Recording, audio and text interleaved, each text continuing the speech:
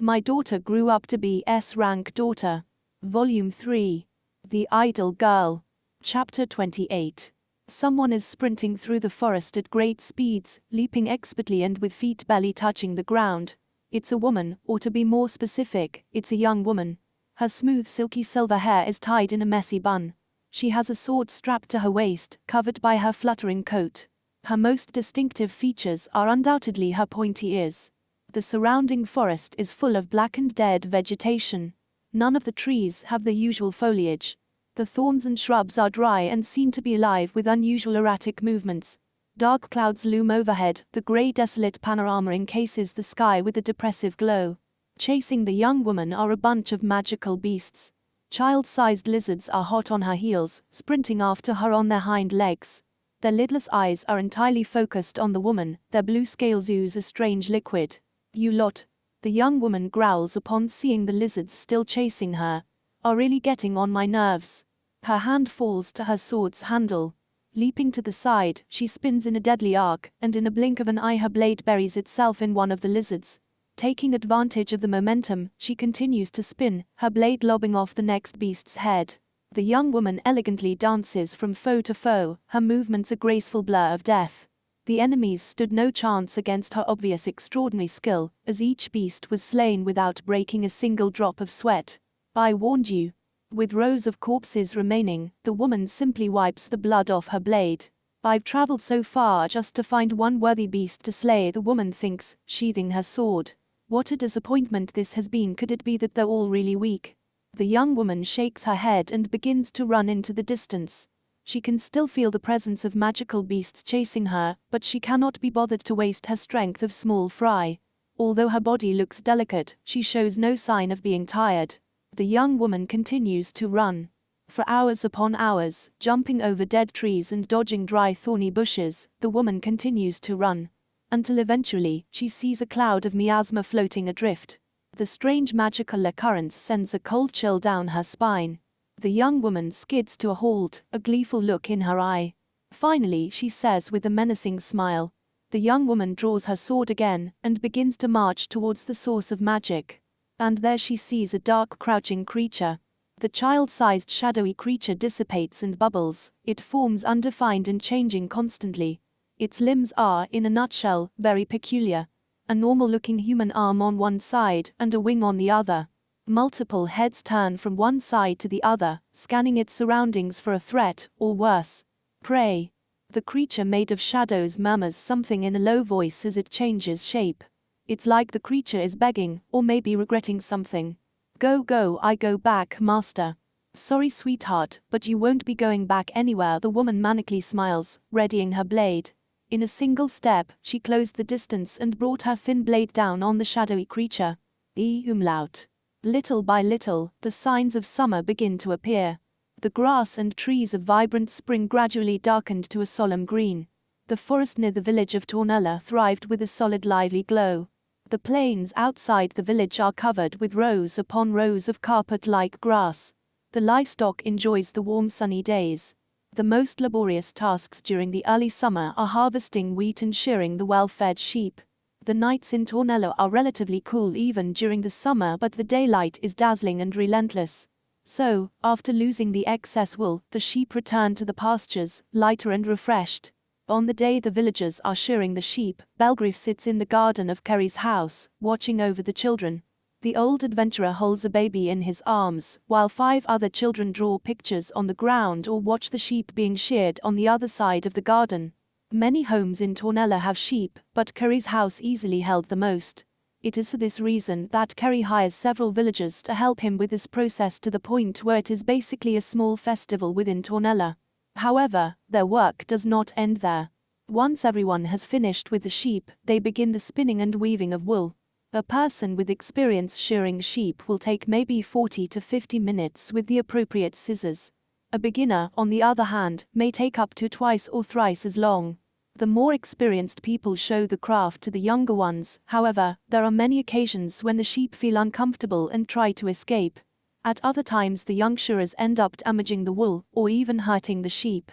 Small situations like this end up causing a big commotion among the villagers. Belgriff has had his fair share of sheep shearing, but the number of children has increased over the years, and he found himself looking after them. Belgriff is thankfully willing to teach the young ones the craft properly, allowing the women who help wash and spin the wool to work without interruption. In addition, all the villagers feel safe leaving their children in Belgriff's care, as the children love him dearly. When the baby in Belgriff's arms starts crying, he puts his hand in his pocket and pulls his thumb out through the hole in the shirt. The baby giggles and eventually calms down, a satisfied and tired smile on its face. This is something that occurs on a regular basis. As he entertains the baby this way, a relatively chubby but muscular man approaches the place. His clothes look like an adventurer's, and he has a battle axe in his hand. His brown hair seems to be falling out, yet a thick dark beard covers the lower part of his face. The man shields his eyes from the sun and then laughs aloud when he sees Belgriff. Ha ha ha, as expected of you, Bel. Even with the baby as your opponent, they fall before the might of the Red Ogre. Ha ha. Welcome back, Duncan. How was your day? Belgriff replies with a warm smile. Same old, same old. Ha, but the young people of this village are in really good shape. Clearly, their teacher has been whipping them into shape. No. I have no idea what you are talking about. Seriously, Belgriff gets up with a wry smile and hands the baby over to Duncan. Take care of him for a minute, will you? I'm a little thirsty. Ha. Duncan splutters, bewildered by the sudden declaration. The baby burst into tears as soon as it's in Duncan's hands. Duncan panics and quickly tries to calm the little one, but the baby starts crying harder. Hey, Bel. What am I supposed to do?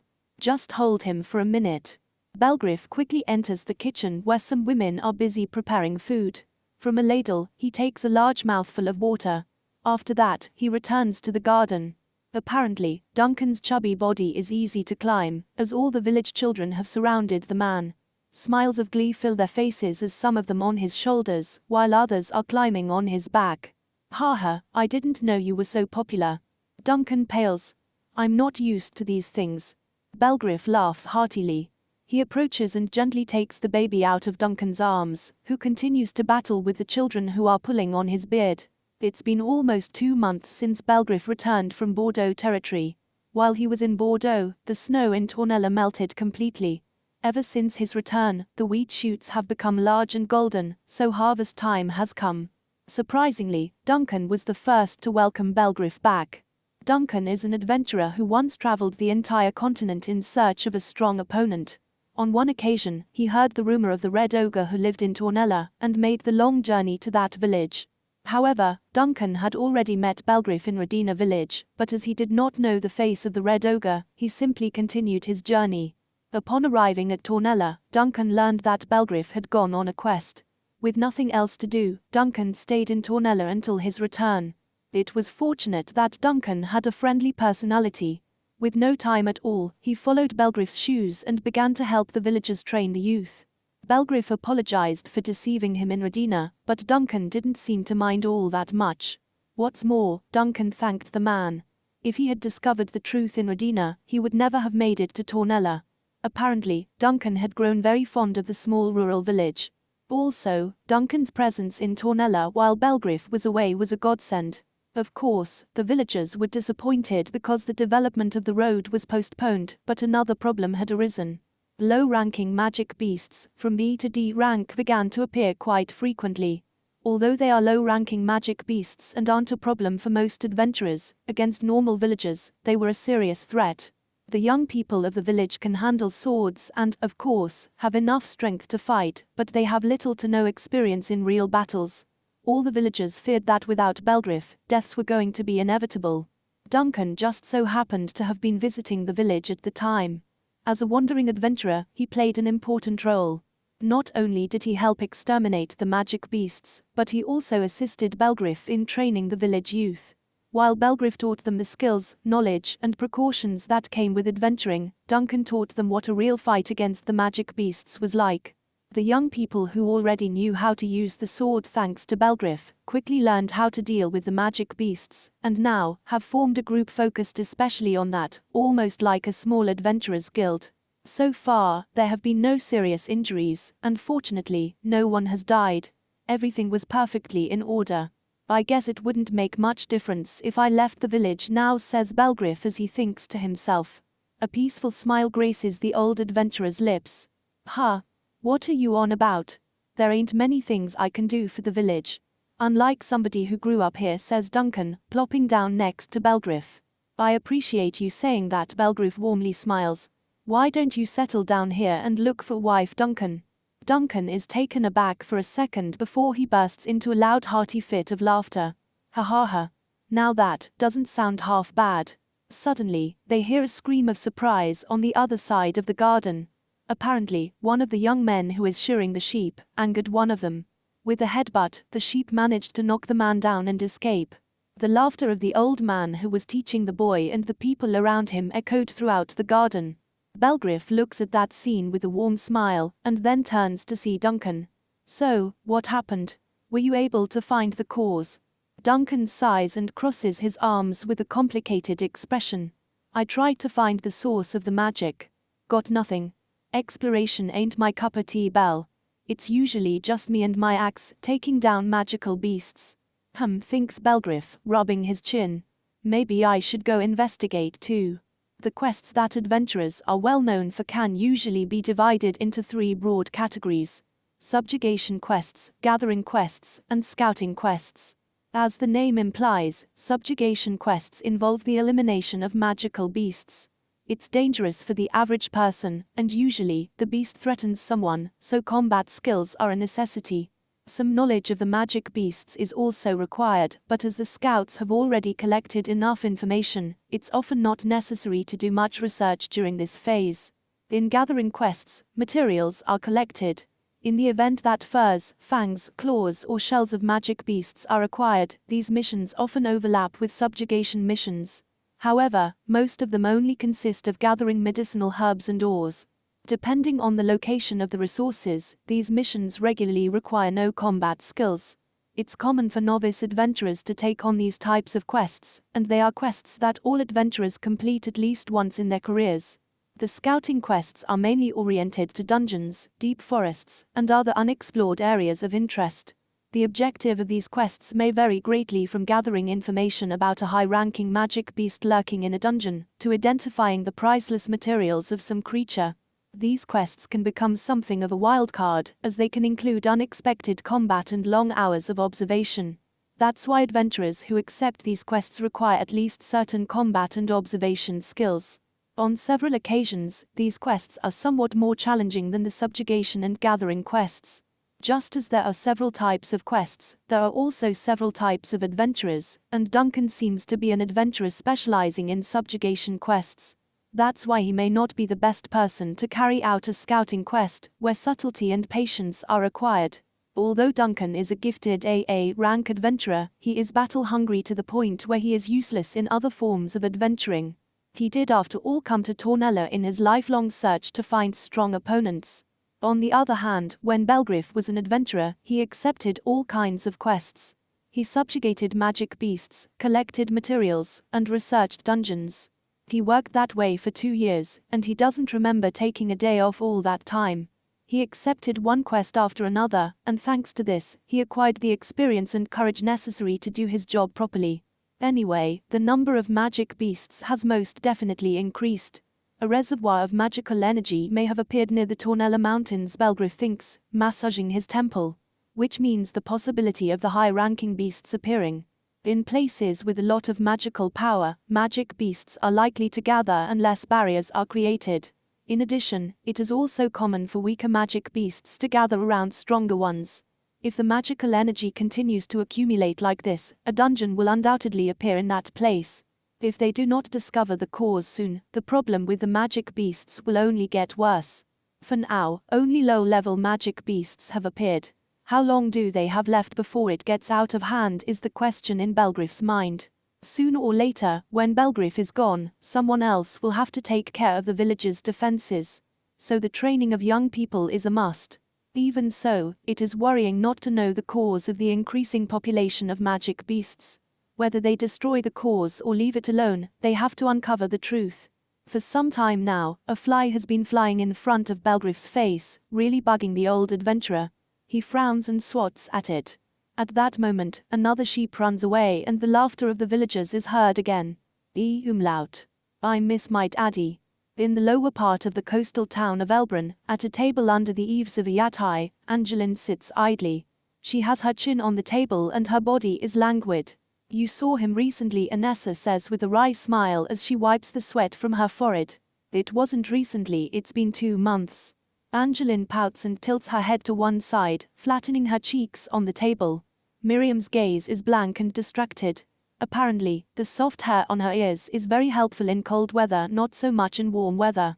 After returning to Orphan, the girls returned to their regular adventurers' business. They can work whenever they want and do anything else when they are not busy. That's the life of high-ranking adventurers, which novice adventurers envy so much. And now that the threat of the Demon King no longer exists, everything is much calmer. This time, they are in the coastal city of Elbrun to collect the valuable iron coral. The other day, they explored a nearby sea dungeon for the rare material. After eliminating several oceanic magical beasts and collecting enough iron coral, they are preparing to transport them back to Orphan. With their quest completed, the girls enjoy the fine dining seafood and wine that can be found in Elbrun. Angeline sips at the cold wine. I'm sure my daddy misses me too, says Angeline, watching wine swell in her glass. A lot of people depend on Mr. Bell, so I don't think he has much time to feel lonely. Mew. Our visit to Tornella was refreshing, wasn't it? Naya Miriam mutters as she sways and wipes the sweat from her forehead. I think the heat is getting to me.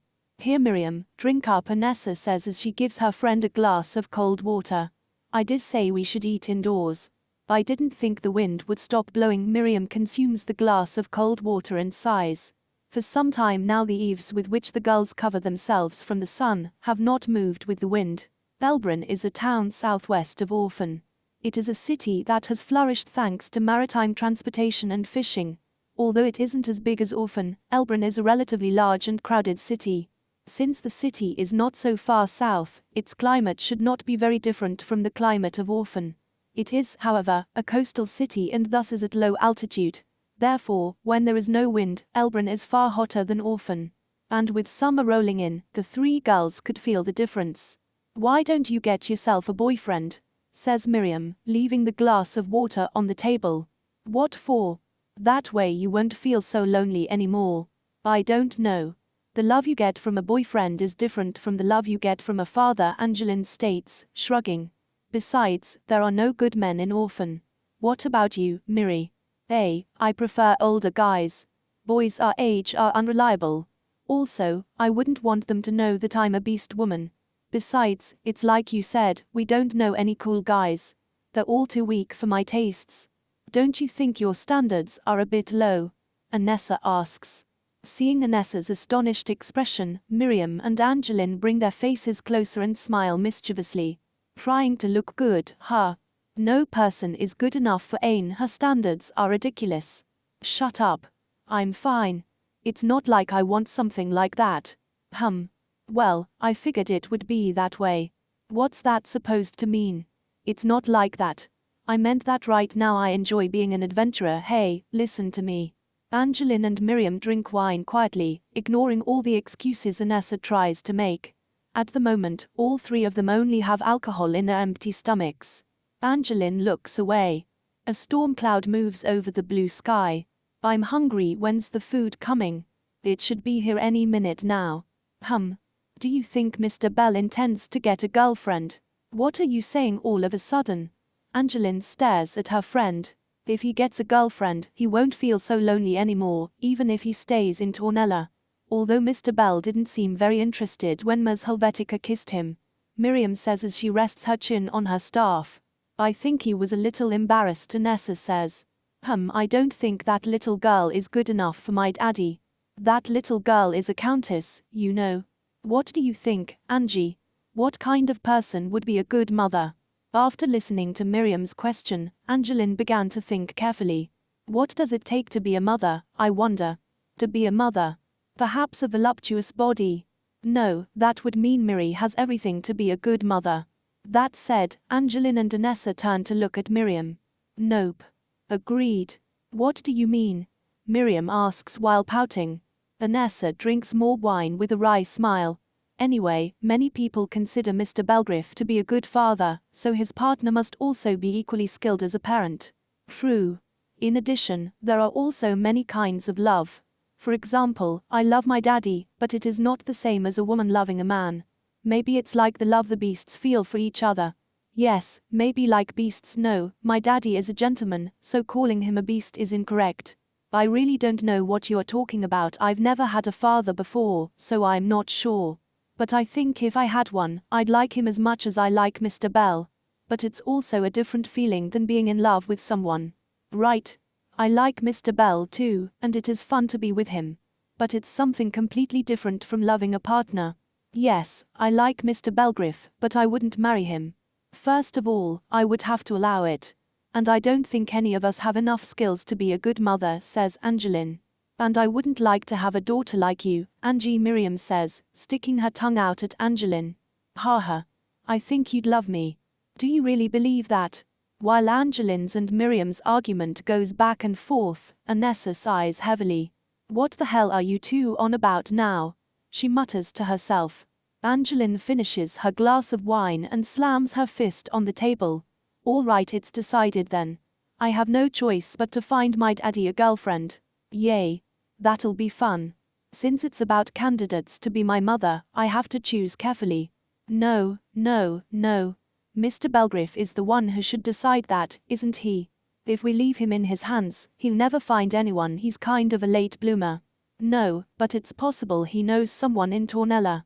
No. If he had, he would have been married years ago. Well, maybe you're right.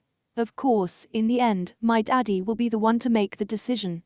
But since there are no possible partners in Tornella, we have no choice but to look for candidates elsewhere. Phew, this is getting really fun. Mr. Bell's future wife, but if we really find that person, then your father would concentrate on her, and he might neglect you, Angie. What?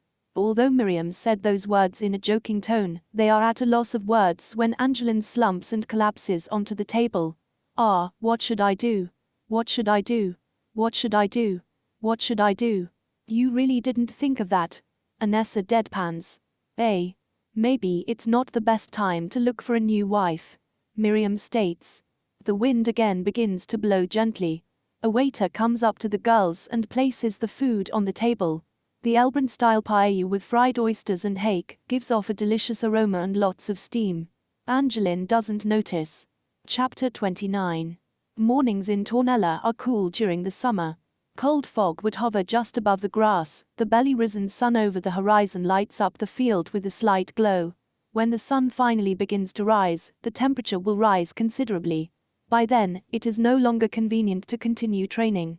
Early in the morning, Belgriff is in the garden with a sword in his hand. Duncan stands opposite him, battle axe ready, his gaze fixed steadily on Belgriff. Belgriff shifts his weight to his wooden peg, then back. Belgriff keeps swaying from side to side, his eyes closed in a peaceful serenity. Duncan also remains motionless, his knuckles turning white as he tightens his grip on his axe. His face remains tense as he carefully shifts his feet forward. His front foot slides once more before suddenly he pushes off the ground. He closes the gap between him and Belgriff, bringing down his axe in a deadly overhead swing. Belgriff's eyes snap open, stepping to the side with minimal movement. The axe belly skims past him, and he lashes out with his sword at the same time. However, Duncan is also an experienced warrior. Seeing the incoming blade, he whirls his handle and deflects the blade, before leaping back a safe distance away from Belgriff. Belgriff's eyes with a complicated expression. Still not fast enough, huh, Duncan? That should be my line. I haven't landed a single hit from all your dodging. Ha ha ha. Duncan hollers as he wipes the sweat from his forehead. Duncan originally had stayed at Kerry's house until Belgriff came back. But even with a now somewhat peaceful life in the rural village, it didn't take long for the axe-wielding adventurer to join the daily patrols and morning training. As his body was sore throughout the incident with the undead, Belgriff has been training fervently to improve his physical condition. Although the muscle pain disappeared thanks to the elven elixir, the old adventurer realized while in Bordeaux that no one can win against the passage of time. He doesn't know if continuing down the path of the sword will end up in serious injuries. And assuming that it happens, he doesn't know if he will be able to recover again. Last time he was saved by the elven elixir, but he doesn't know if he will come across anything as valuable in the future. And that fear led Belgriff to train every morning and afternoon with Duncan, the most skilled warrior in Tornella. The idea is to return to the youth he once had many years ago. That's why he's perfecting his ability to dodge attacks, a necessity in the art of swordplay. But he still felt weak, unable to land a clean counterattack against Duncan. Even without relying on any magical power to hone his senses, he has to at least learn to land a good hit on the man. He needed to be faster. He needed to be stronger. Belgriff's eyes heavily. It's problematic, my body can't keep up with my mind. Haha. All right, it's settled. We keep training till you're beaten black and blue. Right, although I'm not sure all this will even be beneficial in the future. I don't even know if my body can even recover from serious injuries anymore. Well, Duncan says, resting his axe proudly on his shoulder. If you ask me, you're already a damn good fighter. Thanks, I guess. Though it really doesn't matter. I don't think I'm ready to push myself that hard, Belgriff says, shaking his head. Belgriff had recently decided to investigate the cause of the magic beast outbreak. In the past, there were many magic beasts around Orphan, not to mention a surplus of high-ranking magic beasts, since Angeline couldn't return home for a while. However, only low-ranking monsters have appeared near Tornella so far. And while it's unlikely to be a demon king, strong magical beasts naturally attract smaller ones. Because of that, there is an unknown chance for a large reservoir of magical power to be built up. If it's a magic beast, it's simple really. They just have to subjugate it. But a magical power reservoir? Only an expert that studies the phenomenon can even hope to control the situation. Belgriff has some notions, but ultimately he is a swordsman and not a magician. He lacks the knowledge. Also, not to mention that Duncan isn't the best at exploring, so if they want to find the cause of the outbreak, Belgriff has to be the one to do so. The old adventurer needed to improve his skills before entering the forest. But the result remains the same. No matter how many times he tries, he feels like he isn't getting any stronger. It's to the point where he begins to feel frustrated at his lack of growth. The fact that you're still trying to improve your combat skills at your age is inspiring, Belle. But you don't need to push yourself so hard, you're already good as you are, Duncan says, before diving into a series of stretches. Belgriff smiles bitterly. You'll feel it soon enough. When you get into your 40s, your body will no longer respond as it did in your youth. Is that so? Here I thought I was already an old man because I'm over 30. It's a little different than that, Belgriff interrupts. How to explain it? It's not really I'm growing old, but more like I'm no longer in my prime. Right. I'm not explaining this well, am I? I just, feel sad every time my body doesn't move the way I want, or every time I find a new grey hair. It might be a trivial thing, but it makes me feel lonely somehow. I just get this sudden realization that I miss the good old times. Like my passion is just dying away as I grow older. I see, I think I understand, Duncan states, looking solemn. I'm only 37 years old, but sometimes I also feel that feeling of loneliness. I was wondering if there was something wrong with me or something like that. Something wrong, huh? That could be true. I've tried to live my life to the fullest and without regrets, but sometimes I can't help but look back to my youth. Open quote. What are you talking about, Belgriff? You raised the black-haired Valkyrie, didn't you? While you and I have only known each other for a short time, I long listened to the rumors about you.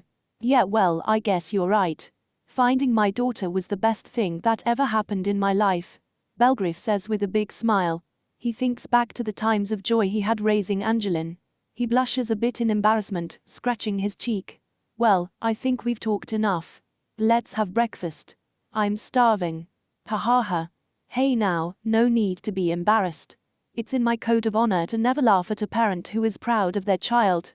Duncan laughs loudly once more, striking Belgriff's shoulder playfully, and then strolls into the house. Belgriff scratches his cheek with a shy smile, and then follows Duncan. Umlaut. It's been raining heavily since morning, and the crowded lobby of the guild wasn't doing any favors for Angeline. She scowls as she pushes her through the hordes of people. Even today it's packed. A group of young adventurers is making a hassle at the front counter. A large group of middle-aged adventurers surrounded the table at the end of the lobby. and as usual, employees run from one side to the other, while the receptionists try to calm the rest of the people with panicked expressions. Angeline quickly heads to the counter for high-ranking adventurers, the solid crack from Angeline still there. She takes in a deep breath and peers at the quests posted on a board. "Good morning, little Angie, can I help you with something?" A beautiful woman greets the adventurer from behind the counter. Long locks of dark blue oceanic-like hair fall naturally, a beauty spot is just below her eye. The beautiful woman offers a warm smile to the girl. Angeline beams. "Morning, Miss Yuri. Do you have anything special for me, please?" "I'm not making any promises, but I'll see what I can do. I won't be a minute." Yuri pulls out and begins to flip through the archive at the counter. Her long blue locks falls onto the documents as she hums a soft tune to herself. Suddenly her eyes widen in pain. She clutches her bag and stretches backwards a bit. Yuri was one of Lionel's former party members. After retiring from active duty, she moved to the Imperial capital to seek out a more peaceful job, but it was during the outbreak of magic beasts she received Lionel's plea of assistance. So she traveled back to Orphan. But by the time she arrived, the incident was already done and dusted. It took a while for everyone to cheer her up. However, she has been very helpful in the subsequent reformation of the guild. In addition, Yuri being a high-ranking former adventurer means she can also deal with the occasional unruly crowd. And apparently, she's given Lionel some very useful tips. Angeline looks carefully at Yuri. She's 35 this year, and while she's not exactly young anymore, her youthful looks do wonders for her beauty. Her skin's pretty supple and has a warm, healthy glow to it. She doesn't seem to have any wrinkles either, not to mention she is very calm and tolerant. She is also versatile, pretty, and not to mention, intelligent. Oh, and the beauty spot under her eye is cute too. It's only been a few months since she came to Orphan, but there are already many adventurers who are in love with her. Why isn't she married yet? Angeline thinks curiously. She would be an excellent mother. I'm almost positive she has amazing maternal instincts. Angeline shakes her head, still worried that if Belgriff got married, he'd neglect her. That idea still haunts her. Maybe it was best to abandon her plan. However, she's sure she wants a mother. Besides, Belgriff is not the kind of person who would abandon others just because he got a wife. Yeah, she has to stick to the plan. If it is Yuri, she will surely be a good mother. She may even pamper Angeline. Angeline starts laughing silently when she thinks of the potential little brothers and sisters. "What is it, little Angie?" asks Yuri, tilting her head. "Miss Yuri. Can I ask a question?" "Of course, sweetie, what is it?" "Would you like to have a marriage interview with my dad?" Yuri drops the files on the counter and widens her eyes with surprise. "What's with that all of a sudden?" "My daddy has spent a lot of time on his own and well, he shows no sign of getting married anytime soon, but it's not like he's a bad person. I promise that he's a very good and caring man." Yuri pauses. She bites her lip and thinks for a bit. "Well, your father is the famed Red Ogre, right, Angie? Are you sure I'd be a good match for him?" "Yes. Of course. My daddy is very strong and you were a AAA rank adventurer, right? But that was on my days of active duty, Angie. I've only worked in a bar in the capital since then." Angeline is sure that thanks to her beautiful appearance, Yuri was able to work there without any problems. Yuri is blushing furiously, and her hands are nervously shaking. She continues to babble on uncontrollably, her speech becoming harder to understand.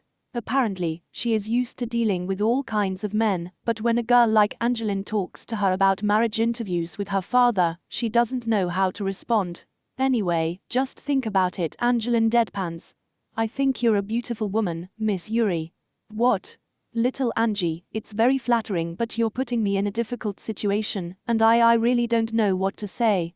As Yuri blushes, Lionel appears in the back of Gremio and seems to be in a hurry. Apparently, he hasn't slept enough, and an incipient callous beard covers his chin and cheeks. "Yuri, I need to see the quest archive." Miss Angie, good morning." "Good morning, Guildmaster. Lack of sleep?" Lionel smiled weakly at Angeline's question. "Well, I've had some problems with the investors, I haven't had much free time to rest, and the situation hasn't improved much since the outbreak of magic beasts." Yuri laughs lightly when she hears Lionel's grunts. "You're always complaining, Leo. Don't say that. If I can't at least complain, I will end up dying for real. You're one of the most stubborn people I know. Even if you say you'll die, you'll be fine. Ma. I'm going to take this one and this one. Lionel selects some papers from the archive, picks them up and looks around. Where are Ed and Gil? Aren't they here yet? I believe they came home yesterday, so it's possible they're sleeping. I see, my old body would also like to sleep. You can sleep once you're done. You're gonna have to wait a little longer, so do your best. Angeline's eyes narrow and hone in when she sees Lionel sighing with envy. As former members of the same adventurer party, Lionel and Yuri get along very well. Hey, Angie starts. What is it, Miss Angie? Are you two dating? Why do you ask that? You seem to be very close. Do you trust each other a lot? Yeah, we've trusted each other for a long time, not close like a couple, but I'll say more than best friends, Lionel says with a frown, confusion evident on his face. Yuri puts a finger on her chin as she thinks with a calm expression. I wouldn't call it trust. I mean, Leo was the strongest of our party, but he was also very unreliable. Even then it was a well-known fact that I don't have much talent. I was aiming for a low-profile job, actually, so I have no idea how I even became a guild master in the first place. Stop talking like an old man all the time, Leo. If you have any respect for the amount of people helping you with your job, then you work hard without any complaints. I know, sheesh, but lately, I even have nightmares of working, Lionel says sadly, as he looks down and scratches his cheeks. Yuri sighs and pats the guildmaster on the back, a gentle smile on her face. Even though they're not a couple, they've built a strong relationship based on trust, thinks Angeline. So, instead of falling head over heels in love, they have a relationship that was forged naturally. And it looks pretty strong. Does this mean the guildmaster is a love rival? But there's also the possibility of stealing the bride. Angeline's cheeks turn red as she imagined this situation. What's the matter, Miss Angie? Asks Lionel, perplexed. He pauses for a bit before his mind clicks. Could it be? Do you perhaps have feelings for me? Nope, Angeline answers bluntly. What are you on about, guildmaster? Well, you've been talking about love, stealing the bride, and love rivals. I wasn't talking about me. There's no way I will ever fall in love with you, guildmaster. I know it's impossible, but it's a little painful when you say it to my face. Lionel lowers his gaze again as Yuri laughs cheerfully. Also, you're old enough to be little Angie's father. Everyone would call you a criminal. I was joking. The last thing I'd need in my life is everyone treating me like a criminal. Angeline puts her hands on the counter and leans forward. Miss Yuri, you're going to consider the marriage interview with my daddy, right? He's much more reliable than the guild master. You're a very pushy girl. Yuri pokes Angeline's forehead with her fingertips. At that point, Lionel also leans over the counter. Miss Angie's father Elmer won't stop talking about his achievements the last time he visited the Bordeaux territory. He even invited him to join his guild, claiming it would improve the guild.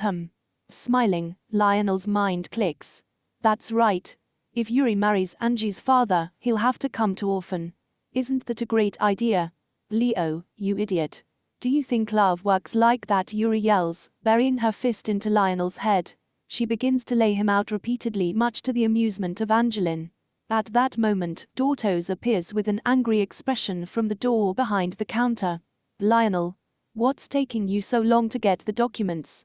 Mr. Dortos, I swear this isn't what it looks like. You're too irresponsible. Come on. Dortos grabs Lionel's neck and peels him out of Yuri's grip, dragging him to the back room quickly.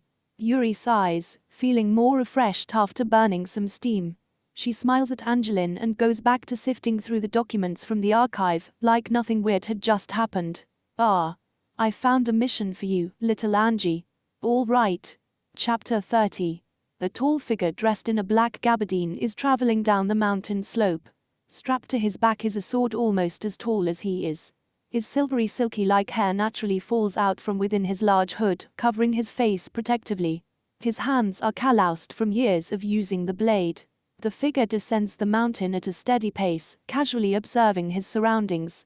A gentle breeze begins to blow, and his trench coat flutters. That rebellious girl. Where the hell did she go? The figure growls, tired and irritated.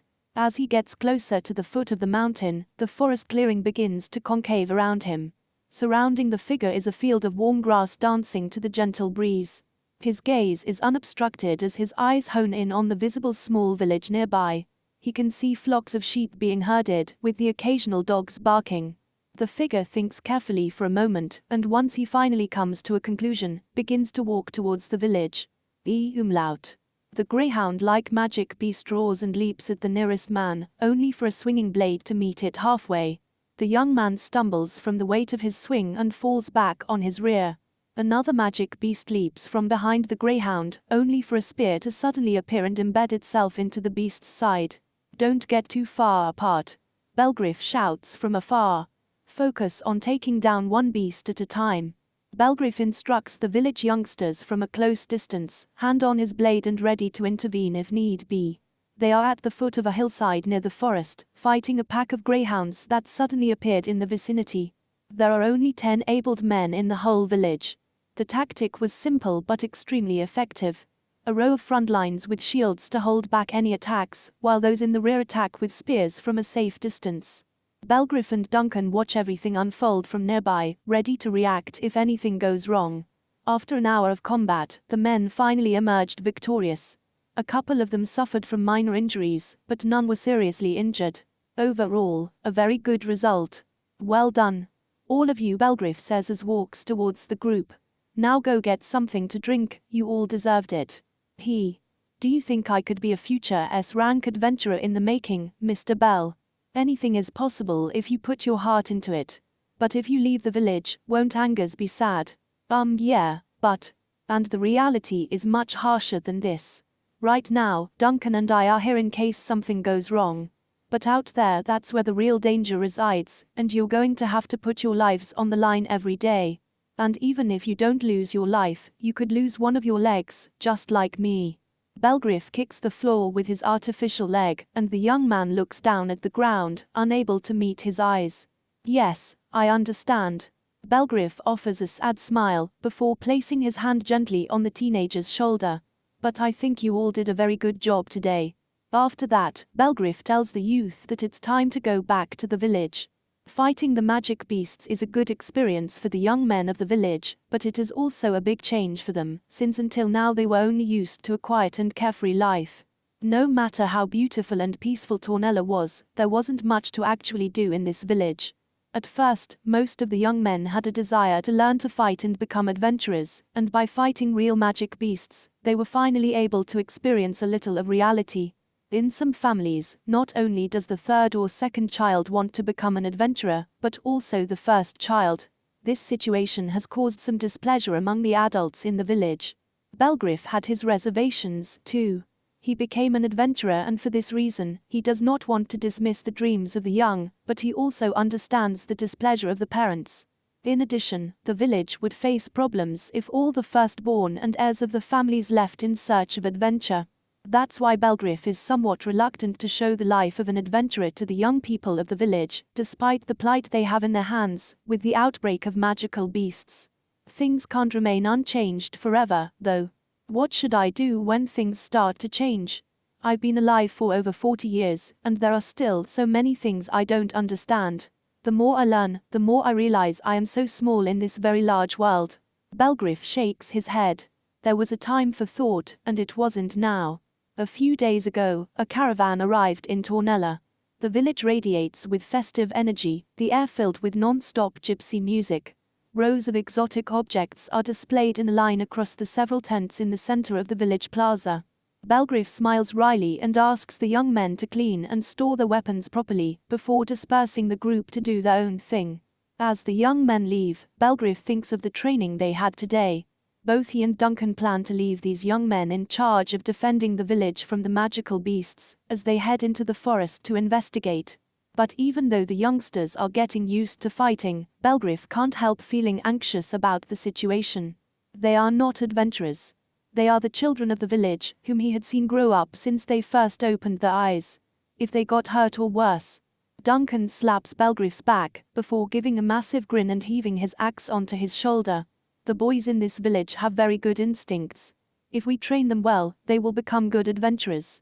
Belgriff smiles slightly, watching each of the young men disappear over the distance. Yeah, you're right. But if they all leave, Tornella could simply cease to exist. Duncan rubs his chin in thought. It is complicated, isn't it? But I think I understand where the kids are coming from. I left my home behind to become an adventurer. I can relate. I really do. But once you have kids, Duncan, you will also understand the feelings of the adults in the village. I've spent more time in this village than I ever spent as an adventurer. And yet you managed to become as strong as you are, says Duncan with a thunderous laugh, slapping Belgriff's back once more. I thought the only way to get stronger was through the thrill of the hunt, the rush of a fight to the death, but when I met you, Belle, well, I simply realized that everyone is different. Not everyone will be like me or you, and will grow in their own way. I mean, look at you. You overcame the loss of your foot and grew into a splendid warrior. Well, I don't know. I guess I didn't want my daughter to grow up any more than I did. I have to admit that at times Angeline seemed like she was born to be an adventurer. It made me a little jealous. What if I had continued as an adventurer? Would I have trained my swordsmanship to this extent? I don't know, maybe by now, I would have lost more than just one foot. In the end, there's no choice but to keep growing, Belgriff mutters. Huh? Did you say something? No, nothing important. Just talking to myself, Belgriff says with a wry smile. Well then, I'm down for some lunch. I'm starving, says Duncan in a thunderous voice. But when Duncan turns around to walk away, a loud fuss is suddenly heard in the square. Belgriff glances suspiciously at the place, before reaching out to grab Duncan's shoulder. Duncan, you can head back first. I'll catch up to you later. Huh? Did something happen? Not really, I'll be quick. Huh, maybe it's a minor thing, Duncan mentions as he tilts his head, but in the end, he leaves. When Belgriff arrives at the plaza, he can see a conspicuous stranger standing in the middle of the square.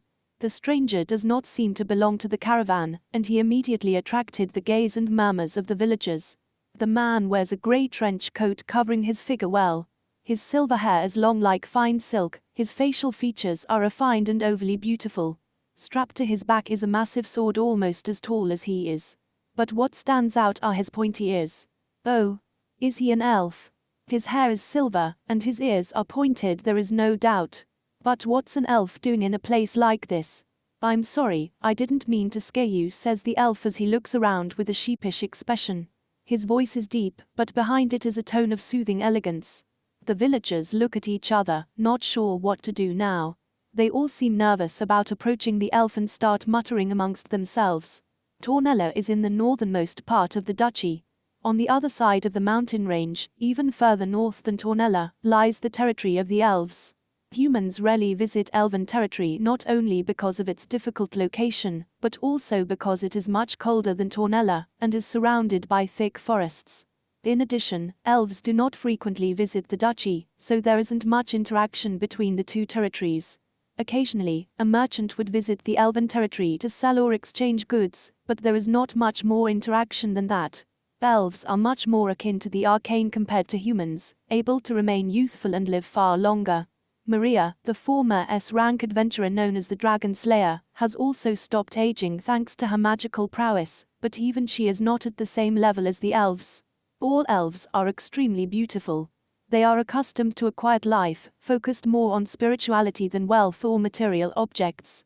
The distinguished behavior and mannerisms of the elves make it difficult to see eye to eye with humans now and then. But this is not the case with Belgriff. In the past, a young elf had been part of Belgriff's adventurer party.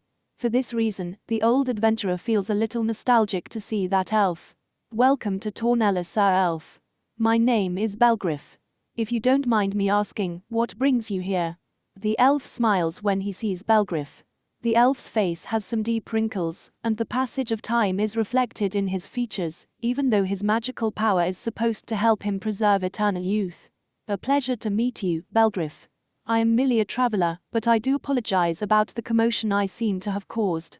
No, please don't be offended. Elves are quite a rare sight these days, so I wouldn't be surprised if this was their first. Is that so? I apologize for the lack of consideration, the elf says while bowing.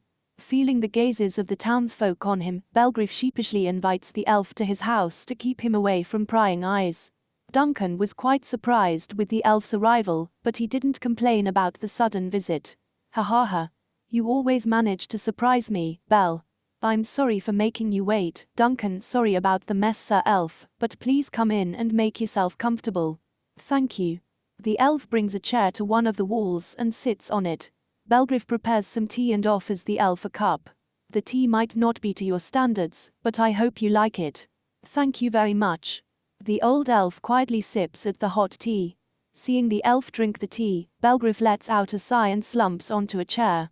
Duncan stares at the elf and then at the big sword on the wall, squints his eyes and caresses his beard. Apparently, Duncan can feel the warrior aura that emanates from the elf. That sword looks very well balanced, spectacular craftsmanship. The elf's eyes narrow in when he hears Duncan's words. Oh, you seem to know your stuff, mister. Duncan. I was a wandering warrior like yourself, but I've been crashing at Belle's for a while now. If it's no bother, I'd like to hear your name. Oh, I'm terribly sorry, where are my manners? My name is Graham. As soon as they heard that name, both Belgriff and Duncan freeze. Graham. As in Lord Graham, the elven paladin. Graham laughs at Belgriff's question. Well, I suppose some people have called me that. Duncan's gaped open and closed like a fish. I never thought I'd get to meet one of the greatest heroes of all time. I'm honored to meet you, Lord Graham. That's all in the past, Duncan, Graham says casually, waving him off and taking another sip from his tea. I'm just an old elf now, far beyond my prime. And I'd like to keep it that way if it's not too much trouble. He smiles cheekily. The elven paladin Graham. He is practically a living legend among adventurers. He is such a powerful warrior that he earned the nickname of Paladin Holy Knight after the heroic story of his conquest against many demon kings from all over the continent. He was the first elf to ever be an adventurer, well known to both elven and humans alike. Even children would grow up hearing stories of the elven paladin. But what's a hero like him doing in Tornella? So, what are you doing in a place like this, Lord Graham? Belgriff asks. If you don't mind me asking. To tell you the truth, I'm looking for someone. And is that person here? Duncan asks as he strokes his beard in thought. Well, I cannot say for sure. I've been tracking her for some time now before I came across this area. I saw this village from the mountainside, so I decided that this would be a good place to rest for the time being. So you're looking for a woman? Graham nods and takes a sip of tea once more. That girl is very immature, nothing like what someone of her status should be acting like. Is she an elvish noble?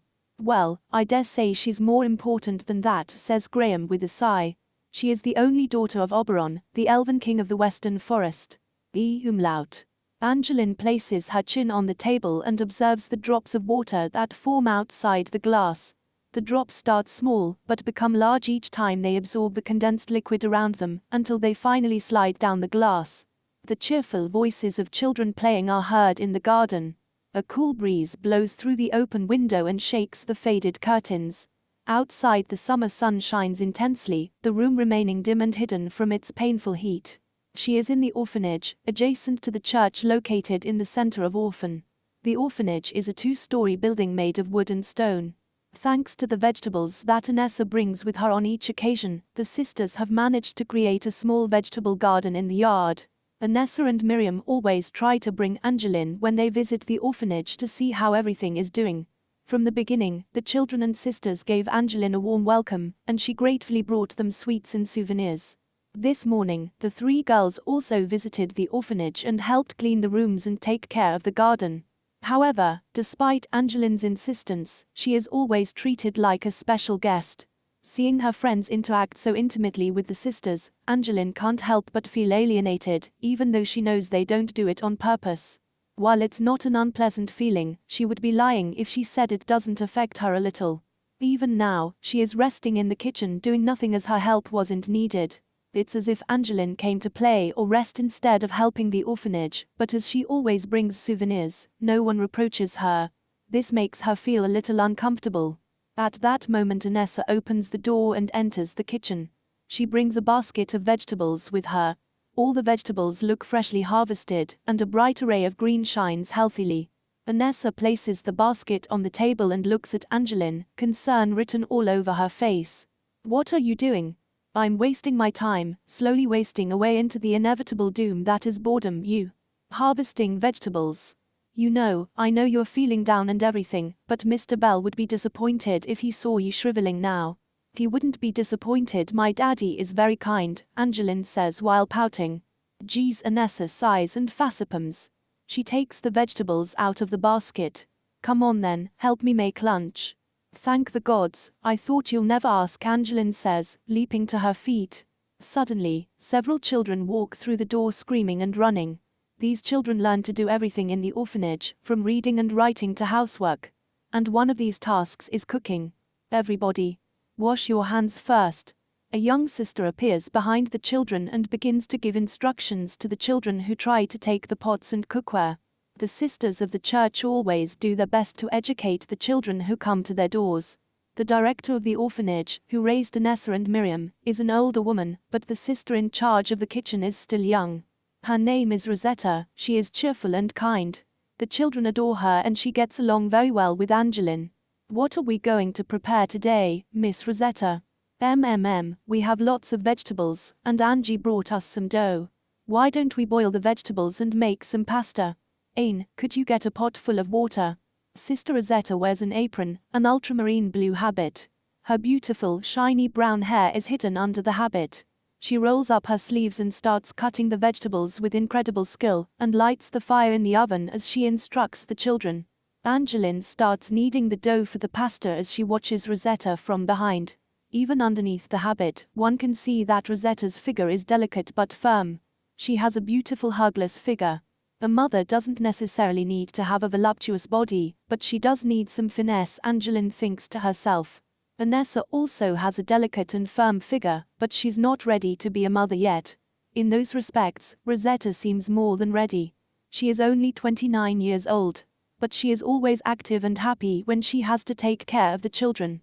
She has some freckles on her cheeks, and although she is not a beauty, she has a charming face. But curiously, she doesn't have an aura of mother, but more of a big sister kind of feel. If I want my daddy to get married, I'll have to keep supporting him from the shadows, Angeline thinks, her eyes showing her aflamed determination.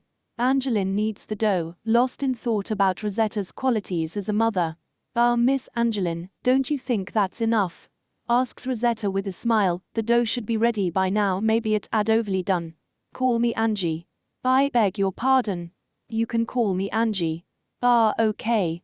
Tell me, Sister Rosetta, Angeline says, passing the dough casually to the nun. She brings her face close and stares deeply into the nun's eyes. Do you ever plan to get married? Upon hearing Angeline's question, a surprised expression appears on Rosetta's face. Oh, why do you ask that so suddenly? I think you'd make a very good bride. What are you saying, Miss Angie? You shouldn't joke like that with grown-ups. Rosetta's cheeks blush in embarrassment, and she prods Angeline's forehead. I'm not kidding, says Angeline frowning. Wouldn't you like to meet my daddy? What are you saying? My daddy is a little older than you, but I guarantee that he is a good person. Angie, I think your little joke has gone too far. I'm serious. I think you'd be a good mother, Sister Rosetta. That's not the problem. You're cute, hardworking, and I'm sure you'd make a good wife. Angeline stares at Rosetta with a serious expression, which makes the sister feel more and more embarrassed, and steam starts rising from her head. In addition, the children continue to run around Rosetta. At that moment, Anessa hits Angeline lightly on the head. Stop talking nonsense, dummy. It's not nonsense, I really mean it. Mr. Bell is the one who has to decide who will be his wife. You can't go around asking anyone you meet. I'm just talking about a marriage interview. It's an opportunity for them to get to know each other. Well, I suppose that's up to Sister Rosetta. Angeline smiles triumphantly.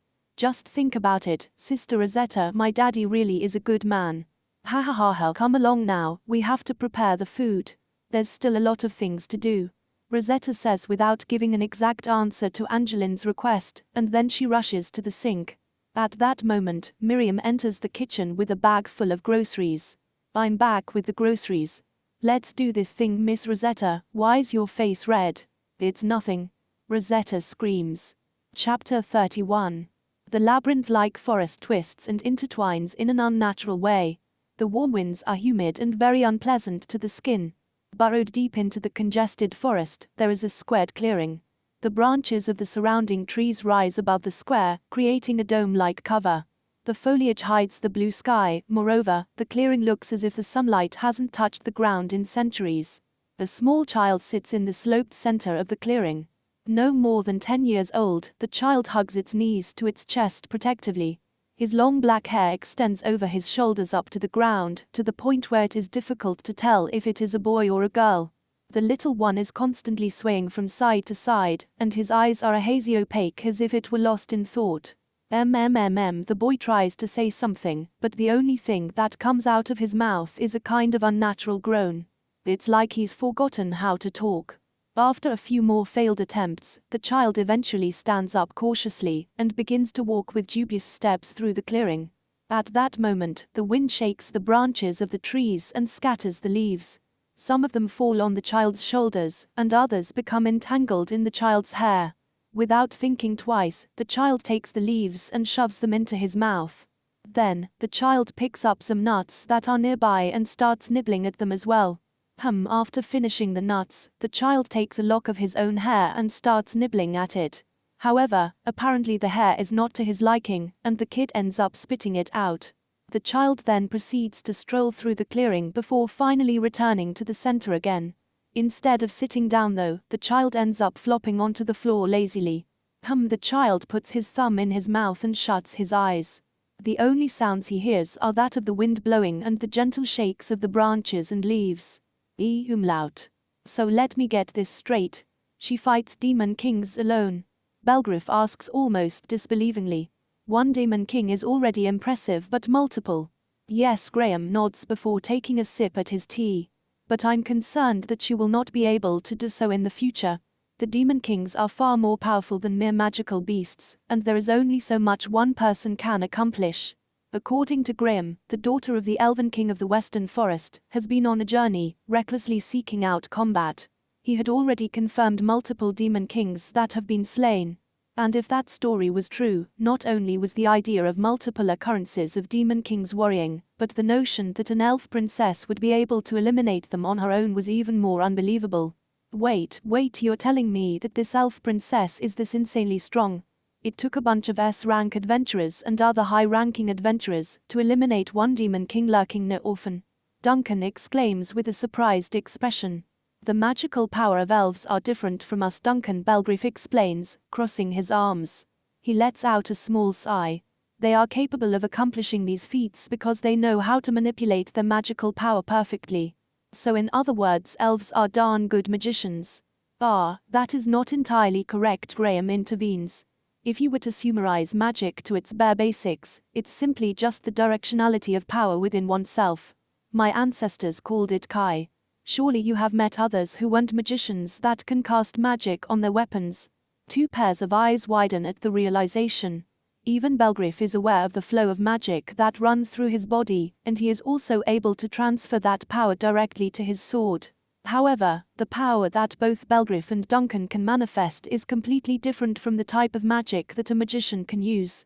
At best, it can be compared to activating a magical tool with the power they have inside.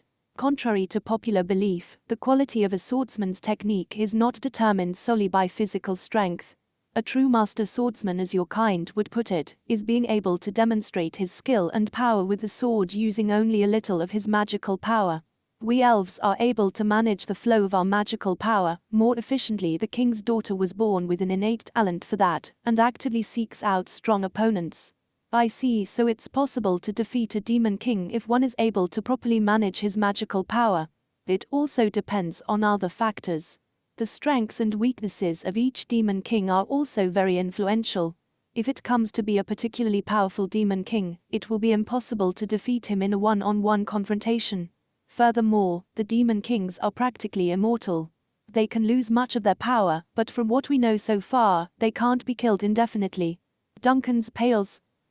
My bad. I might have gotten my hopes too soon, but since you're following the princess, the outbreak of the magical beasts in Tornella is due to a demon king, isn't it? Graham shies away from Duncan's gaze, shutting his eyes. He lets out a tired sigh. I cannot say for certain. But the possibility is quite high. That's why I'm here. "Oh, gods," Belgriff whispers, pinching the bridge of his nose. "Don't lose your spirit, there's nothing confirmed yet, Belgriff. The magical beasts you've found are low-ranking, are they not?" "I know. But you just said that the possibility is high." "Yes, the amount of magical power gathered points to that conclusion. But there's also something a little off compared to the norm, so we'll need to do some research first." Belgriff looks worried, but after seeing the determined looks from the other two, he nods. They must go into the forest if they want to solve the problem with the magic beasts. Umlaut. The wheat fields on the outskirts of the village dance to the ever-increasing afternoon wind. The lush bean leaves shudder as the cries of birds hunting prey sound through the air. When they finally enter the forest, Graham closes his eyes and listens out for anything. What do you think, Lord Graham?" "I feel a strange magic power further inwards." Graham frowns.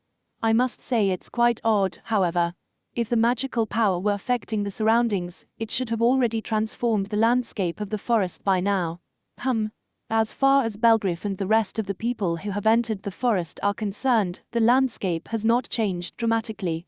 Even Graham, who watched Ornella from the side of a mountain, didn't notice anything strange about the appearance of the forest. The three of them trek deeper into the forest. The further they ventured, the more it became apparent that the foliage was covering more and more sunlight. It didn't take long for the afternoon sun to disappear completely from the trees. In the distance, one can hear the bleating of the sheep. Looking back from whence they came, through the grove, one can see the quiet peaceful meadows. "It appears that the magical power is contained and doesn't reach beyond the forest," murmurs Graham. "Do you think it's possible that the forest has become a dungeon?" "No. I don't believe so. The magical power is trapped within the forest, and the magical beasts are attracted to it. If the trees show no signs of withering or deformation. So is all this due to the power of a demon king or a high-ranking magic beast?" "I can't say for certain," Graham admits. "Although this power is very similar to the one emitted by the demon kings, there are still many things we don't know about them." When Belgriff was about to respond, a sudden strong bloodlust erupted from deep within the forest. The three warriors all immediately turn towards it and draw their weapons by instinct, eyes hardened and focused from years of experience. Several greyhounds burst out from behind the trees with blurring speed, leaping towards the trio. With a barbaric roar, Duncan is the first to move and leaps at the leading greyhound, bringing down his axe in a devastating execution. Unfazed, the greyhounds continue their onslaught. One leaps at Duncan's neck, aiming for an instant kill, but a flash of steel and Belgriff's blade finds itself embedded in its neck. Duncan grins wolfishly, forgetting where he was as he charges and decimates any beast he sees. Belgriff carefully follows and covers his companion with perfect synchronization. Graham on the other hand swiftly dances and weaves through the horde, not making any extra movements necessary as greyhounds start dropping here and there. The brawl barely lasts, and once it was done, the ground was littered with corpses. "You two are very impressive warriors." "I am pleasantly surprised," Graham compliments as he wipes his sword with his sleeve. "Please don't jest." Belgriff breaks into a smile. "Beside you, we look like a couple of kids playing. I can't believe I got to witness the sword technique of the great paladin. Even with the size of your sword, your attacks are beyond fast. It's a sacred sword, isn't it? Can I take another look at it, please?" "Aha, if you must." Graham seems a little confused, but he eventually hands his sword reluctantly to the star-gazed Duncan. It's a rustic, unadorned sword. However, the blade is sharp, undamaged, and seems to be surrounded by a fierce and voracious aura, almost as if it were a hungry beast. Both Belgriff and Duncan hold their breaths. "Well, Belgriff does." Duncan Kinder drools a bit. "This sword has a life of its own," Graham says as he takes it back. He swings, feeling its presence in his hand. Although it is a broadsword, it disappears for a split second when Graham swings it. Every time the sword cuts at the air, the surroundings shiver at its presence and power. In one of the innermost parts of the western forest, there is a sacred tree known to my people as the steel tree. It feeds on the steel it finds in the ground and turns it into a kind of fruit. The steel obtained from this tree is of very high quality and is also incredibly difficult to process due to its durability. But if you can successfully make a weapon out of this fruit, it results in an almost indestructible and incredibly light weapon. Belgriff and Duncan stare at the sword in wonder. The sword flashes suddenly, as if giving the warning that if someone other than Graham touched it, the sword would cut that person in half. Eventually, the three warriors decide to postpone the search for the time being. They leave the forest and return to the village. Now that they have the paladin himself on their side, it's almost guaranteed they will be able to determine the origin of the strange magical power. However, Graham has the duty to search for Princess Elf. According to Graham, the princess has excellent instincts when it comes to sensing magical power. So it is very likely that she will feel the power trapped in the forest and eventually come for it. Until then, Graham wants to keep things as they are, and he vows to help protect Tornella from any damage. Belgriff and Duncan gladly accept the deal. It's always good to have help from someone of Graham's caliber. There's no denying the fact that Belgriff also has this inner childish desire to be next to a real hero of legends, but that's something else. I know it's a tad selfish. But if I want to catch that restless girl, I have to ambush her here, and possibly knock her out before she does anything else stupid. He grumbles the last part under his breath. Ha ha ha. I hope to learn a lot from you the whole time you're here. In advance, thank you very much, Lord Graham. No thanks is required, friend. Although, I don't think you can learn much from this old elf. What are you being so humble for? Your attacks were beyond mythical. By the gods, I thank you for the opportunity to allow me to witness the techniques with the sword of the elf paladin and the red ogre. Duncan yells in his thunderous voice. Belgriff is giving his friend a worried look, hesitant to grab Duncan's shoulder in the middle of his rant. Duncan, you can't put me on the same level as Lord Graham. You know that, don't you? I'm not a great swordsman, Belgriff whispers, scratching his cheek nervously. Have more faith in yourself, Bell. Our skill might be dirt to that of Lord Graham, but your swordsmanship continues to grow and evolve. Besides, you received me in spite of my inopportune visit. You are a great inspiration. I don't think it's such a big deal, Belgriff thinks as he continues to scratch his cheek. At that moment, the old adventurer remembers something and turns to see Graham. Lord Graham. Yes. This is something that has nothing to do with this, but do you happen to know a female elf named Satie? Graham frowned as he thought. Satie, no, I can't say that I have. I'm sorry. I see, she was a friend when I was an orphan. She was also an elf and an adventurer. It was for a short time, but we were in the same party. How do you know if she returned to Elven territory? No, I have no idea. It's been a long time since we separated. How long ago was that? Asks Graham with his head bowed and arms folded. About 25 or 26 years ago. I left this dukedom 30 years ago. I don't know what has happened in this territory since then. Graham says with a grieving expression. Really? I see. Belgriff says with a wry smile. Sorry I couldn't be of help. Don't worry about it, all right. Duncan, it's a little late, but let's get lunch ready. Got it. I hope our food is to your liking, Lord Graham. Graham halts, watching the two smiling adventurers. He smiles. I appreciate it. Then he closes his eyes for a bit and soon gets lost in his own thoughts. Umlaut. Inside the simple wooden building, there are strange tools stacked in a disorderly manner. There are several flasks, glass tubes connected to each other, machines with wooden frames, huge iron spheres, and books with leather covers. The house is chaotic, perhaps because the owner didn't bother to clean it, or perhaps in the midst of all this mess the owner knows exactly where everything is. The small village is located a short distance from the city of Orphan. It's a rural village where farmers grow vegetables and raise cattle to sell in the markets of Orphan. However, this small town is also a place where a lot of magicians and sorcerers converge, and the reason is that the Ashen Maria, the former S-rank adventurer, lives in this town.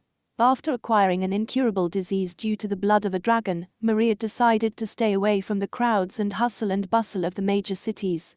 However, Orphan's complex and complete logistics are quite convenient for magic research, so Maria could not get far from that city in the end.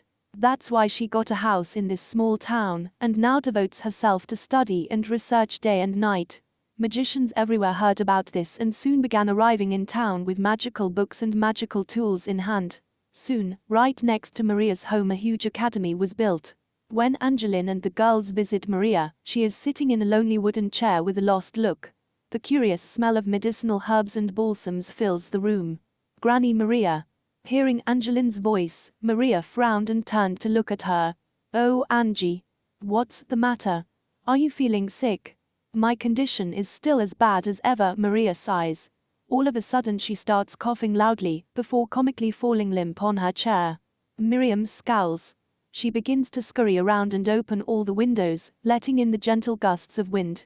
Large amounts of dust trail into the air. After opening the last window, Miriam turns and glares at Maria with an angry look.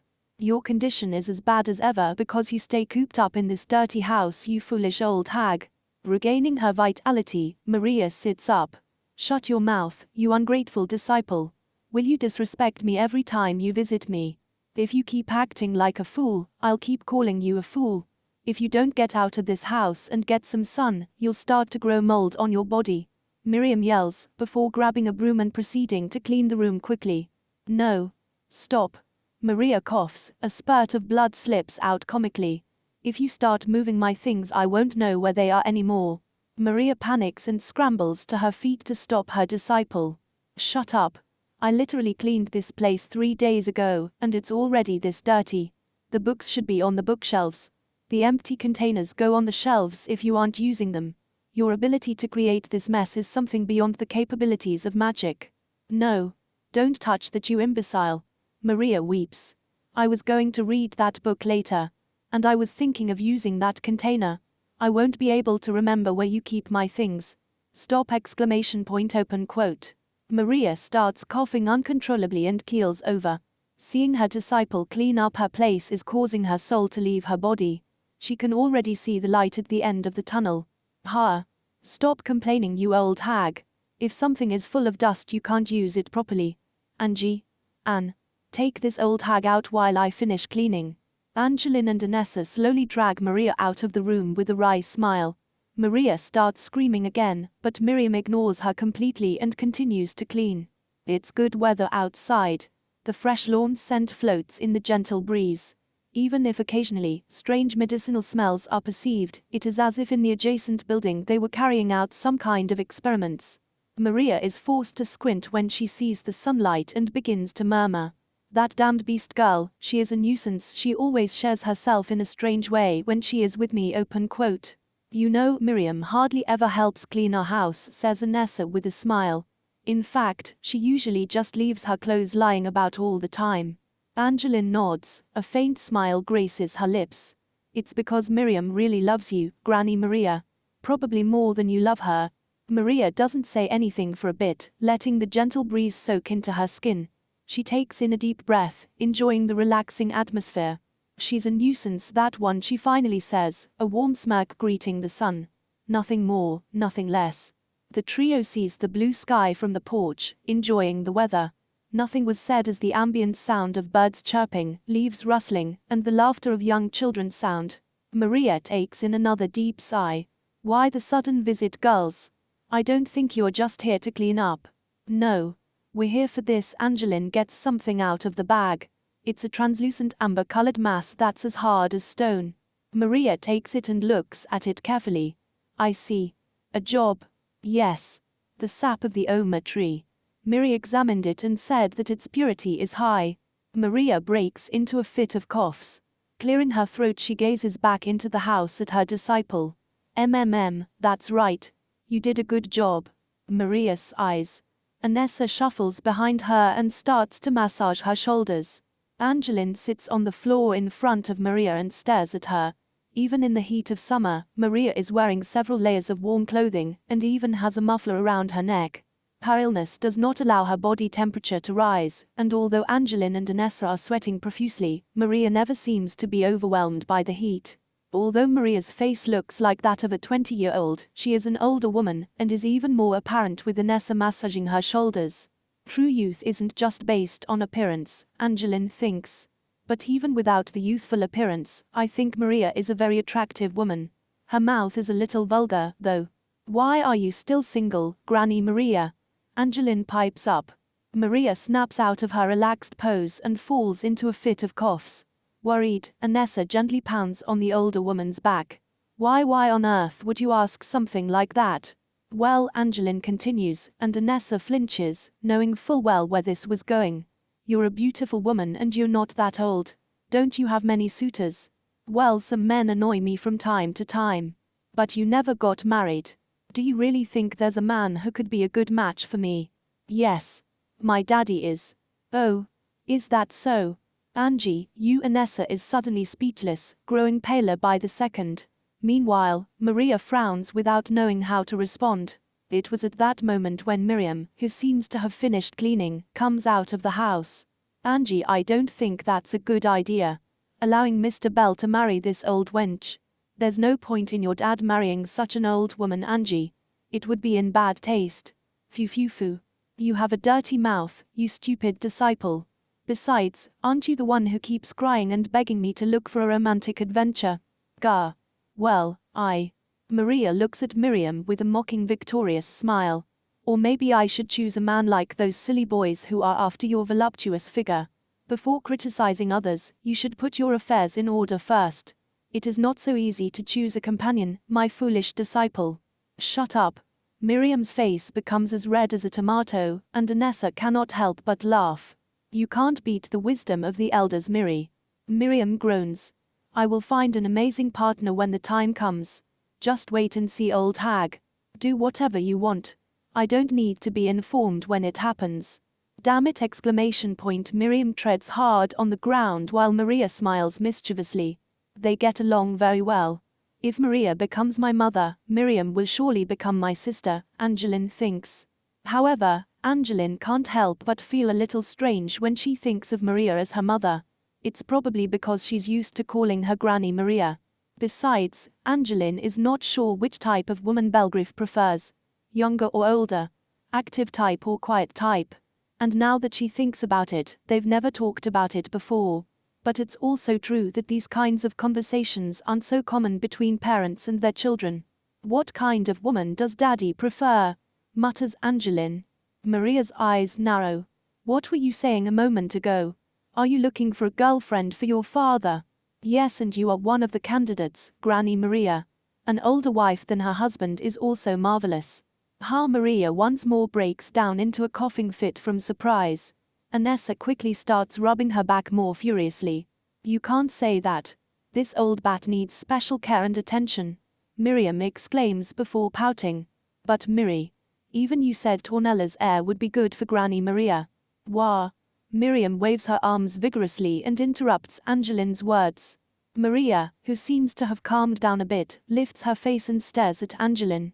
Maria has a confused expression and teary eyes. Angie, why would you ever do that? You mustn't joke like that, or you'll give everyone heart attacks. But Granny, a woman has the right to find a partner regardless of age. Stop saying those things. Hell, when did you become such an aggressive girl? And if you consider me a candidate, then stop calling me Granny. So you're going to consider it? No. You're too troublesome a girl. Maria once more breaks into a fit of coughs, glaring at Angeline.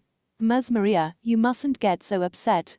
Angie, you too, stop being so impertinent. It's not good to make fun of people, says Anessa. But Angeline pouts. I really mean it. Yuri, Rosetta and now Maria, none of them responded well to Angeline's proposal. It is at this moment that the black-hair Valkyrie realizes that finding a wife for her father will be a rather difficult task. Chapter 32. Why did you decide to become an adventurer? The red-haired boy didn't know how to answer.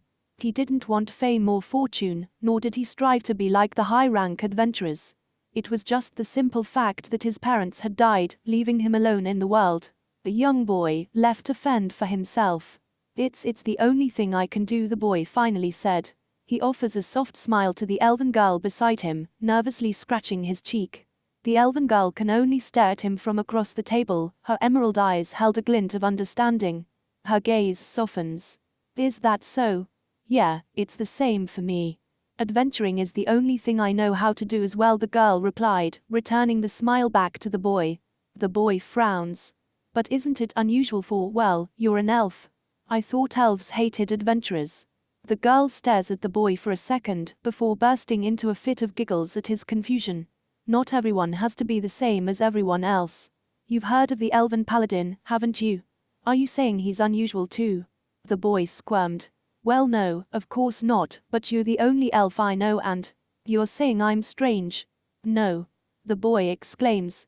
He coughs nervously, unable to meet her gaze when he sees the girl raise a questioning eyebrow.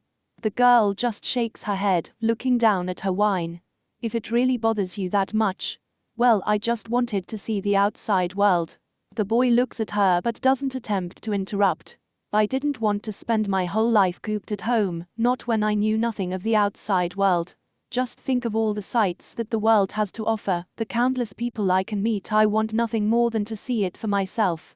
The boy doesn't say anything for a moment, taken away by the girl's words. He smiles. I can understand. I grew up with fairy tales of the elven territory. A magical land of beauty and wonders that few ever get to see. I would love to see it with my own eyes, one day. Really? You'll be disappointed to find that it's a very boring place, the girl says. The red-haired boy smiles wryly and rests his chin in his hand. I don't know about that, but I think it would be amazing to still see it. Do you really believe that? As far as I'm concerned, discovering unknown lands sounds more exciting. Yeah, I suppose so. Venturing into the unknown sounds kinder exciting. There are still so many mysteries that no one knows about. I suppose it's in our nature to want to discover that. That means we can learn from each other, right? Haha. Sure, I'm down. Suddenly, a cold wind blew from behind as the doors to the guild opened. Everyone's murmurs and conversations became louder to be heard over the cold winds. When the boy turned around, he could see a group of S-rank adventurers enter through the door. A huge man in a military cap and thick coat laughed thunderously as several young adventurers tried to talk and approach him. A man with an elegant mustache watched the scene from the side, shaking his head solemnly. The elven girl sighed loudly and twirled her beautiful silver hair around her finger. The Destroyer and Silverhead, authentic S-rank adventurers. Someday I would like to reach the level. Then I could travel anywhere I wanted, and no one would dare stand in my way. Haha. I'm sure you'll become one. I'll be cheering you on the whole way. What about you? Me? I don't know. I'm not that skillful. The red-haired boy began to smile, but the elven girl pouted, leaning forward to pinch his cheeks. Stop belittling yourself. You have a nasty habit of thinking too lowly of yourself, and it's not true. Sorry. And stop with that fake smile of yours when you insult yourself. Sorry. The girl's eyes, facepalming. And you're buying tonight? So okay, the reedy boy scratched his head with a complicated expression. The elf girl couldn't help but let her frown slip. She broke into a fit of mischievous giggles and gently placed her hand on the boy's shoulder. Well, ready to do your best tomorrow? Yeah, anyway, they're late. The boy looked around with an embarrassed expression. Although until a few moments ago everything was fine. When the boy is aware that their companions had not yet arrived and that he was alone with the beautiful elven girl, he started sweating and fidgeting. What's wrong? You seem a little restless, the girl says. The smooth porcelain cheeks of the girl were dyed a light pink due to the effects of the hot wine. A warm and pleasant scent reached the boy's nose, leaving him speechless. The boy looked away as his cheeks and ears began to redden and steam. Phew. You're just too cute, you know that. The emerald-eyed girl teases with a mischievous smile. Please don't make fun of me. The boy puffed up his cheeks and looked away. Umlaut. It was just before the crack of dawn. The sky is clear and bright, but because the morning fog is particularly thick today, it is a little difficult to see ahead. Belgriff, Duncan, and Graham were making their way through the fields. It's hard to walk today, isn't it? Yeah, it's like we're inside a cloud. We have to move carefully. The clothes of the three warriors are soaked and weighing down heavily. The humid air sticks to their skin like an itchy plaster, their sweat glistening in the morning rays. As the horizon begins to rise, beautiful rays of light penetrated the morning fog. The fog begins to fade little by little, and the bright and vivacious colors that adorn the mornings in Tornella appear once more. I dare say this is quite the view. If only there were sights like this at home. Graham gives off a warm, satisfied smile. Duncan's eyebrows furrowed in confusion.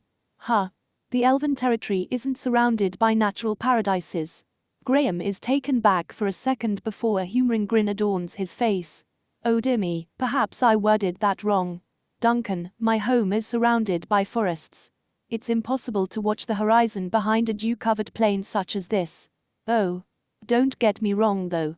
I love my home, it's peaceful and full of life and magic. Truly it is a sight to see, but when you travel out here in the world before you, you can see scenery you would never find inside a forest. Duncan grins toothily. I understand perfectly. I enjoyed my travels a lot too. Belgriff listens in silence to the conversation of the two. Certainly, his last trip to Bordeaux was short but pleasant. Moving away from familiar landscapes always provides a kind of satisfaction and admiration. Of course, Belgriff can't leave Tornella right now, but maybe once they've solved the crisis of the magic beasts, he'll be able to get out again. What place would be the best option for his next trip? Soon the fog is completely gone, the sun illuminates the meadows with all its splendor, and a few white clouds calmly cross the clear sky. At the zenith, a transparent moon keeps the last remnants of the last night. Then, the three warriors decide to return to the village. A few days have passed since Graham's arrival. Belgriff's house, which is again at its maximum capacity, has a very different atmosphere than when Angeline and the girls visited the village. Following Belgriff's itinerary, the three make morning and afternoon patrols, as well as training in both the morning and afternoon. Graham's swordsmanship is nothing flashy. He uses minimal precise movements, honed to perfection from years of experience. As if the blade of his was a part of himself, its sensitivity and power with each strike is honestly what one would call perfection. Belgriff has done his best to match Graham's level, but still has plenty of trouble stopping Graham's sword during training sessions. At first, the villagers were nervous and agitated by the presence of the old elf, but with the intervention of Belgriff and Duncan, everyone gradually got used to seeing him in the village. Graham is an elf of few words and a peaceful attitude. He, unlike all the rumors that the villagers had heard, never adopted a haughty or petulant attitude, thanks to which the elf hero was accepted into the village without any objection. As for the elf princess, she still hasn't appeared. According to Grimm, they spend most of their lives inside their forests, which is why when some of them go out into the outside world, it's not uncommon for them to not know what to do in such unfamiliar territory. And the elf princess is no exception. Despite Grimm's arrival, the work in the village of Tornello is not over yet. In Kerry's house, for example, there are still enough sheep to shear for everyone. Belgriff again takes on the task of keeping an eye on the children, holding a baby in his arms, as he watches the rest of them play in the garden. Duncan and Grimm have entered the forest along with the village youth to fight the magic beasts. For now, the magic beasts only lurk inside the forest, but if they allow their numbers to increase, they could attack the village in the near future. That is why it is convenient to reduce their numbers from time to time. Oh, wow.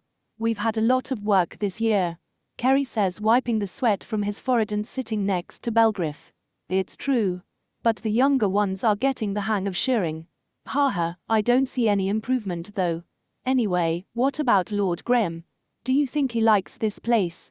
I think so. At least he doesn't have a bad impression of the village. I see. I'm glad to know that such an important person likes my village. Despite that, you still can't talk to him properly, can you? Well, I don't know what to say to him. I've never used a sword before.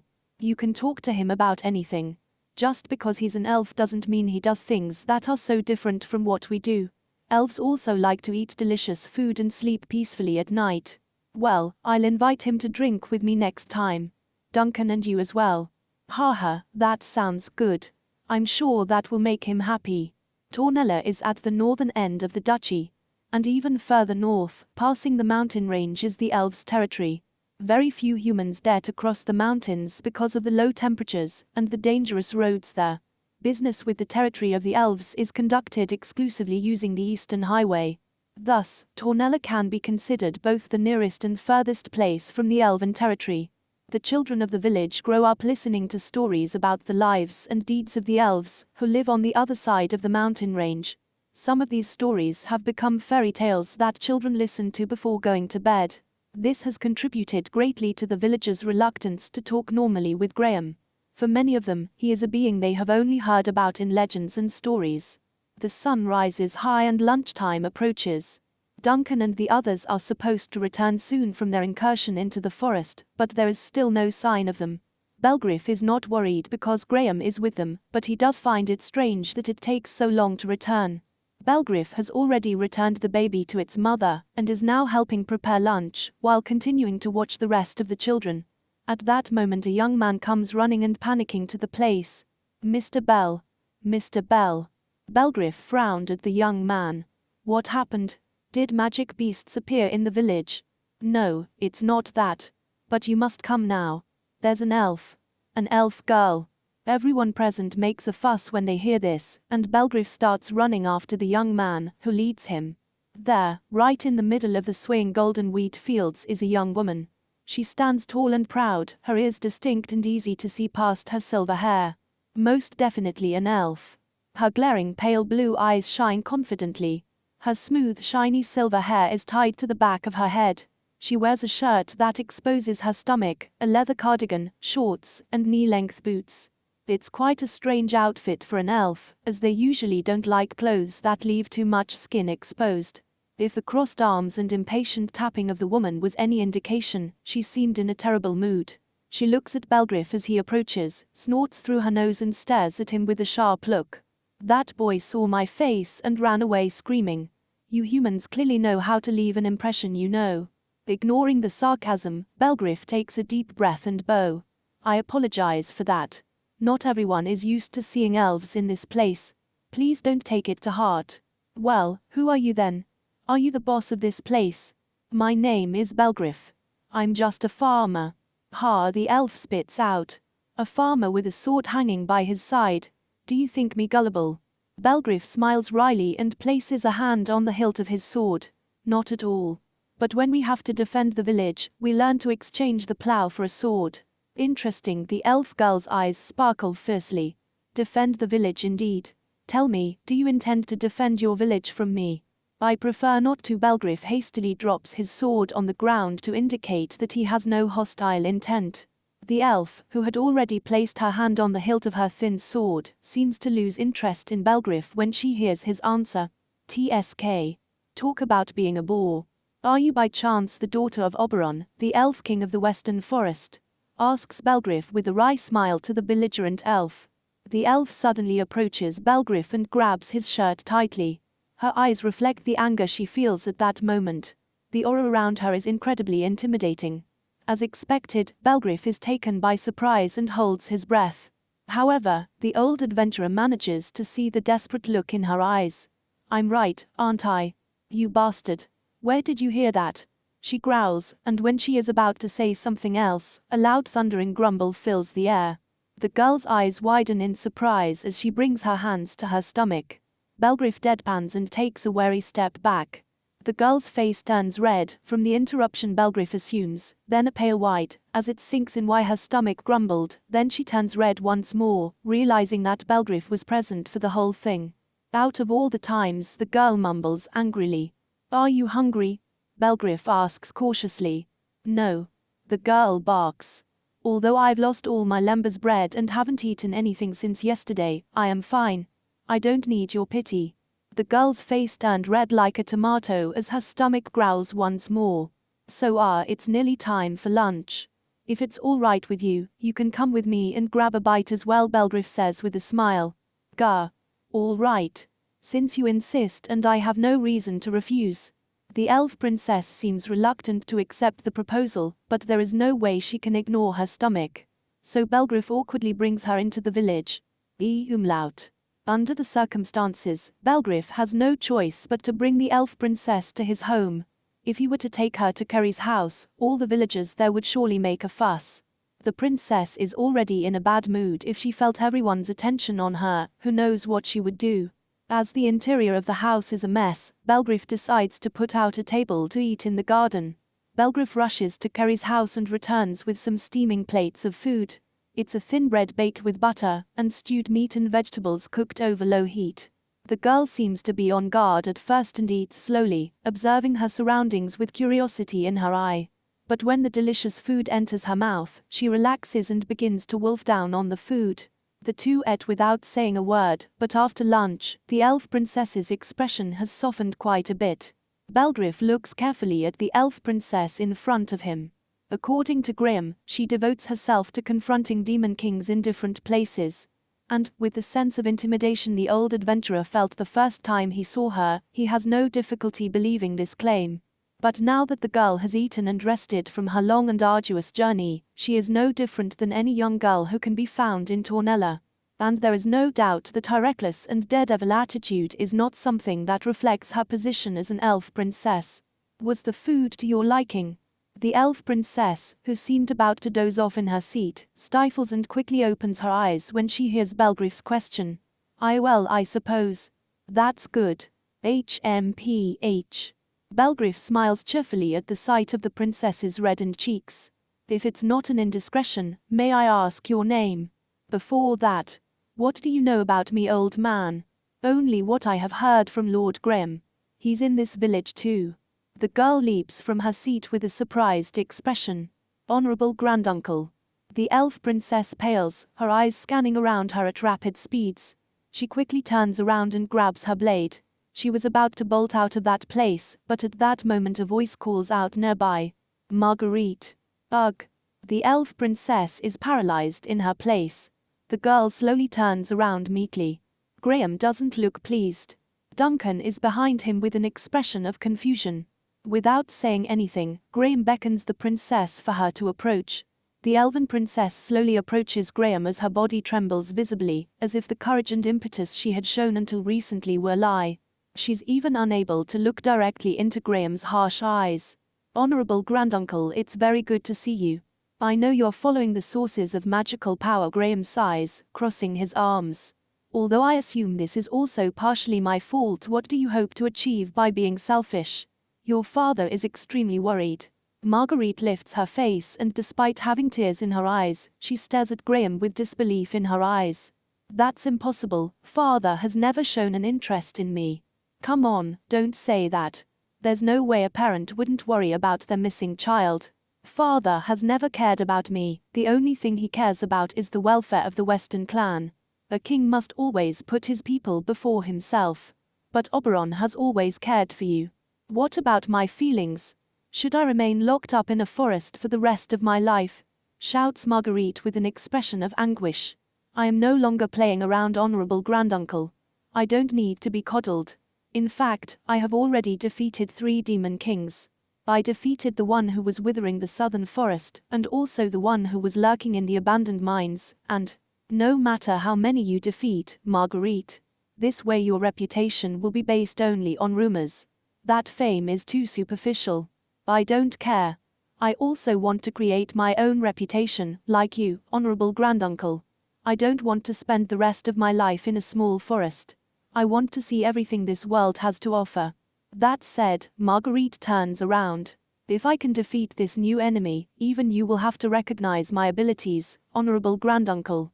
Marguerite storms out of the room, slamming the door behind her. Graham closes his eyes, pinching the bridge of his nose. Why did I have to tell her about my travels? At that moment, Belgriff quietly approaches Graham. Lord Graham, are you all right? I'm really sorry. You didn't have to witness something like that. Don't worry about it. So she called you granduncle? Lord Graham. She is my grandniece. Oberon is my nephew. That fact surprises Belgriff quite a bit. The blood of the legendary hero Graham also runs in the elves' royal family. However, the elves are an originally calm and spiritually oriented race. The adventurers, who base their lives on fame and money, are seen as undesirable beings. How do the rest of the elves treat Graham, who chose the adventurer's path? And how will they treat Marguerite, who decided to follow Graham's path and leave the elven territory in search of adventure? Maybe that's why I occasionally see a shadow of bleakness on Graham's face, thinks Belgriff. Anyway, I have a responsibility. I have to go through with this, Graham says with a sigh. Listening to Graham, Duncan steps forward. If so, then you have a big problem ahead of you. Graham scratches his head with absent air.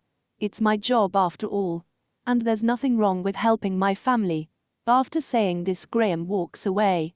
Seeing the elf leave, Belgriff looks at Duncan. You're quite late, where were you? After patrolling with the youth, Graham and I decided to go deeper into the forest. But apparently, the strange magic has begun to affect more areas of the forest. Graham said it was best to return as it would take us a long time to get to the deepest part of the forest. In other words, half the forest is now affected by magic. Things seem to be getting more and more serious. But now Marguerite was heading for the forest, and Graham is following her. From what Belgriff heard, Marguerite has defeated 3 demon kings on her own. And as for Graham, well, he's a living legend. It's likely we can resolve this before those 2 leave, Belgriff thinks as he strokes his beard. It may not sound good, but the fact that Graham and Marguerite have reached Tornella is a gift from heaven. I believe that too. With the help of those 2, we can take care of anything, even if it's a few demon kings. Besides, the elf princess seems to know what she's doing. I would love to see her skills with the sword. Seeing Duncan's expression, Belgriff smiles. It gives him some relief to know that even in such situations, some people don't change their way of thinking. Chapter 33. Angeline is feeling exhausted. It's a normal summer night. The door and windows let the evening breeze run through the old bar, its cooling touch godsend upon the skin.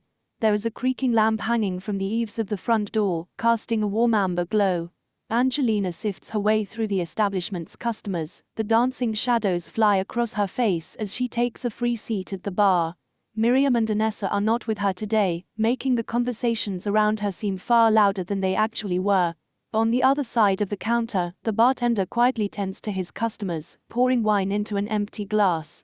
The black-haired Valkyrie can't help but let out an exasperated sigh. Despite all her valiant efforts, Angeline has not been able to find a good match for her father. She has already tried several times, but the reactions of Yuri, Rosetta, and Maria seemed far too unfavorable. She had been so sure that people would be lining up to meet her father. I mean, he was the Red Ogre himself, why was it so difficult? Here. You'll ruin your beauty if you keep on frowning like that. The bar owner casually slid a plate of sautéed duck meat and a glass of cold wine in front of Angeline. The startled girl looks up at the bar owner, who immediately went back to drying the glassware in front of him. She watched as his hands twirled and moved with elegance and grace from years of experience. Slowly, she lifts the glass and takes a sip. The wine is fresh and pleasant, and judging by the unnatural cooling texture, Angeline reckoned it must have been stored in a magical refrigerated cellar. Swirling the wine in her glass, a sudden thought struck her. Now that she really thought about it, the bar owner also appeared to be single. Angeline is not actually sure, as the bartender hardly ever talks, but he seems to be the same age as Belgriff. And every time she's visited the bar, she's never seen a woman who could be his wife, or kids who could be his children. This middle-aged man also seems to be alone, just like her father. Excuse me, Angeline gently places down her glass. The bar owner silently raises his gaze as he finishes the glasses and begins spreading butter in a frying pan on the stove. Do you ever intend to get married, Mr. Bar Owner? The bartender blinked. No. Seeing as Angeline immediately went silent, the bar owner returns his attention to the frying pan in his hand, making sure to evenly spread the butter around. However, Angeline pipes up again. Have you ever thought about marriage? No. The bar owner cracks an egg on the side of the pan and begins to stir quickly as it begins to immediately sizzle. His hands are a blur as he adds salt and some spices, and very soon a pleasant aroma starts spreading through the air. So do you ever feel lonely? I don't have time to feel lonely. After a couple of flips of the egg, he flicked it onto a nearby white plate, adding a dash of sauce in a smiley face on the plate. He slides it down the counter. Table 4. Understood. One of the young employees quickly walks past and takes up the plate before swiftly walking away. The bar owner quickly throws the frying pan under a stream of cold water and grabs another pan. He then adds a little olive oil, setting aside the next batch of bacon and meatballs. Angeline lifts her glass once more, sips at it with a thoughtful look. You know, you remind me a lot of my daddy, Mr. Bar Owner. You're both single, you both work really hard, and you're both really good at what you do. Did she die? Your mother, did she pass away? Ah. No. Daddy's never been married. He adopted me when I was a baby. I see. At that moment, a voice is heard from the dining room ordering something. The bar owner turns away from the pan for a split second. A few seconds later, a martini ends up sliding into the clerk's hand. Table 4. I tried to find a wife for Daddy, and even talked to some people who might be interested. But none of them seemed interested, and I don't know why. The bar owner remains silent and sprinkles some liquor in the pan. It bursts into flames, but he remains calm as he stirs it slowly.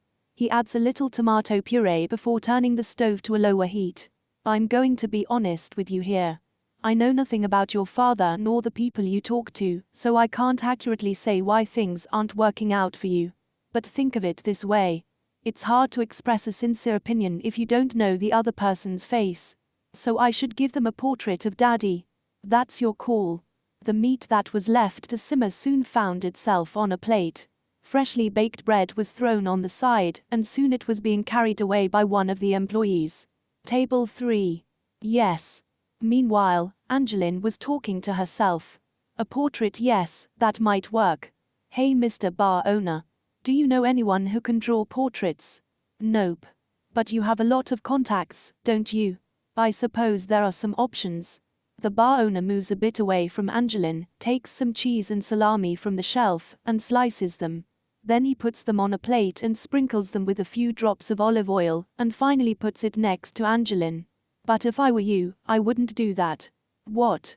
Why? You're looking for the perfect woman for your father, right?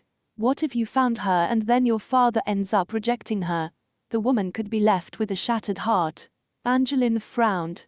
It certainly could happen. If one of the prospects ends up accepting Angeline's proposal and travels to Tornella to meet Belgriff, but he rejects her, it would be an extremely embarrassing moment for everyone. Had she been taking marriage too lightly? It was after all a life-changing decision. It's not that Yuri, Rosetta, or Marie were in the wrong. Angeline had just been too unfair in dealing with something so delicate in such a one-sided way. She could permanently affect the relationship and the feelings of these people in a very peculiar way. At the thought of this, Angeline feels dejected by her immature attitude. You may be right. Well, it's not my place to talk about other people's affairs. The decision is yours in the end. The bar owner dries the freshly washed dishes and places them on a shelf. Then he takes the sausages out of the fire, places them on a plate together with some pickled vegetables. When he's done, he puts butter again in a hot pan. Angeline finishes her glass of wine, takes a coin from her wallet and places it on the counter. I need a bottle, Mr. Bar owner. A blur and a bottle appeared in Angeline's hand. She immediately drinks 3 full glasses in quick succession, and rests her blushing cheek on the palm of her hand. But I really want to have a mother, what should I do? To begin with, I think the marriage interview is overdoing it. We're not nobles. True. In that case, Angeline doesn't need to mention a marriage interview to get the prospects to Tornella. When women see him in person, they will surely fall madly in love with Belgriff's charms. That would put an end to the search. Made up your mind? Asks the bar owner when he sees Angeline's devious smile. Phew. Thank you, bar owner. You have a way with words, you know that. Open quote. With that said, Angeline takes another coin out of her wallet and puts it on the counter. The bar owner frowned and set aside the plate of sautéed duck meat. What do you want to order? Fried sausage with olives and tomatoes. After embracing the food, Angeline continued drinking all afternoon. By the time she leaves the bar, the night wind is already sharp and a bit on the chilly side. The wind blowing in the street feels nice on her cheeks, blushing from the alcohol. Angeline starts walking home with a sloppy grin on her lips. The moonlight shines on the cobblestone road. 2 cats run out from the shadows of the alleyway, disappearing into the night. A couple of drunkards lie around and a small group of soldiers patrol. The drunk tries to approach Angeline, seeing as she was alone, but a single look at her S-ranked ag, and they quickly walk away from her without saying more. That, or it could be the death glares from said adventurer. I'll go back in autumn. But Yuri will be at the guild as a receptionist. Chances are Rosetta will be busy at the orphanage.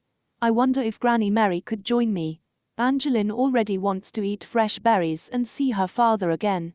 However, she didn't want to go home too soon and upset Belgriff. That's why she didn't come back during the summer. The long wait has made her longing to return home even greater.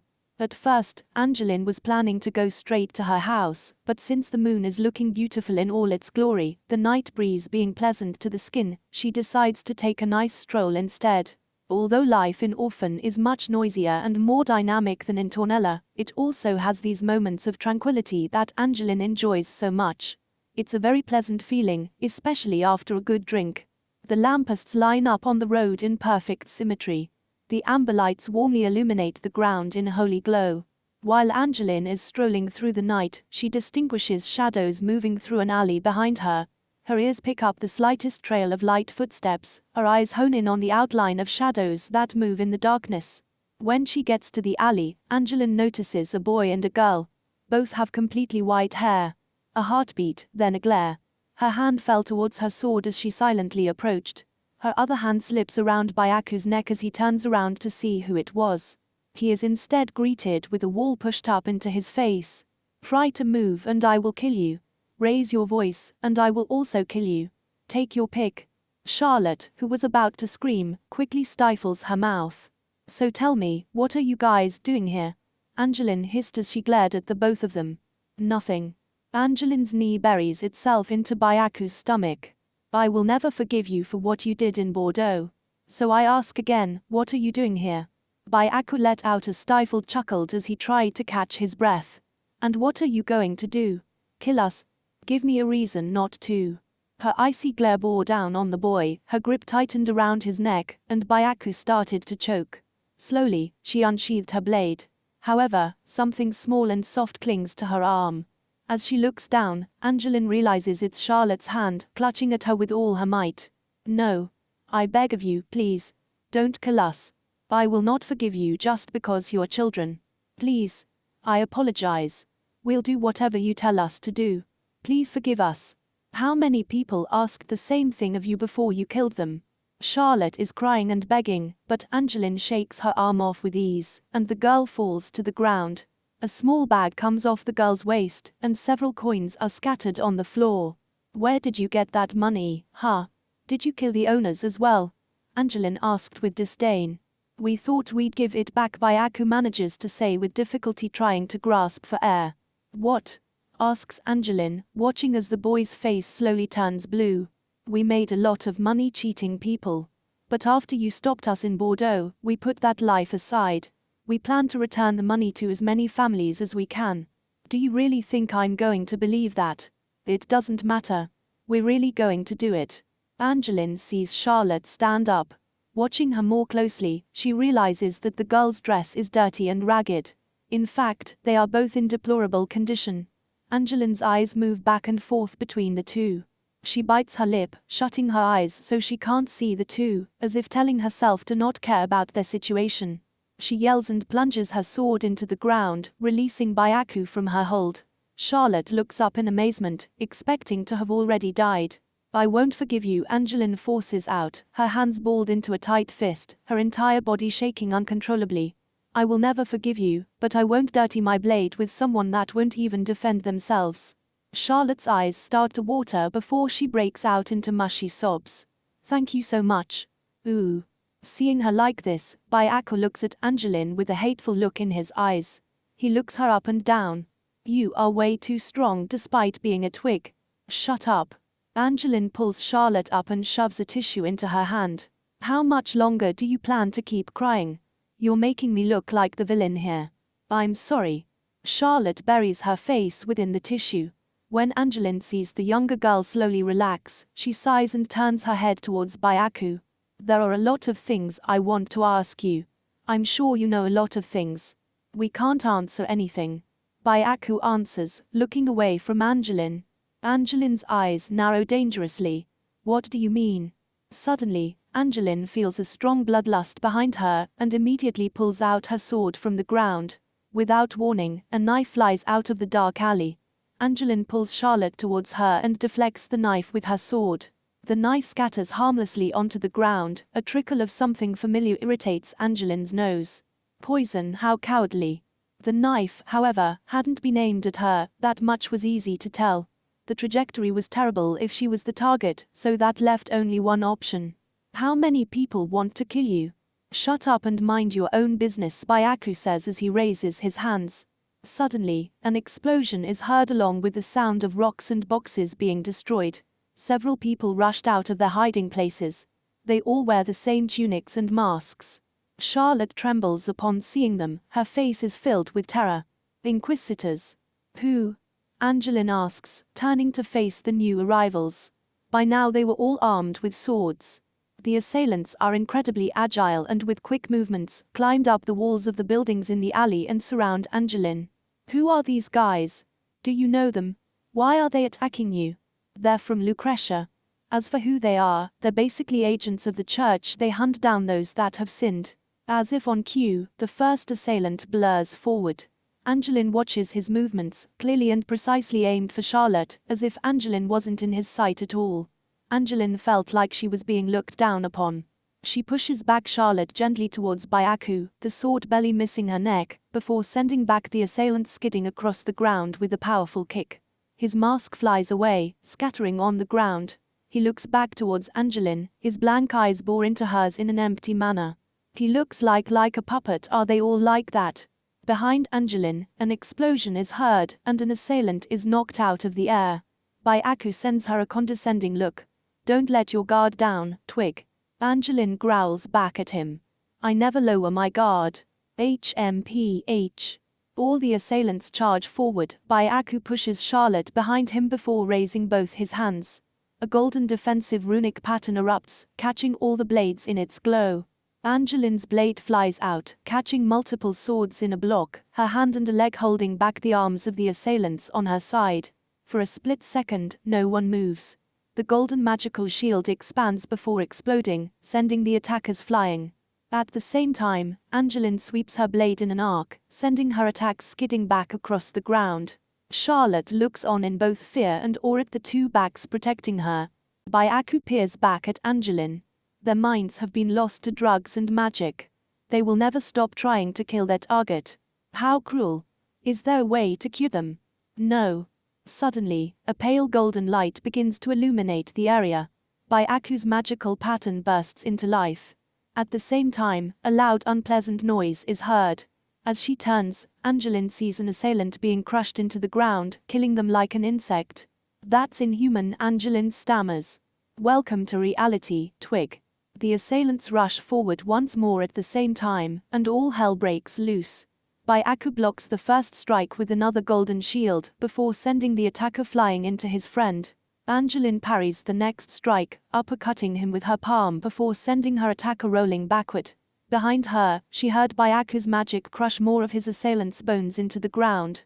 Angeline wants to feel sick at the thought of random people being killed. With her mind in disarray, a blade passes by, cuts her lightly on her cheek as she barely dodged in time. Put aside your sense of justice, Twig. They're long gone already. If you want to spare them, give them a peaceful death. Angeline grits her teeth. She blocks another blade, breathing heavily as she catches one of her assailants within her grasp. Behind her, she hears another body get squished by Byaku. Growling, she pushes her doubts to the back of her mind and crushes her assailant's neck. From then on with Byaku, Angeline is like a whirlwind of death. She closes her heart to these random strangers. By the time she is done, Angeline wipes the blood from her sword. She frowns at the blood, feeling it fall past her fingers. This was inhuman. And to think that until a few moments ago, she had been drinking peacefully. Feeling awake and sober, Angeline turns to Byaku and Charlotte and beckons them with her head. Let's go. I don't know what your circumstances are, but there are things I need to ask you. Byaku turns to see Charlotte and the girl nods silently. Thank you very much. Charlotte is shaking visibly. Right now she looks like a normal little girl. Angeline finds it hard to believe that this is the same girl who nearly brought Bordeaux to its knees. Thinking of the events that just happened and the sudden lost personality of Charlotte, Angeline's eyes narrow as it becomes evident that another puppet master is the one pulling the strings behind Charlotte. The three quietly made their way through the city, making sure to keep to the shadows as best as they can. They arrive at Angeline's rented room. The room is relatively small, but it can accommodate 3 people without major problems. Angeline locks the door and pulls the curtains shut. Sit. Charlotte shyly sits in a chair while Byaku stands behind her. Angeline pours water into the teapot and puts it in an oven with a small flame stone powering it. She slips off her coat before grabbing a nearby chair and facing it towards the Charlotte, before unceremoniously plopping in front of Charlotte. For the first time since they met, Angelina observes her closely. Her hair, once white and beautiful, is now dirty and disheveled, as are her clothes. What exactly are the Inquisitors of Lucretia? They are agents who work for the Church of Lucretia under the direct orders of the Pope. They are in charge of hunting down heretics or those who oppose the Church. That's so. And why are they chasing you? Although Charlotte seems distressed, she finally begins to speak as if she had made up her mind. She was born in the house of a cardinal from Lucretia. After being involved in a power struggle, the other cardinals finally accused her and her family of being heretics, just because Charlotte is an albino. Her parents were prosecuted, but managed to help their daughter escape. After wandering through dark streets and alleys, she encountered individuals seeking to revive Solomon's doctrine, which eventually led her to attack Bordeaux, and ultimately lose to Angeline and her party. Charlotte had a somber expression as she spoke. I wanted to stop them to get revenge. I hate the Vienna doctrine, but now I don't think my parents would be happy if they knew what I've been doing so far. But to think they would send inquisitors. Angeline frowned as she prepared the tea infusion and boiled water. So you're a traitor in their eyes. That's why they send those agents. And no matter where you go, they'll follow you until you are dead, correct? Yes. Charlotte tries to remain strong, but soon can't help but bury her face into her hands, breaking out into uncontrollable sobs. Angeline lets out a sigh and puts a cup of floral tea in front of the girl. Drink. It'll help calm you down. Angeline turns to Byaku. I can't let you guys leave, not without fully understanding what's going on here. I still have many questions, but it's getting late. You'll both be sleeping here tonight. You're awfully trusting all of a sudden, Twig. Aren't you afraid I'll try to kill you in your sleep? Do you really think you can? Byaku frowned but said nothing more. With a gentle expression, Angeline stands up and approaches Charlotte. And for the record, Charlotte looks up at Angeline, who grabs at her hair gently, letting it fall from her fingers slowly. Your hair is beautiful. Charlotte feels her heart race, unable to look into Angeline's eyes. She lets out a small smile. But it's also a mess, so I'll give you a bath tomorrow. Thank you. I still haven't forgiven you yet, Angeline continues. That's why I'm taking you back to Bordeaux to apologize properly. Okay. Until then, I'll keep you safe. Yes. Seeing Charlotte's relieved face, Angeline can finally see that she really is just a 10-year-old girl. Chapter 34. The night passed peacefully, but Marguerite and Graham still have yet to return. Belgrave paces back and forth, a pit of worry starts to build in his gut. Was the forest distortion too far gone? Or perhaps the Demon King was more powerful than they had anticipated. But it's Lord Graham we're talking about. Marguerite is just as impressive. Duncan turns to look at his friend. The Demon King ain't going to be easy, Belle. I'm thinking we should go help them. Belgrave pauses. Even if the two of them were to join the fight against the Demon King, the old adventurer doubts that they would be of any help. But if Graham or Marguerite are injured, all right. But facing the Demon King head on is suicide. We'll just go and analyze the situation, and try to back up the two of them if we can. Deep down, Belgrave prayed that the two warriors were lost in the forest labyrinth. That would mean that no one was in imminent danger. Well said, Belle. Ha ha ha ha. My body is shaking in anticipation. The sky's overcast looms menacingly above them as they reached the forest edge. As they enter the forest, the surroundings immediately differed to the norm. Everything around them has turned an ashen white, the trees, and the forest floor was smoothed over. The darkness festering further into the forest was unpleasant and frightening. Although Belgrave has ventured into this forest countless times over the past 20 years, the scenery was different. Belgrave pulls a compass out of his pocket, but the needle spins wildly. The wind, which should be blowing into the hills at this time of year, is blowing randomly, making it nigh impossible to know which direction they're facing. The two adventurers soon arrive at a familiar location. They recognized it immediately as the fresh corpse of a magical beast they had slain was still there. This forest has truly become a maze, Belgrave says, rubbing the back of his neck nervously. Do you have any idea where we should go to, Belle? Duncan asks as he passes his battle-axe from one hand to the other. Belgrave kicks the ground with his prosthetic leg and then looks up. The sky is a stale grey, it is difficult to distinguish where the scarce sunlight was coming from. This is more complicated than I imagined. This is no longer the forest I knew. What to do now? Duncan plunks his axe into the ground and leans on it. Belgrave looks around before he wanders off with a determined expression. Duncan grabs his axe in a hurry and starts following after him. You managed to find the way? No. Just a hunch. Open quote. A hunch. Seeing the uncomfortable expression on Duncan's face, Belgrave can't help but laugh. You shouldn't take hunches lightly. When your plans or ideas don't help you, there's nothing left but to trust your instincts. If you say so, Belle. Duncan is still not fully convinced, but if there was one thing he has learned from coming to Tornella, it was that Belgriff was as trustworthy and worth his wisdom. He has a vast more experience with this place and as an adventurer. After walking for a while, they arrive at a place where the roots of the trees twist strangely above the ground. The branches of the huge trees intertwine well above the heads of the adventurers, as if they were emulating a roof of some kind. Across the muddy ground, a thick, wet layer of mold covers everything. Everything is different. Belgriff carefully observes the surrounding terrain, the wind direction, the tracks of the magic beasts, and possible locations from which attacks could come. Belgriff is trying to find some clue, however slight, even though he is now relying solely on his instincts and intuition. At that moment, a strong gust blows through the treetops. The branches sway and produce a slight sound. Could it really be that simple? Belgriff asks aloud. He starts walking briskly in a direction. What do you mean, Belle? I don't understand what's going on. Duncan runs after Belgriff. At least tell me what's going on. At this time of year, the winds are blowing from the south. The deepest part of the forest resides to the north. If we follow the direction of the wind, we will go deeper into this labyrinth. Open quote. But the wind is blowing everywhere. Where we are? Yes. But look at the treetops, the wind is blowing in one direction. Duncan looks up. Though it's a barely perceptible opening, one can see the tree branches swaying in the same direction. Unbelievable, your observation skills are on point. I could only tell by the force of the wind. Maybe it was the spirit of the forest that moved the leaves to help us, Belgriff jokingly says with a smile on his lips. The situation is now simpler as they have a fixed course. From time to time, Belgriff stops and looks at the treetops just to confirm the wind direction. However, whether going further into the forest was a good idea or not, Belgriff doesn't know. Dangerous magical beasts lurk within the depths. The beasts are becoming stronger, Duncan mutters casually as he destroys a giant spider with his axe. True.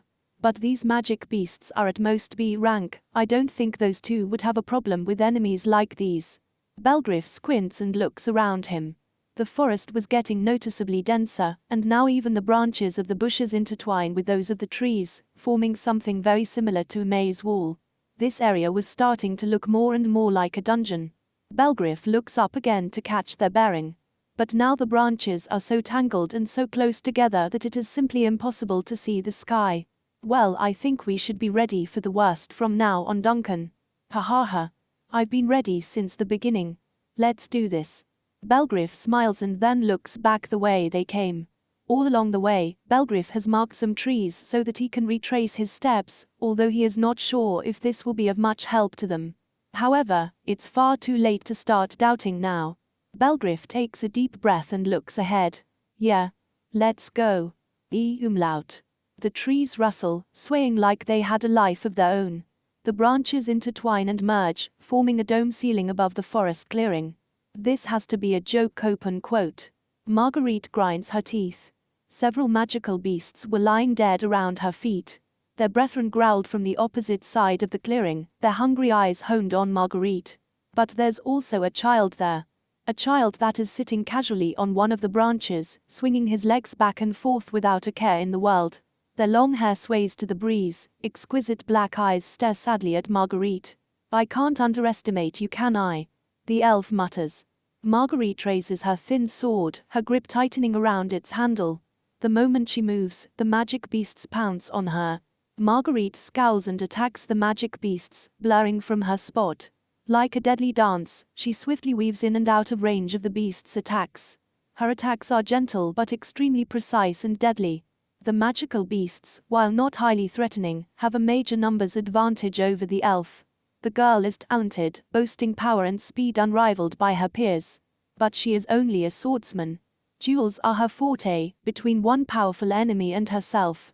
Her ability to take down a horde of enemies were limited to just slaying them one by one.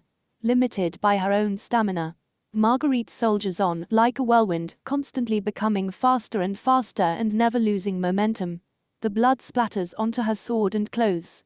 However, there doesn't seem to be an end to her enemies. The child, still sitting on the branch and with a sad expression, raises his finger and points at Marguerite. The elf girl opens her eyes in surprise and instinctively jumps away. From the ground, a black shadow begins to materialize. At first, it looks like a human, but its shape begins to change as it shakes. Suddenly, a hideous eye appears in the front of the shadow. When Marguerite thinks that the eye is gross enough, several more eyes appear in the body of the shadow with nauseating sounds, and immediately fix their gaze on the elf girl. The shadow seems to be happy to see her. A fierce smile appears on Marguerite's face, and she holds her sword even more tightly. Very well, you will be my opponent. The shadow creature pounces on Marguerite. The elf girl roars mightily and swings her sword to attack her opponent. From behind, Graham watches the fight with his arms crossed. Outside the clearing, branches block almost all roads, as if they were nets or grids. Graham's huge sword is still on his back, and he doesn't seem to have any intention of helping Marguerite.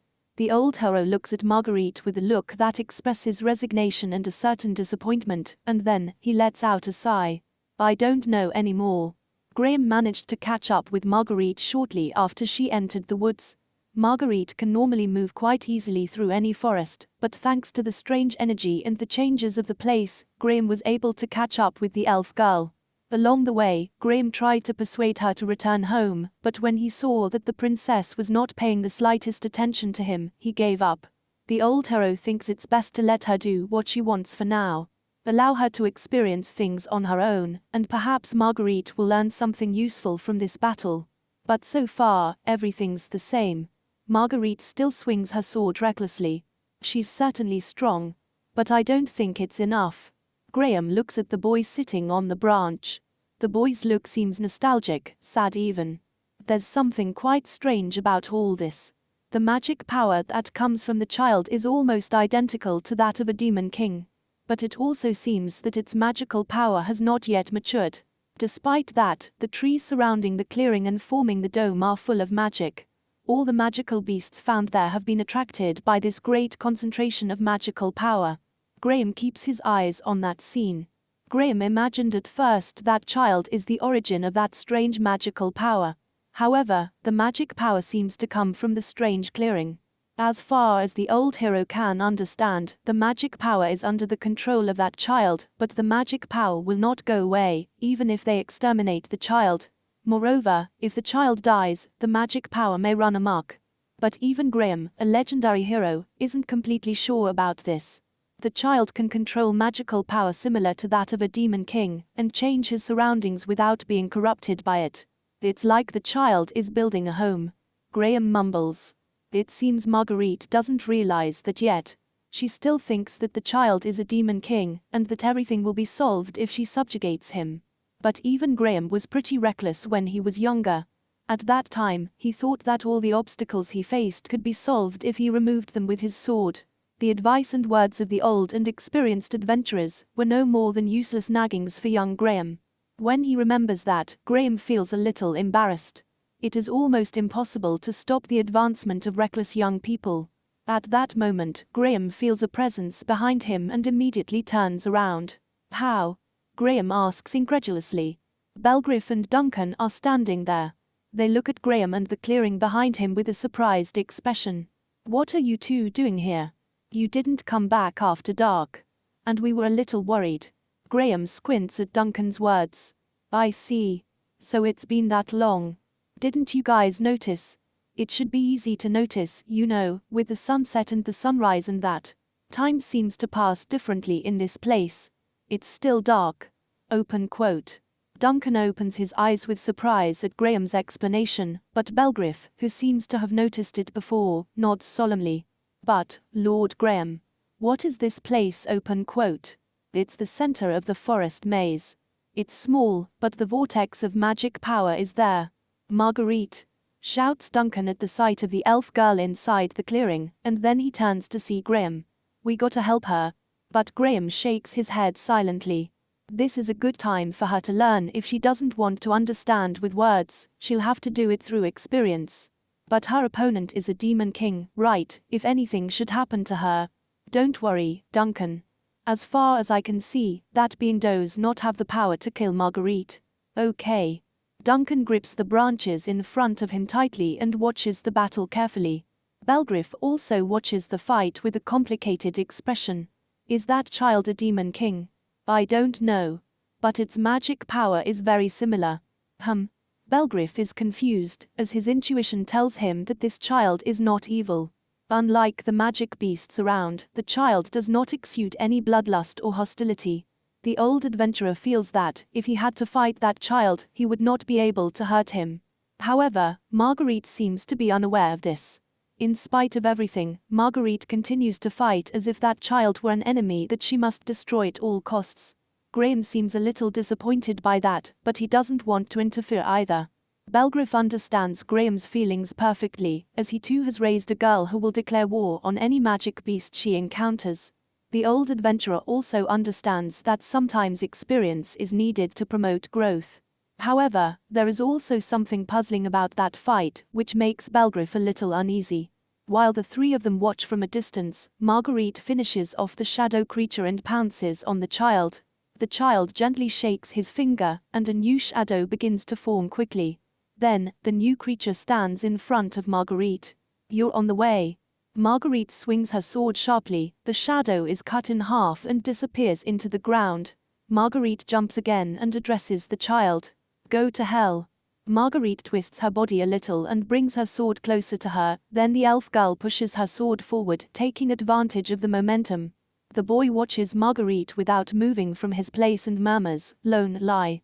When the sword is about to touch the child, Marguerite stops short. The elf girl turns back and realizes that one of the shadows now has tentacles, and they are clinging tightly around her legs. Without giving her time to respond, the creature lifts Marguerite and slams her on the ground. Marguerite's face writhes in pain, and air is forced out of her lungs. It had been so long since Marguerite had felt such pain that her mind went blank for a few moments. But she can't afford to let her guard down.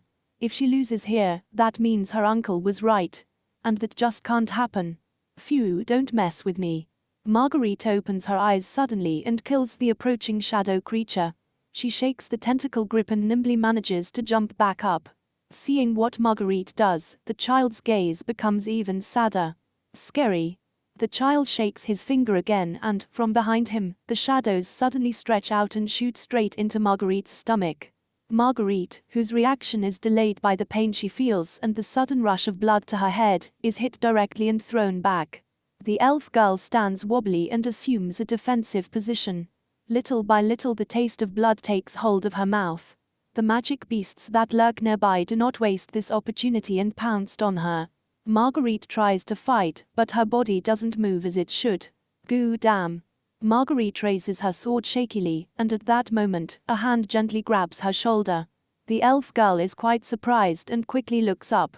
Belgriff is standing next to her and he has a stern expression. Old man. What are you? Let's save the talk for later. Lord Graham. Belgriff gently pushes Marguerite back. Graham puts one arm around her and takes her to a safe place. Belgriff quickly pulls out his sword and finishes off the nearest magic beast. Duncan also wields his axe and attacks the magic beasts that keep approaching. Seeing the old warriors go into battle, Marguerite tries to join them. No, not yet. I can keep fighting. Marguerite. The elf girl shudders at the severity of that voice. Granduncle. You have to learn when to yield. Damn. Marguerite says in a whisper. After defeating the magic beasts, Belgriff walks to the tree and looks up to see the child directly. The boy has the same sad look he gave Marguerite earlier. Belgriff relaxes his muscles and sheaths his sword. For the first time, the child opens his eyes wide. Then, the old adventurer turns around and walks over to Graham. Let's go back. Trying to do anything else will be futile. Did you find out anything? That's just a kid. He's scared and that's why he fought back. That's what I think. Is that so? At that moment, Graham holds Marguerite tightly. Let's go. Duncan. Time to go. As you command. I'll take care of the rear. With Duncan in the rear, the four of them get out of the clearing and walk away. The child looks at this with a surprised expression. The magic beasts that were around the clearing begin to disperse, and the wind again blows through the trees. The child looks around and then whispers. Lonely. Chapter 35. If only something like affection had a form, says the hooded man. What will happen to what's left? HMPH. The man in white clothes, sitting opposite the hooded man, smiles mockingly. Some of Solomon's ideas are stupid. To achieve true immortality, one must separate oneself from one's ego. Bah. Such a nuisance. The homunculi want to return to Solomon's side because they all have an uncontrollable desire to be with him. Solomon himself implanted this desire in these children. And now, since the homunculi cannot satisfy this desire, they end up going crazy. What about Baal? Unfortunately, his affection has disappeared. The hooded man places some black gems on the table. If we interrupt its sleep, it will only release its hatred and thirst for destruction. That's good too. It must be much more useful than its affection for Solomon. Only if we can control it. The hooded man scowls at the black gems. The two men are in a splendid room. Luxury furniture is scattered throughout the room, and the beautiful chandeliers hanging from the ceiling illuminate the place with magical fire. The man dressed in white stands up, walks to the windowsill and looks out. The night lights are moving outside. The man laughs with contempt and turning away. Why did you come back here after such a short time? I want to get back the power I lent to Cain's brat. Oh, you mean by Aku? If I remember correctly, he's accompanying the cardinal's daughter. What about him?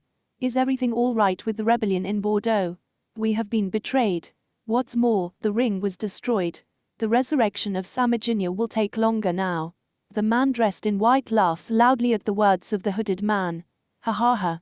So the plan was a failure after all. Well, what do you plan to do? Eliminate them. Apparently, they're being pursued by the Vienna agents. Phew, that child must be a pain in the neck for the Pope, right? If she's alive, they'll certainly want to eliminate her. The hooded man drinks a sip of tea. The northern team has been decimated by that tomboy elf. Berith, Os, Morax, they were all eliminated. This is not said AMA*. We'll be the ones who laugh in the end. The hooded man frowned at the sight of the man dressed in white smiling brightly. Do you know the adventurer known as the Black-Haired Valkyrie? No. She defeated Baal. She also stopped the rebellion in Bordeaux. Really? That's amazing. What's wrong with that? As her nickname indicates, she has black hair. Hearing that, the man dressed in white sits back in a chair with an amusing expression and rests his elbows on the table. Maybe she dyed her hair. Are you worried about that, buddy? I haven't seen her in person yet, but she might have dyed her hair. I'll look into it later. Phew, if it turns out to be any other way, things will get even more fun. Don't be stupid. If it turns out to be any other way, things will get complicated. I suppose so. Oh boy, if one of them got away, it would be your biggest mistake. I'll investigate it soon enough. And I hope you don't make a mistake in your new task. Of course not. What about Baal? I don't know. This is the core, use it until you exhaust all your magic power and drop dead, for all I care. The hooded man puts his hand on his chest, and moments later, his body flashes like a flame in the wind to finally disappear, as he would never have been there. Umlaut.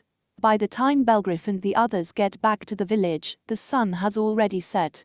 This takes the old adventurer by surprise because, according to his calculations, they should have returned by the afternoon. The time perception is actually different inside the forest. Marguerite was able to fight for so long, thanks to the adrenaline that was pumping through her body, but when she felt more relaxed, the consequences of the fight became evident. The tiredness and the wounds took their toll on her body, and Graham had to carry her back to the village. On the way back, the girl fell asleep.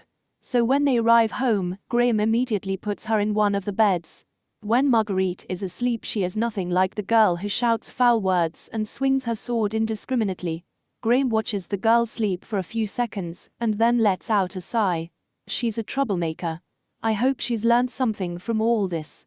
I understand you perfectly, Lord Graham, says Belgriff while he brews some tea. Duncan crosses his arms and stares at Belgriff. That aside, I'm surprised. Your moves when you saw Marguerite being beaten were incredible. 1 second you were right next to me and the next, you were near the girl. I was angry and I moved without thinking. No, not at all. Thanks to your actions, we didn't receive any serious injuries, says Graham, and then he turns to see Marguerite again. It seems I'm not good at raising disciples. I taught Marguerite how to use the sword, but she ended up this way. I disciplined her, as if she were my own daughter. Slowly, Graham begins to tell his story. Marguerite grew up without much attention and love from her father. His father, Oberon, is the king of the Western Forest and leader of the Elven clan. Marguerite's mother and her nanny were in charge of her care. By this time, Graham had retired and was living near the Western Forest. He had no wife or children because of his life as an adventurer, and since he abandoned the elven lifestyle and went out into the outside world, he received strong criticism when he returned to the territory. However, since he was also the hero who had fought high-ranking magic beasts and even defeated some demon kings, little by little, the elves began to recognize his abilities, and several of them even started visiting his home. Oberon considered me his own uncle. He didn't accept it openly, but he had an enormous interest in the outside world and visited me whenever he could to listen to my stories. I see. It was thanks to this relationship that I met Marguerite several times. She always seemed interested in the outside world and always begged me to tell her my stories. Marguerite never adapted to the quiet life of the elves. Her curiosity knew no bounds, and her eyes sparkled every time she heard Graham recount his battles against the demon kings. I think Marguerite was jealous that I could make a name for myself. So she also wanted to be recognized. Belgriff asks. Elves do not value individuality. They are free from the yoke of the ego and seek to connect with nature to achieve harmony of mind. But Marguerite is different. She wants to be recognized as an individual, and I'm sure my stories stimulated that desire. But isn't that a normal desire among the youngsters? I dreamt of that too when I decided to become an adventurer and left my hometown behind. That feeling is different between elves and humans, Duncan. Marguerite and I are considered heretics by the traditions of the elven clans. Belgriff wonders if the same thing would have happened to the elf girl he knew so long ago. In any case, despite all the complications, Graham taught Marguerite how to use the sword. It's not that elves hate fighting. Magic beasts appear everywhere, even near the elven territory, so knowing how to handle weapons was useful for them too. The difference was that Marguerite improved her technique immeasurably. She was born with enormous magical power because of her royal blood, and, thanks to Graham, she learned to control it properly.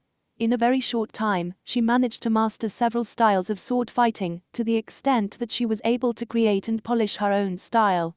It was for this reason that Marguerite wished to follow the same path as Graham. Until one day, she came out of the elven territory with her sword in hand. Elves despise those who leave their territory because they disturb the harmony of the clan. Oberon and his queen, Titania, were also forced to adopt this attitude as rulers of the clan. Close quote. That's why you were tasked with taking care of Marguerite, Lord Graham. Oberon was already quite busy with the clan affairs. I don't think I did a very good job of educating Marguerite, Graham says with a sigh. Elves who leave their territories are loners. And when they decide to return home, the other elves always look at them with suspicious eyes, and some even fear them. That's why I tried so hard to stop this. That's none of your business, honorable great uncle. All three men turn their gaze to the elf girl. Marguerite's sitting there scratching her head. You're awake, how do you feel? I guess you're satisfied, honorable great uncle. Everything turned out just as you expected. Marguerite looks at Graham with a penetrating gaze. Graham scowls and looks the girl straight in the eye. Why do you always see me that way? I've never denied that you have great abilities. The problem is that you always act recklessly. I'm sick of your opinion. Marguerite tries to get up, but the pain in her side makes her grunt, and she falls to her knees. Duncan quickly approaches her. Watch out. Your wound has not yet fully healed. Don't touch me. Marguerite pushes Duncan's hand away. Then she turns to see Belgriff with a defiant smile. I guess you guys had fun watching me, right? A stupid girl throwing herself into a fight she couldn't win on her own. Marguerite. Graham stands up with an angry expression. That's enough. Belgriff and Duncan went into the woods because they were worried about you. Talking that way to these people. No one will ever be able to recognize your value if you keep pushing people away. Marguerite bites her lip and says nothing. Then she gets up and quickly leaves the house. Duncan also gets up and follows her. Marguerite. Leave her alone, Duncan. She's just a stupid girl, I've had enough. Duncan stops short when he sees the angry expression on Graham's face. But Belgriff gets up and heads for the door. Graham scowls at him. Belgriff, you don't have to go after her. It's not that. But, Lord Graham, I have a daughter and I understand your feelings. I've come to feel that anger too. But close relationships can generate these kinds of feelings. I'm sorry to intrude like this, but do you think you can leave the rest to me? Very well. I gratefully accept your help. Graham bows slightly. Belgriff smiles and walks out of the house. The clouds that covered the sky during the day have disappeared, and the starry sky extends in all its splendor.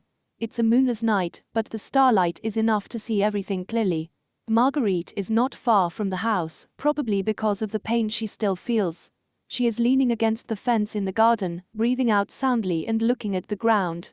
Belgriff sneaks up, but without even looking at him, Marguerite says, "What do you want, old man? I don't need your sympathy." Haha, that's not the case. I just want to talk a little. Belgriff stands next to Marguerite and leans against the fence the same way as Marguerite. HMPH, there's nothing to talk about, says Marguerite in a sharp way. Well, is that so? I am also a swordsman, and I can see that your skill with the sword is something worthy of respect. Even though you use a thin sword, your stabs are as strong as the ones made with long swords. You have a good connection with your sword, right? Marguerite frowns and responds with a grunt. Well, What kind of training do you usually do? I just practice swinging my sword. After that, I practice my own movements, also the flow of magic inside my body, then, depending on the purpose, I train my thrusting and slashing techniques. I don't do anything special. I see, certainly, your moves were unique as if they were a combination of different styles. It was a well-crafted thing. I'm impressed. I see. Marguerite was about to laugh, but she immediately returned to her serious expression. Belgriff realizes this and laughs softly. I have a daughter. She's an adventurer who works in a city to the south, and although I may sound like a doting father, she has a great talent with the sword. Who's stronger, me or her? Well, I don't know. My daughter is quite famous, and I think she has experience subduing a demon king. Hey, old man. What's going on? Open quote. I'm 18, you know. Stop talking so formally. I don't want to be treated like a princess when I'm out of the forest. Belgriff smiles bitterly. Yes, understood. And how many demon kings has your daughter defeated? Only one, I think. Marguerite smiles proudly. I have defeated 3. I seem to be stronger. Haha, I suppose that could be the case, but we can't be sure of that until you face each other. I'm determined to win. My honorable great-uncle taught me how to use the sword. Who taught your daughter? Belgriff smiles uncomfortably and strokes his beard. I did. So, in the case of disciples, we have the advantage. Ahahaha. Is she really that strong, old man? Marguerite smiles broadly. However, the wound hurts again and ends up causing a frown. I'm not talking about strength. In my case, my daughter is too talented and skilled. Belgriff smiles and rubs his back. Are you saying I don't have any talent? Come on, that's not what I mean. I definitely think you're a cluster of talents. Even if Lord Graham hadn't trained you, I'm sure you'd be very strong. Marguerite frowned. No. I'm pretty handy, but thanks to my honorable great-uncle's training, I'm much stronger. If your daughter trained with my great-uncle too, she would surely become much stronger. I see, so, you really love your uncle. Marguerite's cheeks immediately turn red, and she looks away. Belgriff knows Marguerite's no fool. But youth is problematic, and although the unfounded and mysterious self-confidence that comes from it can help a lot, it can also hurt. And sometimes that self-confidence, which starts out as a little ball, begins to grow and grow as it rolls down the hill, and before you know it, it becomes too much of a burden for the young. Belgriff can relate to that. Even after losing his leg, he assured his party members that he was fine. He continued to be an adventurer, and although he no longer fought, he continued to smile brightly. Although his self-esteem had been hurt, Belgriff didn't dare to reveal his weaknesses to others. Finally, the pain became too much, and Belgriff returned to Tornello without telling anyone, as if he were running away. Since then, Belgriff hasn't heard from his old friends. That was the result of hiding his weakness and being stubborn. Belgriff looks at the stars with a bitter smile. Not to dismiss your feelings, but I understand how you feel. Anyone can say those words. I'm not just saying them. I used to be an adventurer. I had dreams and hopes, I was confident, and did not hesitate to do anything to achieve my ideal future. What happened? In short, this Belgriff kicks the fence with his right prosthetic. Marguerite looks at her foot and squints. So it was your foot? Yes. I won't ask you to stop being an adventurer, but I don't think it's a waste of time to listen to the advice and opinions of Duncan or Lord Graham. Besides, you were always eager to hear Lord Graham's stories, weren't you? Yes. Belgriff smiles and pats Marguerite on the shoulder. Are you hungry? Why don't we go back to the house? All right. After that, Belgriff helps Marguerite get back to the house. Graham is sitting there with a grim expression, but when he sees Marguerite's shy look when she enters the house, his expression relaxes a bit. Maggie, I talk too much. I'm sorry. I'm sorry, too. Hearing that nickname, Marguerite's cheeks blush. Seeing their awkward behavior, Belgriff can't help but smile. Duncan sighs with relief and then he smiles too. Marguerite, when your wounds are healed, I'd like to have a fight with you. Sure. I accept. I won't lose to an old man. Ha ha ha. I won't lose easily. As Belgriff sets fire to the pot, he can't stop thinking about the boy they found in the middle of the woods. The child does not seem to be a child who can be defeated by ordinary methods. They must find another solution. We could try to communicate. Huh? What is it, Belle? No, it's nothing, Duncan. Can you get me some potatoes? Sure. Belgriff looks at Graham. The old elf bows slightly with a kind expression. Apparently, he's grateful to the old adventurer for his help. Chapter 36. When she wakes up, she can feel something soft and warm in her arms. Angeline opens her eyes feeling a little confused, and finds a little girl with white hair in her bed. Angeline is holding the little girl in her arms. Right, I only have one bed in my house. When Angeline tries to stretch, Charlotte turns in her arms and hugs her, pressing her little face against the adventurer's chest. Mother. I don't think I look like a mother. Still lying down, Angelina looks around. Byaku is sitting on the sofa, his arms crossed and his chin resting on his chest. He seems to be sound asleep. After confirming that her sword is still at her bedside, Angeline hugs Charlotte again. It's a very nice and soft feeling, but I have to take a shower.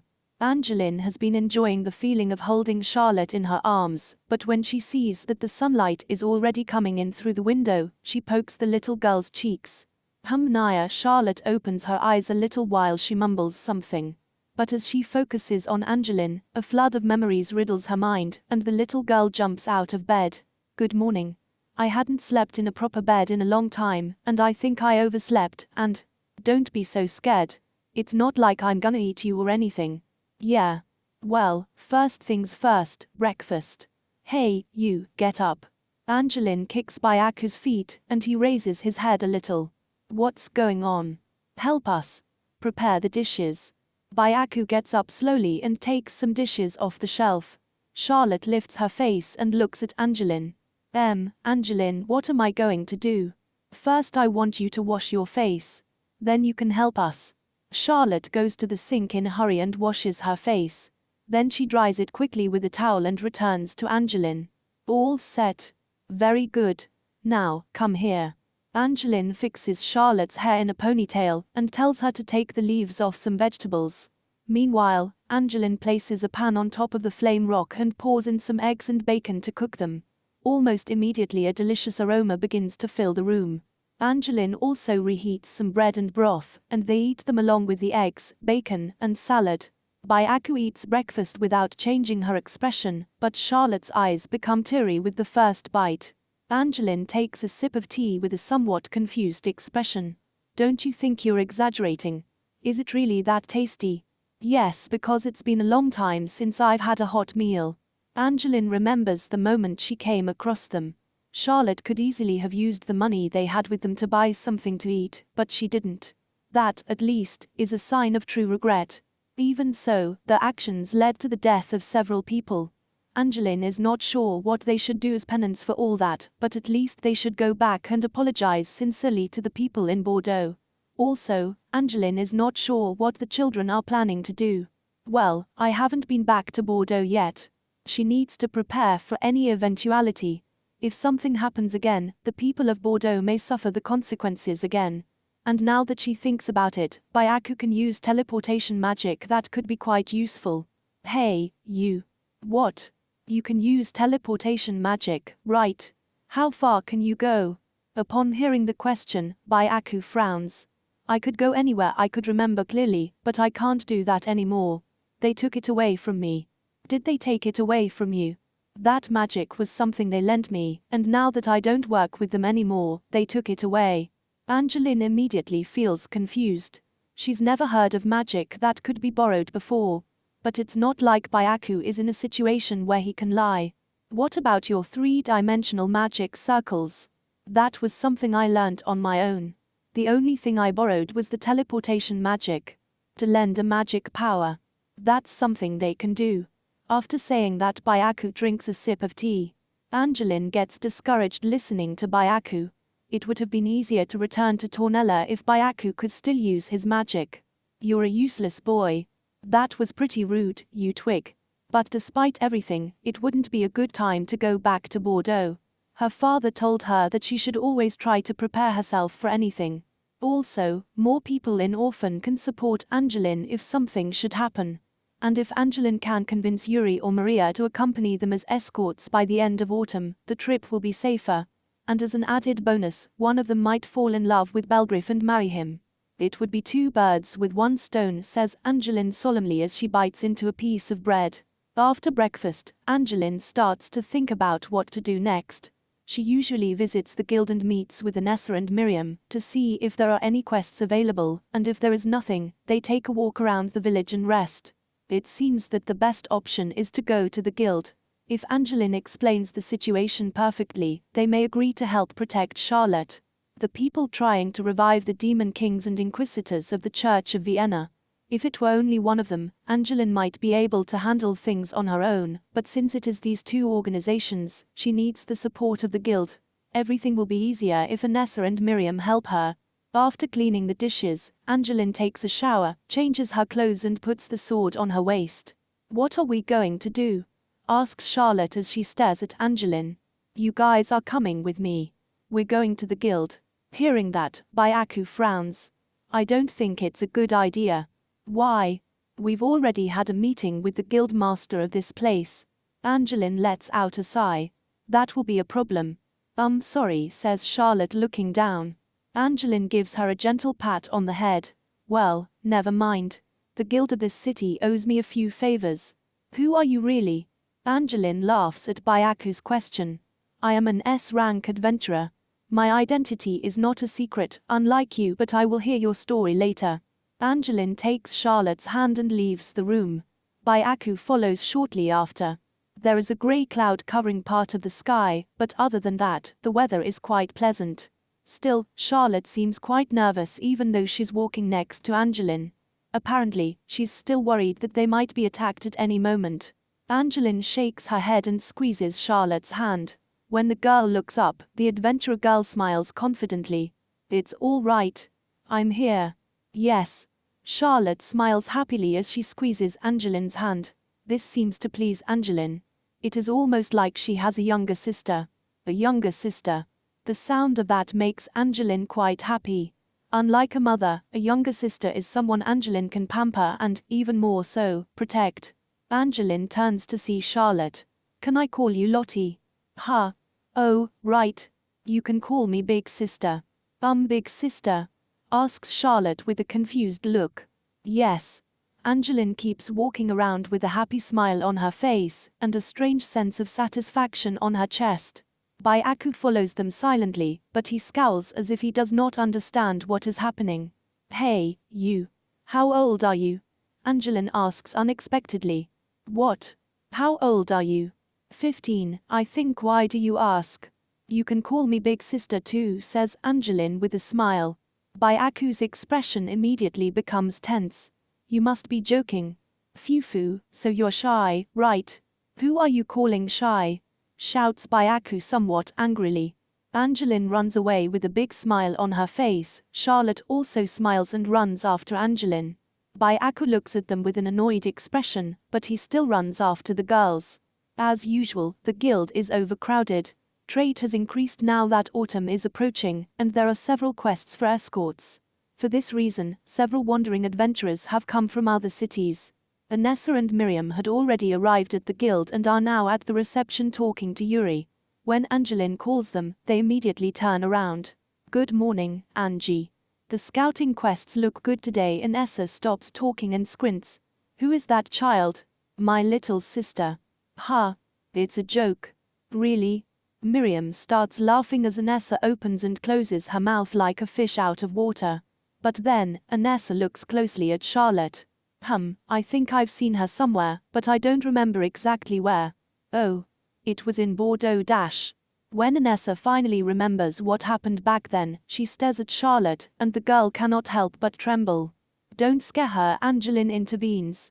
But, she is responsible for what happened in Bordeaux, right? What is she doing here? That's what we're here to talk about. Miss Yuri. Yes. Is the guild master here? Yes, he's here. Wasting his time as usual. Yuri opens the back door to the counter and invites Angeline in. Anessa and Miriam follow right away. They go through the door behind the counter and down the hall to the guildmaster's office. The old guildmaster decided to expand the guild's main building, and that space was being wasted. Now they're using it as a meeting room. In the past, the office looked like Lionel's bedroom, with only a bed, a desk, a couch, and a table. But now it's full of documents. When they enter the office, they find Lionel sitting at his desk reading various documents. Dortos is next to him, catching carefully over him. Chebulg is sitting on the couch, but because he hates office work, he has his hands behind his back and his eyes closed. The couch can barely support the weight of the huge man. Good morning. Hearing Angeline's voice, Lionel looks up and Chebulg smiles brightly. Ha ha ha ha. How unusual to see you here, Angie. General Musclehead. You look in good shape. I'm not exactly well. I have too much time on my hands. Dortos gets up with a tired expression and scolds Chebulg. Chebulg, you're being too noisy, Angie. What do you need? Yes. I want to discuss something with all of you. This could be problematic, don't you think, Miss Angie? I think I recognize those kids. Lionel looks directly at Byaku and Charlotte. Apparently, Charlotte also recognizes Lionel and Chebulg and immediately looks down. Sorry about the speech and everything. Chebulg gets up the couch with a huge smile. It's the naughty children of that time. Ha ha ha. This time I won't let my guard down. Come on. P.E. Charlotte hides behind Angeline as she hears Chebulg's thunderous voice. General Musclehead. It's not about that, says Angeline as she shakes her head. What? What did you say, Angie? Mr. Chebulg, please be quiet and sit down. I don't know the circumstances, but you've come to talk to me, right? Yeah. By the way, where are Ed and Gil? They had to take care of some business. Phew, that way they'll feel some of the stress I feel every day. Lionel smiles mischievously. Lionel and Dortos move some documents to create enough space for everyone to sit at the desk. But as there are not enough chairs, the girls sit on the sofa while Byaku is leaning his back against the wall. Lionel takes a deep breath and looks at Angeline with a serious expression. So, what's the story? These children are being pursued. What? What are you talking about? Angeline tells the whole story. Byaku and Charlotte intervene from time to time to explain the details. The existence of a group that seeks to revive the Demon Kings, the Inquisitors working under the orders of the Church of Vienna, and the conspiracy to frame Charlotte. Well, we can conclude that it would be bad if these children were killed, right? Dortos strokes his moustache. I heard about the coup d'etat in Lucretia. You are Lord Balmonk's daughter. Yes. Charlotte starts to cry when she hears her father's name after all this time. Lionel crosses his arms. He has a very serious expression. In other words, the Pope and his people are concerned about the attention little Charlotte is receiving. People don't know it yet, but the coup d'etat was dismissed in a private audience shortly after the event. You are Lord Balmonk's daughter, right? What would you like to do? If the people who are fighting for power find out about you, they would surely do anything to have you join them, or maybe they just want to take you out of the picture. Gahaha. So, since things got complicated, they've decided to eliminate you. Those bastards aren't playing around. That's not all. As the information has been leaked, people who want to use Charlotte's influence may start moving in the shadows, says Anessa. Dortos nods and continues to stroke his beard. But we can't trust them either. They may just want a puppet they can easily control. Angeline looks at Charlotte. Is there anyone you can trust in Lucretia? Charlotte shakes her head. All the people who ever helped or supported me have surely been arrested and tried as heretics. I don't think there's anyone in all of Lucretia who can help me. Lionel lets out a sigh. The Inquisitors. I'd heard rumors, but I never thought they were real. I wish I didn't have to get involved with the Pope and his people. I don't think that problem will ever affect us here in Orphan, Guildmaster. Lionel sighs again when he hears Anessa's words. I truly hope so, but people in power often do stupid and daring things. And I don't know what kind of individual would think of trying to revive the Demon Kings. They seem like the kind of guys we can't leave alone. What a drag. Will they aim to overthrow the government and the noble families, or do they want to conquer the continent? Whatever the reason, the result would not be good. Gahahaha. But from what I've heard, those guys aren't that good. They don't seem worth the trouble. Although it sounds like fun. About the problem in Lucretia. The people involved in the power struggle are slowly destroying each other, aren't they? We could just leave them alone, says Miriam. It's true. That turned out to be a very beneficial thing, says Anessa, nodding her head. Sadly, we cannot wait too long, as those who seek to end Charlotte's life might achieve their goal before they destroy each other. That's right. But at least it's a relief to know something about our enemies.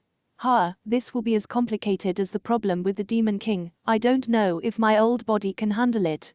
Charlotte can't help but interrupt the adults' conversation. You're really gonna help me? After everything I did?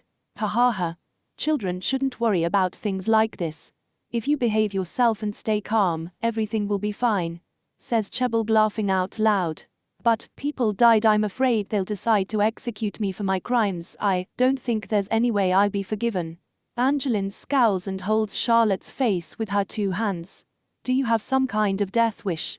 Charlotte opens her eyes and shakes her head. So don't talk about your execution so lightly, because even if you were to die, what's done is done. Yes. For now, it's enough that you understand that you did something horrible. We'll think about the appropriate punishment later on. We just need to focus on preventing you from being kidnapped or killed, okay? Yes, Charlotte nods shyly.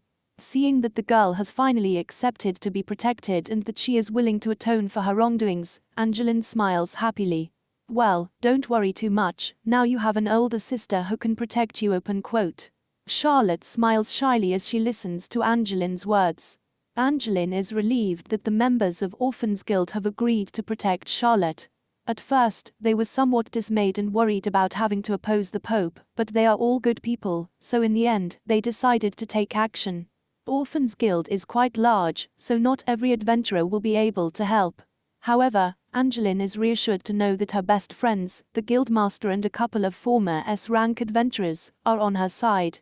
Besides, with a small group, it will be easier to handle things more discreetly. After the meeting, Angeline leaves the guild accompanied by Charlotte, Byaku and her friends. Angeline's party has decided to take the day off so that they can take care of the children's needs. First, a bath. You both are a little dirty. So that's what I smelled a little while ago. Remember, little one, girls should always be clean, Miriam says as she strokes her hair. Miriam, being a woman beast, can smell Charlotte quite easily. Good heavens, this situation has become very strange, Anessa says with a dismayed expression. Anessa does not seem comfortable with what is happening and stares at Charlotte, who walks with Miriam on one side and Angeline on the other while holding their hands. The girl seems to be extremely happy. On the other hand, Byaku follows the girls around without saying a word. Even during the meeting, the boy barely opened his mouth to explain a little about the organization he had worked for. Angeline separates from Miriam and Charlotte and lines up next to Byaku. There are still some things I want to ask you. Wasn't it enough what I said at the meeting? Angeline laughs at the boy's response. You and Lottie are different, aren't you? Lottie is an ordinary human, but you haven't revealed much about your true identity. Wow, I thought your brain was only good for swinging your sword, but it seems I was wrong. That's obvious. I'm the daughter of the Red Ogre Belgriff. I didn't become an S-rank adventurer just because of my sword skills. Someone's daughter. Hey, Byaku has an expression of displeasure. You are too carefree.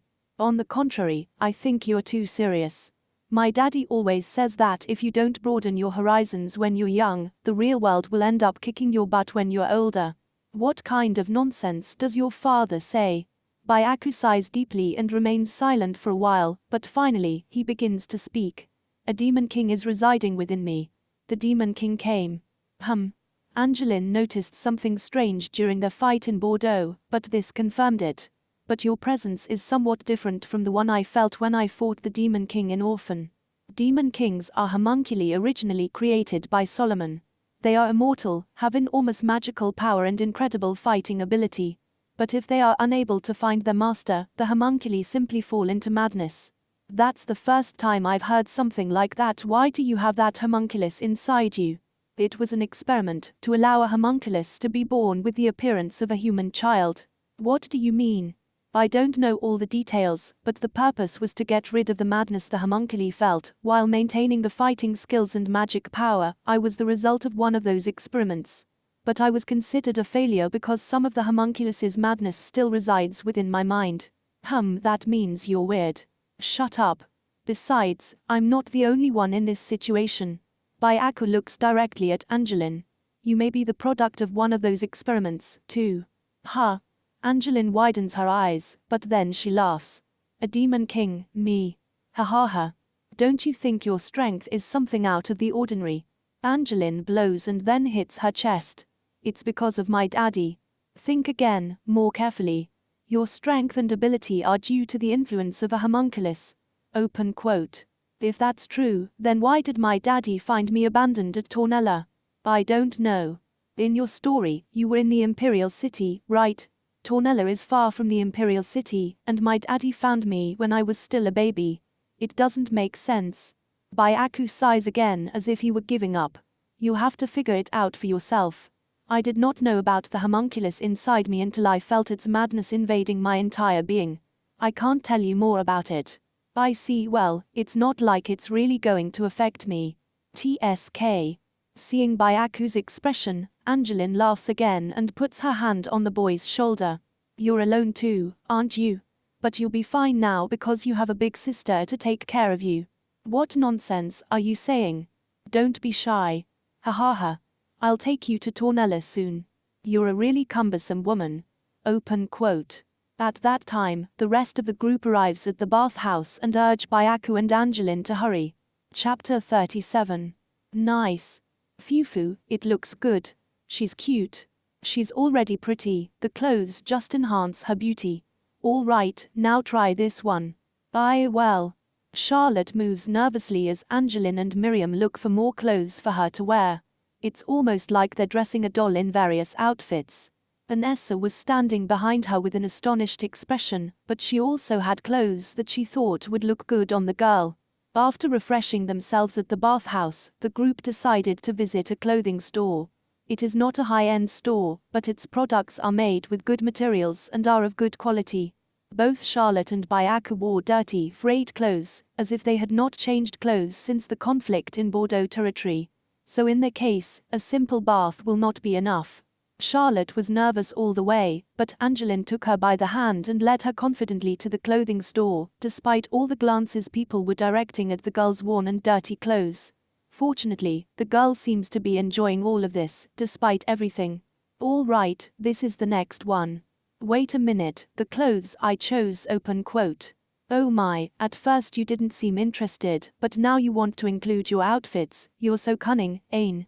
If you wanted to help us, you should have said so from the beginning. Open quote. Coo. It's not like I really want to do it. Fufu, don't be like that, it's not a bad thing. Your fashion sense is fantastic, Ain. Vanessa gives Charlotte a new dress, and the girl quickly changes her clothes. From the beginning, Charlotte was a shy little girl, and despite belonging to a well-to-do family, she never liked to wear fancy or flashy dresses. But her mood changes gradually. After a while she starts to model the dresses and twirl around with a big smile on her face. Charlotte is starting to have fun. Seeing this change, Angeline and her friends smile broadly. Byaku, on the other hand, is stunned by the scene. Why was this arrogant and incomplete idea of the world so contagious? It's all the fault of that silly girl and her father, this red ogre. Open quote. From Byaku's point of view, both Angeline and Belgriff are rose-colored people. Byaku was sure that they did not need their help and that he could even finish them off quickly if necessary. But now, Charlotte is also being influenced by their attitude. The caress of a warm hand, a few words, and the warmth of family. Byaku does not want to believe that this is all that is needed to change a person's perspective. This is creating an unpleasant feeling inside him. It is as if everything he believed in is denied outright. He was labeled a failed experiment and forced to live as a slave and murderer. All his life, Byaku has lived as an expendable tool. And as if that weren't enough, the boy has a demon king inside him who tries to destroy him at every opportunity. With all he's been through, things like warmth and love are superficial and unnecessary for him. At some point, Byaku stopped caring about everything, even his own life. It was then that he was assigned to protect Charlotte, and from the beginning, the boy thought it would be a tedious task. But the result was something completely different than expected. Charlotte began to have an influence on him, an influence awfully different from anything he had experienced before. And even though Charlotte was being motivated by her desire for revenge, it was something that kept the two of them together. But maybe everything that's happening now is for Charlotte's sake. She never really liked spilling blood or hurting others. Byaku cannot help but feel a mixture of emotions when he sees Charlotte with a broad smile and a gleam in her eyes, almost as if the dark desire of her heart had never existed. And although the boy wants to believe that he's happy for her, it's possible that he's jealous of her. You're alone too, right? But you'll be fine now because you have a big sister to take care of you. Byaku clicks his tongue and looks away from the girls. She can never be anyone's big sister. She's just like me, the boy thinks with some bitterness. At that moment, Miriam walks up to him and looks him straight in the face. Byaku remains silent for a while, but he finally feels uncomfortable and looks back at Miriam. What? I'm just thinking about what kind of clothes would look good on you. What? Byaku thinks of running away, but before he can do anything, Angeline holds him firmly by the shoulders, while she smiles cheerfully. We've already picked out Lottie's clothes. Now we only need to pick yours. You've got to be kidding me. Fufu. You don't have to feel embarrassed. Come on, we'll start with this. Byaku imagines himself being dressed in different outfits as if he were a doll, and immediately tries to free himself from Angeline's grip and escape. However, the power and intimidation that the S-rank adventurer exerts over him send a chill down his spine. No. Damn it. Let go of me, you're twig. Come on, stop joking around. Miri, take his clothes off. Of course. No. Stop. Byaku looks around frantically for help, and his eyes finally meet Charlotte's. Charlotte, dressed in a beautiful dress, makes a twirl and smiles at him happily. What do you think, Byaku? This dress is beautiful, isn't it? You two. All trace of hope disappeared from Byaku's expression. After several hours of torture for Byaku, the group leaves the clothing store. The girls had so much fun that they didn't even notice the time, and now the sun was beginning to set on the horizon. They were so engrossed in buying clothes that they missed their lunch hour, so they decide that the best thing, for now, is to find a place to eat something. Charlotte is in high spirits because of her beautiful new clothes, so she walks around happily holding Angeline's hand. Charlotte finally feels again the innocent joy that every child should feel at her age, and this makes Angeline feel reassured. On the other hand, Byaku feels exhausted and walks slowly behind the group. But his fatigue was rather mental, especially after trying on so many outfits one after the other. The group walks quietly down the street to the tavern they always visit. On the way, they can see people chatting cordially with their neighbors. There are also some pets walking around and children playing happily under the supervision of their parents. That is a very common scene in Orphan. There's no problem with magical beasts or bandits in the vicinity. And even if there were, Orphan adventurers are powerful enough to handle those kinds of situations. That's why it's good to enjoy this piece as much as possible. Suddenly, Charlotte starts to feel a little uncomfortable. I still have to pay back the people I ripped off. Looking around, Angeline realizes they're close to where Charlotte had sold the fake amulets. Do you remember all the people you sold the amulets to? Angeline asks with a scowl. No, I don't remember them. But I still have to give the money back.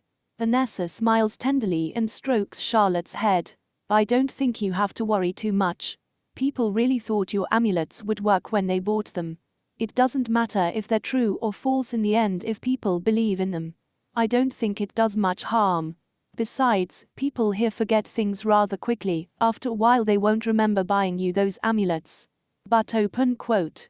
If you're still not convinced, then do what you want to do, but take your time. Although now that I see you, you're shy with strangers. Some of the people you want to pay back may try to extort money from you or even try to beat you up. You may also run into some degenerates. Charlotte looks down as she listens to Angeline's words. If you're going to continue, you must be prepared for that. Miriam also smiles and strokes Charlotte's hair. The girl's hair gives off a light floral scent. Well, it's not something you have to do right now, is it? For now, let's eat. Yes, that sounds much better. I'm really hungry. What's your favorite food, Lottie? Asks Miriam as she holds the girl's hand. Charlotte hesitates a bit, but after she summons up the courage, she answers honestly. I like seafood. There was always plenty of fresh fish in Lucretia. Seafood. I see. Elbron's seafood was good, but Lucretia's always seemed better. Charlotte seems happy to hear Miriam's words. Heh. Yes, the seafood from Lucretia is better than that from Elbron. The pasta with anchovies is incredibly addictive.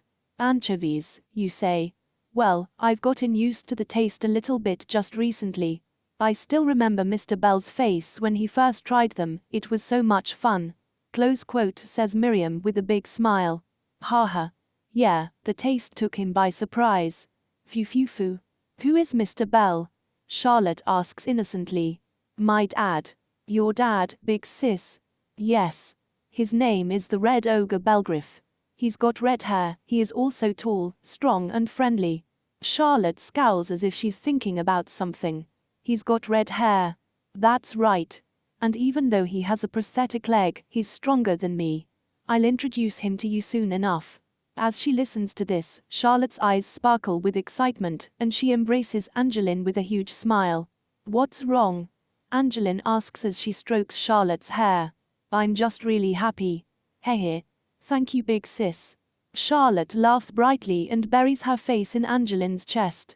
She doesn't quite know what's going on, but she still strokes Charlotte's hair, which is soft and smooth thanks to the bath. From behind, Bayako lets out a big sigh. Umlaut. All the sheep have been shorn and are now grazing with the young in the tall grass in the meadows, the wheat has been harvested, and the fields have been ploughed again, leaving them ready for new planting. It's been a while since Graham and Marguerite came to Tornella. The villagers had a hard time adapting to Graham's solemn and calm attitude, but Marguerite's rowdy and lively attitude made people get used to her much quicker, especially among the younger ones in the village. As for the boy who is in the depths of the forest, Belgriff considered that nothing will change if he is exterminated, so none of them has gone back into the depths of the forest. However, the extermination of the magical beasts that appear near the village has become a daily routine. Graham at first had his doubts about Belgriff's theory, but after some consideration, he agreed with it. Moreover, thanks to Marguerite's fight, Graham considers himself capable of defeating the child if necessary. But in spite of everything, the days go by peacefully. This tastes great, Lembas. I've never tasted anything like this before. Marguerite is talking in a good mood with a wooden cup in one hand. The young men of the village are huddled around her with dreamy expressions on their faces. Marguerite has a rough and tough demeanor, but thanks to her natural beauty and her radiant smile, the men cannot help but be attracted to her. On the other hand, the young women of Tornella cannot help but feel jealous of the newcomer. The party being held at Kerry's house had begun as a small dinner to thank Graham and Marguerite for their help with the village's chores and protection. However, the news leaked out, and it didn't take long for the villagers to arrive until it finally became kind of a small festival. In addition to the apple liqueur, Kerry is forced to open a valuable barrel of grape wine he bought in a faraway city. However, this keeps Kerry in a good mood, as his grape wine is a cheap price to pay to see the joy of the village, its people, and the elves. Belgriff is sitting at one of the tables, watching Marguerite and the young people of the village enjoying the youth. Tornella was characterized by being a quiet village without much contact with the outside world. But now we are drinking and dancing in the company of a couple of elves, it's something quite peculiar, thinks Belgriff. And then, the hanging bridge began to swing. Hey, Belle. Where can I find more wine? Asks Marguerite, waving the glass in her hand. Don't you think you've had enough, Maggie? Asks Belgriff with a bitter smile. What are you talking about? I don't even feel dizzy. The liquor in this place is rather soft. Marguerite turns around and starts talking to the young people again. Belgriff takes advantage of this moment and goes to where the host of the party is. You must be unhappy, Kerry. They've already emptied 2 barrels. Ha ha ha. At least we can tell that Princess Elf likes our liquor. Hey, you, get another barrel from the warehouse. Hey, you don't all have to go. All the young men rush to the warehouse in hopes of having the honor of serving more wine to the elf princess. Unlike the cheerful and noisy Marguerite, Graham is sitting quietly on one of the tables.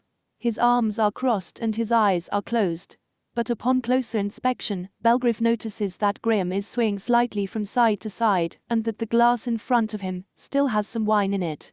Apparently, the great hero of legends is weak against alcohol. Many villagers are in the same situation as Graham. At first, they had all drunk happily, but now, they are sound asleep. Are you all right, Lord Graham? If you're too tired we can go home. Duncan asks the sleepy elf. Yes, thank you. Graham opens his eyes a bit and tries to get up, but he loses his balance and sits back down again. Seeing her uncle like that, Marguerite laughs out loud. You're still lightweight, aren't you, honorable uncle? Please be careful, Maggie. I don't want you to drink too much. But before Graham can finish talking, he shuts his eyes and falls asleep. I never thought the elf paladin had such a weakness. Ha ha ha, says Duncan as he supports Graham. Mr. Curry, thank you very much for everything. But I think it's time for us to leave. Come on, Lord Graham, I'll help you. I'm sorry for the trouble. I promise to help later with the apples. Graham seems to be mumbling some gibberish. He's clearly reached his limit. Duncan drags Graham along and they leave the party. The two of them have become good friends after taking many patrols together. Belgriff also wants to rest a bit, but he can't leave Marguerite behind, so he sits back and quietly drinks some wine. As for Marguerite, she continues to drink merrily as she tells her adventures with Graham and her battles with magical beasts. The party continues this way for several more hours until finally the villagers decide to return to their homes. Little by little all the guests leave Kerry's house, and the garden becomes completely silent. Well, that was fun, Kerry says with a yawn. Yes, how do you feel, Kerry?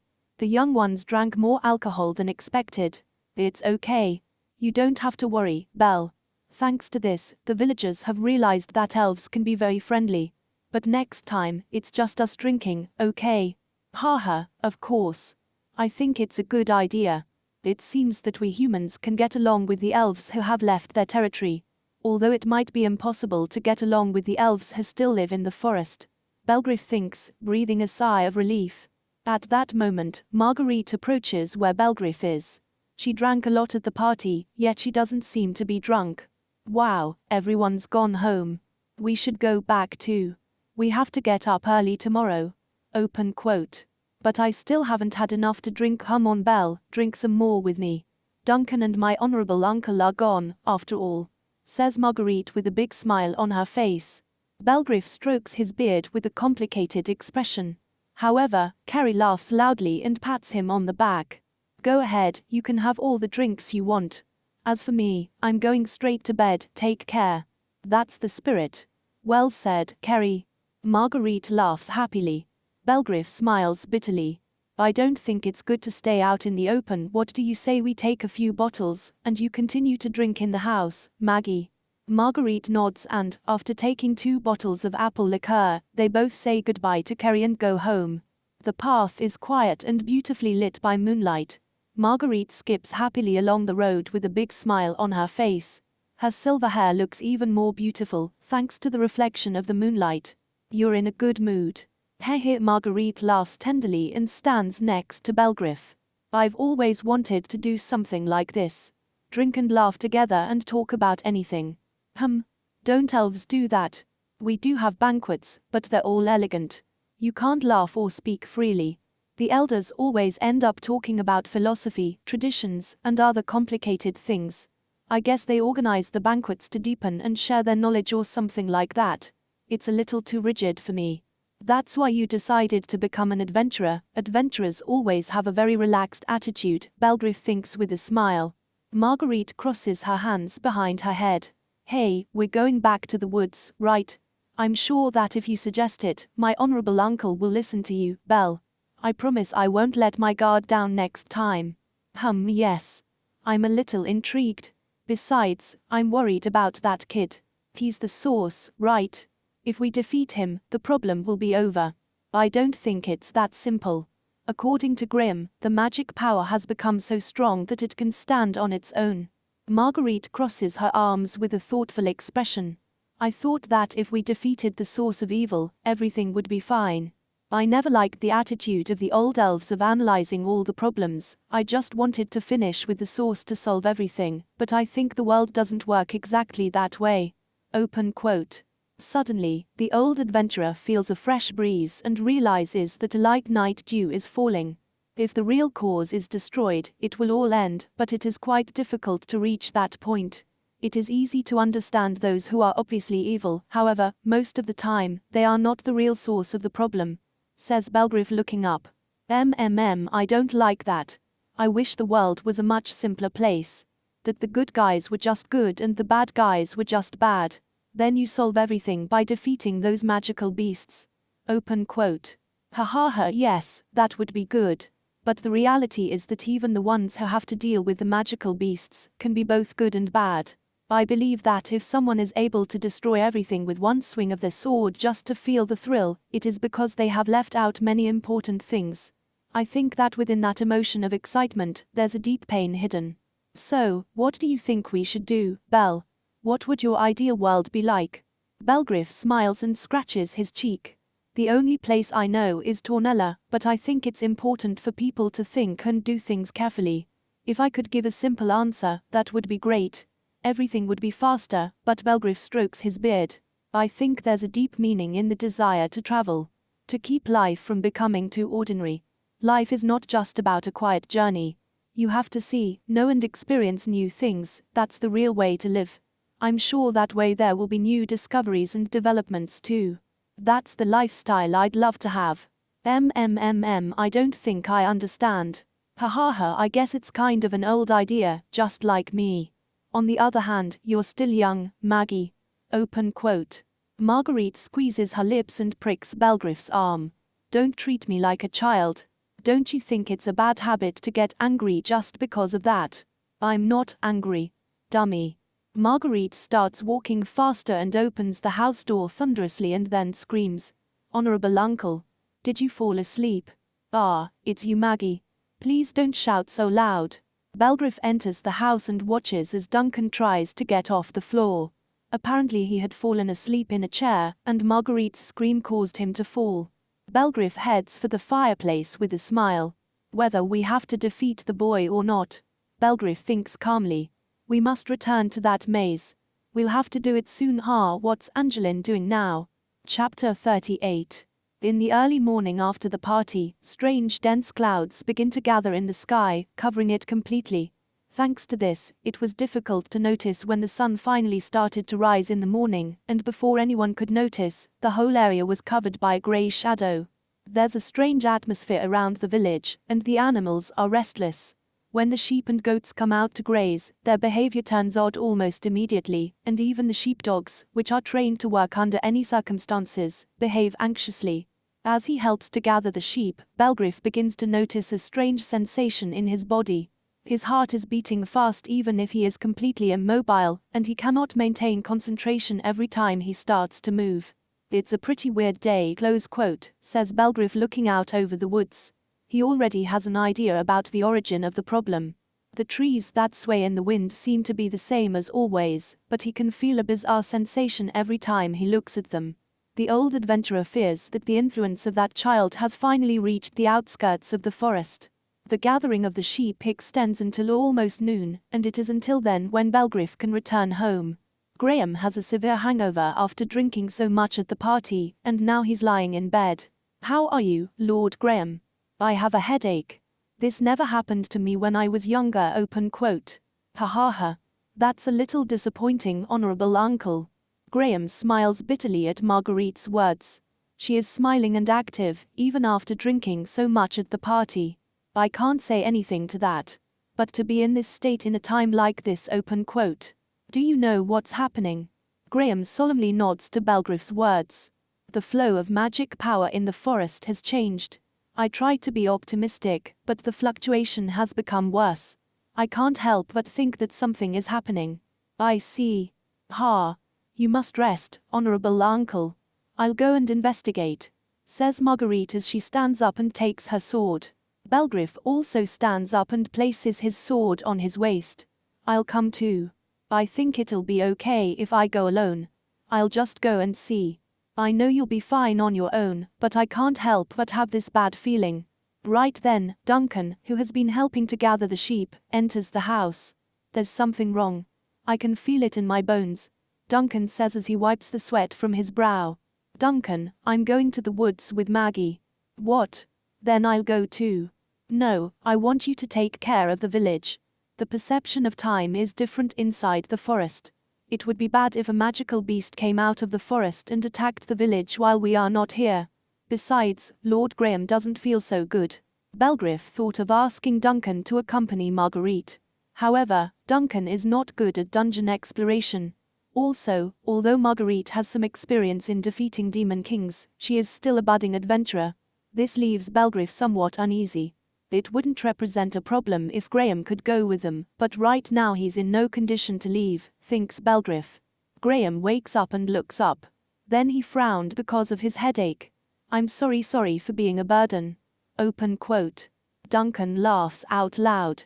You didn't turn down any drinks during the party, so you could break down the prejudices people have about elves. You don't have to feel bad about that, Lord Graham. During the party, Graham laughed and talked a bit with the villagers, and drank all the drinks they invited him to. The villagers felt delighted because of that. The elves were not as haughty as they thought, they too could sit at a table, talk and drink like the rest of the people. Because of that, people began to feel more comfortable around the elves. Graham knew this beforehand, and that's why he accepted all the drinks he was offered. That was his clumsy way of socializing with the villagers. Both Belgriff and Duncan knew that, and that's why they don't blame Graham for drinking so much. However, Marguerite finds this whole situation quite entertaining. Duncan turns to Belgriff. I understand. I'll take care of protecting the village and leave this problem in your hands. Thank you, Duncan. Maggie, it's time to go. Yes. Both adventurers prepare their weapons and tools and head into the forest. When they arrive at the entrance, a strong and strange feeling surrounds their bodies. A warm wind blows through the trees, bringing with it a foul smell. It's an unpleasant feeling. A lot has changed in a single day. That boy is showing his true colors, isn't he? Says Marguerite with a scowl. I don't know, but we have to go in anyway. We have to make sure we don't get separated, okay? Don't treat me like a child. They both go into the woods. The trees twist into strange shapes, and the leaves have turned a dull purple color. The refreshing scent of grass and leaves has disappeared, and instead, a smell of rotten meat prevails. The roots of the trees are intertwined and stick out of the ground, breaking up the rocks and making the path difficult. It's no longer the forest that often seemed like a quiet back garden. Belgriff looks around with mixed feelings. It's terrible, it's changed so much. The forest is not yet dead. But if we leave it like this, it will surely die. I know of a forest that died because of the Demon King. Suddenly, both feel the number of creatures increasing around them, and they immediately draw their swords. At the same time, many magical beasts jump out of the shadows. In addition to low-rank magical beasts like the greyhounds and giant toads, there are also high-rank magical beasts like the chaos hounds. Damn, I think we waited too long. I told you we should have investigated all this much sooner. As she was saying it, Marguerite slays some magical beasts with incredible precision, quickly finishing off a large number of them. Belgriff uses his own fighting style, as always. However, his movements are more precise, and his prosthetic leg seems to provide greater support when moving, making his fighting style much more effective. After 2 months, Belgriff's training with Graham and Duncan is finally paying off. The old adventurer is surprised and happy to be able to face high-rank magical beasts without much difficulty. Even at this age, I can still grow, Belgriff thinks with a smile. However, the number of enemies does not seem to be decreasing despite all the time that has passed. The magical beasts continue to attack one after another, jumping over the bodies of their companions, and making the fight much more complicated. So, Belgriff jumps back and sheaths his sword again. Maggie, get behind me. Without wasting a second, Belgriff takes a packet of powdered oil from the pouch on his waist and spreads it around. This powdered oil is an economical replacement for the firestones that people use to light their fireplaces and stoves. Seeing Belgriff's intentions, Marguerite quickly gets behind him. Hey, Belle. It's not smart to use fire in this place. However, Belgriff has already taken out a small magic tool, and by shaking it a little, it lights a flame. The old adventurer drops the tool into the oil powder, and it ignites in a matter of seconds, causing the magical beasts to get startled and stop their attack. Immediately, Belgriff turns around and starts moving. Come on, Maggie. What? But fire will spread to the rest of the forest. Don't worry. There is a water source near here, also the ground is covered with moss, and there is quite a lot of moisture. There are no leaves or dry grass on the ground, so the fire won't spread too far. Marguerite had not paid attention to it before, but it is true that when she takes a step, she can feel the moisture produced by the moss. That was amazing. So you've got a few tricks up your sleeve, Marguerite says with admiration as she runs alongside Belgriff. All adventurers must have at least one.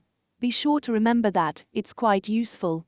The two adventurers move quickly through the rugged terrain, leaving behind the magical beasts that have been stopped by fire. Belgriff occasionally looks up into the treetops to check the flow of the wind and gradually adjusts his direction into the depths of the forest. As the adventurers go deeper and deeper into the forest, they realize that the deformation of the trees becomes more and more horrific, and that the magic power becomes so harmful and heavy that it has begun to cause them physical discomfort. TSK, it's an unpleasant magic power, that's why the demon kings are close quote, Marguerite says with an expression of displeasure. So this is because of a demon king. The magic power is similar. However, it's a little different from the other demon kings I've faced. After walking for over an hour and defeating all the magical beasts that attacked them on the way, the adventurers finally arrive at the dome. The trees are also twisted in this place, however, some trees are unusually straight and are lined up at regular intervals, as if they were the pillars of a temple. Marguerite smiles broadly and grabs the hilt of her sword. This time I will not let down my guard. It's time for my revenge. Take it easy, Maggie. You can't go on your own, okay? For the time being, we'll move at my discretion. Hey, I know what I'm doing too. The dome doesn't have any kind of entrance. The branches are intertwined on all sides. So Belgriff wields his sword and cuts through the wooden latticework, creating an entrance. Once inside, they encounter an atmosphere full of miasma. The trees inside the dome, which were once large and vigorous, are now grey and dying. All this is caused by the miasma. Belgriff quickly looks around for the child and finally finds him lying on the ground right in the middle of the dome. But the child doesn't seem to be sleeping. Belgriff quickly approaches the child. The kid has his eyes closed and is taking shallow breaths. The child's body is covered with sweat and he seems unable to move. What's going on? Belgriff pulls a tissue out of his pouch and starts wiping the child's sweat as he looks around. The miasma is getting denser and makes them feel even worse. The demon king is dying, but the state of the forest is getting worse. I don't understand what's happening, says Marguerite looking askance at the child. We don't know if this child is the cause, Maggie.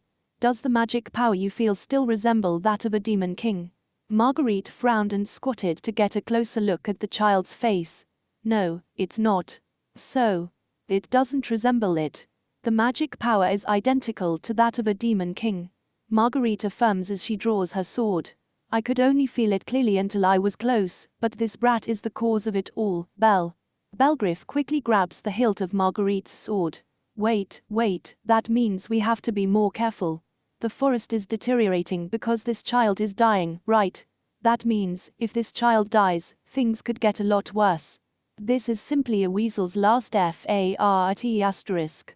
The Devil King tries to wipe out everything he can before he dies. No. This child has kept all this harmful power isolated all this time. And that could be why the child is dying now. Belle, don't be fooled by their appearance. Will you take full responsibility if your theory is wrong, and Tornella ends up destroyed? Yes, I will. And if the worst happens, I'll take care of the child myself. Besides, Lord Graham's in the village, so if anything happens, he can help us out. Marguerite is taken by surprise at the unwavering determination that accompanies Belgriff's words. At that moment something shakes the dome sharply. The withered leaves disperse, the branches and trunks crackle, as if they were carrying an enormous weight and end up breaking. The two adventurers immediately turn their gaze up. Ugh! Marguerite opens her eyes in surprise and raises her sword. A strange magical beast has broken the roof of the dome. The magical beast is black, has 4 legs, and is much taller than an average person. But what is incredibly disturbing is that, where its face is supposed to be, there are all the faces of the animals and magical beasts that used to inhabit the forest. Marguerite rubs her arm nervously to calm her nerves and hide the goosebumps. That's disgusting. What kind of creature is that? It's like a mixture of all the animals and magical beasts of the forest. How is that possible? I've heard that something like that can happen in high-rank dungeons, but it's something I've never seen before. The deformed beast roars with thunderous force and disperses all the miasma that surrounded its body. The roar makes the child begin to tremble and cry from anguish. Scary, scary, open quote. Marguerite turns to see the child and then the hideous beast. That disgusting thing is absorbing the child's power. That thing is the source of the problem. Here it comes, Maggie. Belgriff hugs the kid and jumps aside. Marguerite also jumps quickly in the opposite direction. The deformed beast had already lunged at them as it roared fiercely, and just where the adventurers were a few seconds ago, the beast landed with tremendous force, causing the ground to break on impact. Hey, Belle. You're not going to say that we don't have to kill that thing either, are you? Shouts Marguerite. Of course not. Don't let your guard down, Maggie. That's obvious. I'll get rid of that thing quickly. Marguerite turns her body and jumps near the magical beat. The elf girl wields her sword at incredible speed, leaving behind only trails of light and severe damage to the body of the hideous creature. The beast's front legs are destroyed and scattered across the floor. Ha! It's not as strong as it looks, Marguerite says with joy. But before she could boast of her absolute victory, something happens that leaves the elf girl in awe. The leg fragments change shape and become black magical beasts on their own, all while the giant beast regenerates its front legs. Marguerite is stunned for a moment, but immediately raises her sword again and smiles broadly. Interesting. I'll keep cutting up your body until you die. Marguerite cuts off the beast's front leg again, and then destroys the little monsters that cling to her sword. Belgriff tends to the child while keeping an eye on his surroundings. The child still seems to be suffering, but his complexion has improved a little, perhaps because the deformed beast has stopped absorbing the magic power and has concentrated on its battle with Marguerite. Demon King, huh? Belgriff has never heard of a demon king that looks like this. Originally the demon kings were artificial life forms created by the great philosopher Solomon. But for what purpose did he create them? Belgriff doesn't know the answer, but what he does know is that he must focus on the problem at hand. Belgriff comes out of the dome with the child in his arms, and then gives him a medicine pill, although the old adventurer doesn't know if it will be of any help. He then wraps the child in his cape, and leaves him in a place where he seems to be safe. Don't give up. Close quote, says Belgriff and then turns to the dome. Marguerite jumps up and down with movements that seem to defy gravity, as she continuously attacks the huge body of the deformed magical beast. However, all of Marguerite's efforts appear to be in vain, as the magical beast regenerates all damage almost instantly. It seems that the magical beast has a great advantage since it recovers its strength by absorbing the miasma and the magic power inside the dome. However, Belgriff is sure that a magical beast like that must have a core. Because if there is no core, then that whole cluster of animals and beasts could not exist. Belgriff takes one last look at the boy, draws his sword, and enters the dome again. Marguerite, you mustn't fight like that. We must find the core of that thing. Core? What are you talking about? I don't know what it looks like, but it should be hidden somewhere in his body. Follow the flow of magic in that thing so we can find it. I see. Marguerite jumps with all her strength, and, swinging her sword with both hands, cuts the neck of the magical beast. However, the head of the beast begins to regenerate almost instantly. Thanks to this attack, Marguerite realizes that the core must be inside the body of the beast. Marguerite's skills and dexterity were superior to his own, so the old adventurer decides to support her by destroying the little beasts that moved around. Marguerite continues to slice through the monster's torso at terrifying speed. However, the creature's regenerative ability does not lag behind. The beast squirms and growls fiercely, but Marguerite doesn't stop and continues to search for the creature's core. Yes. Here it is. After several minutes, Marguerite finally finds an object that is of a different color from the body of the beast. However, the body quickly begins to cover it again. Marguerite dodges a fierce attack from the beast and then, using all the strength of her body, she stabs her sword directly into the core. The beast lets out a deafening roar and then twists in agony. Ha! Finally. Seeing the state of the beast, Marguerite lets her guard down. But suddenly, the creature's torso is divided into several parts. All the parts are immediately transformed into different magical beasts and surround Marguerite. Marguerite widens her eyes in surprise and tries to retrieve her sword, but the core has melted, trapping the girl's sword inside. The magical beasts don't waste this opportunity and pounce on the elf girl. Damn. Marguerite closes her eyes and then feels a blow that throws her to the ground. However, the elf girl does not feel any cuts or lacerations on her body. You idiot. You must never close your eyes on the battlefield, shouts an angry voice. Marguerite opens her eyes and is surprised to see Belgrif stopping the attacks of some beasts with his sword, while he drives the others away with strong and precise blows. Belle. Don't get distracted. This isn't over yet. Belgrif pulls a dagger from his pouch and throws it away, burying it right between the eyes of the beast that was trying to attack Marguerite from behind. The monster gives a sad whimper and falls on its back. Marguerite bites her lip and stands up with new determination. Then she grabs the hilt of her sword again and shakes it violently until it is free of the core. Damn it. Marguerite kicks the ground and pounces on the magical beasts, defeating a large number of them in an instant. Each of the girl's attacks is filled with her resentment of her own inexperience. She had dropped her guard once more, and she was about to suffer the consequences again. After several minutes of fierce fighting, Marguerite and Belgrif manage to finish off the last magical beast, and can finally breathe a sigh of relief. Are you okay, Maggie? Damn it. I said I wouldn't let my guard down, but I close quote. You can learn from this experience. Besides, I'm the one who told you to destroy that core. I'm sorry. Belgrif says softly as he sits down and takes a bandage from his pouch. Marguerite looks at the old adventurer and notices that there's blood running down Belgrif's left arm. Belle, you're hurt. Don't worry, it's nothing serious, says Belgrif with a smile. Then he rolls up his sleeves and applies a balm to the wound in his shoulder. Sorry to ask you this, but could you bandage me up? Yes. Marguerite slowly approaches Belgrif and takes the bandage. Marguerite scowls at the sight of the wound left by one of those hideous magical beasts. This happened when you protected me, right? Close quote. I told you not to worry, it's nothing serious. Besides, it's my fault for not blocking the attack properly. Marguerite knows that wasn't true. She put them both in a perilous position by letting down her guard. Marguerite immediately looks down as she notices some tears threatening to escape her eyes. Once again, she caused trouble for others and can't help but feel like an idiot. A few minutes of silence pass by, but suddenly, the flow of magical power changes again inside the dome. Belgrif and Marguerite look up in surprise and see another black magical beast regenerating around the core.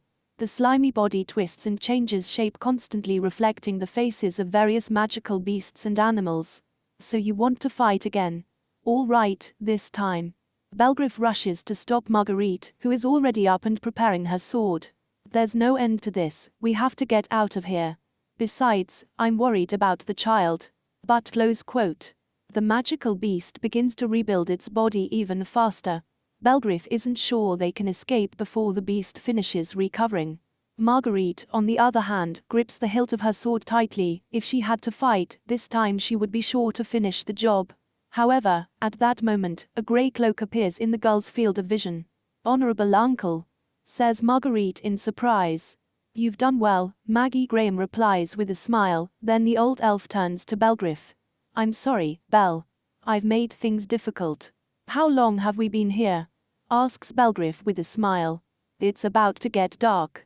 How are you? A little better. Graham unsheathes the broadsword in his back. The sword immediately emits a strange roar and begins to glow. Then, the old hero transfers an enormous amount of magical power to his sword and raises it above his head. Then the old elf steps forward and wields his sword down. Immediately afterward, a huge shock wave is exuded from his sword and annihilates the deformed magic beast. Not only that, Graham's magical power completely disperses the miasma and the distorted magical power within the dome. Even the air, which was once polluted, is now fresh, like a spring breeze.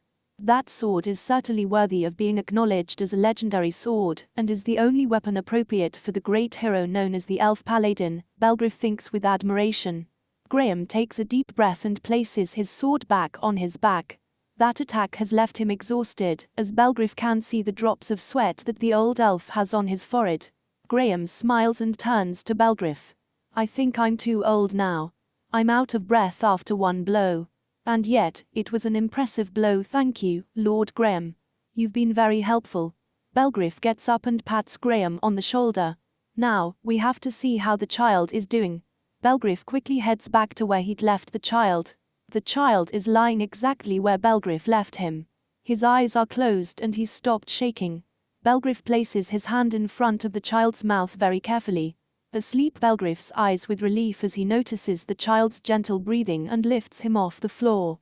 The child mutters in his sleep and rests his head on the old adventurer's chest.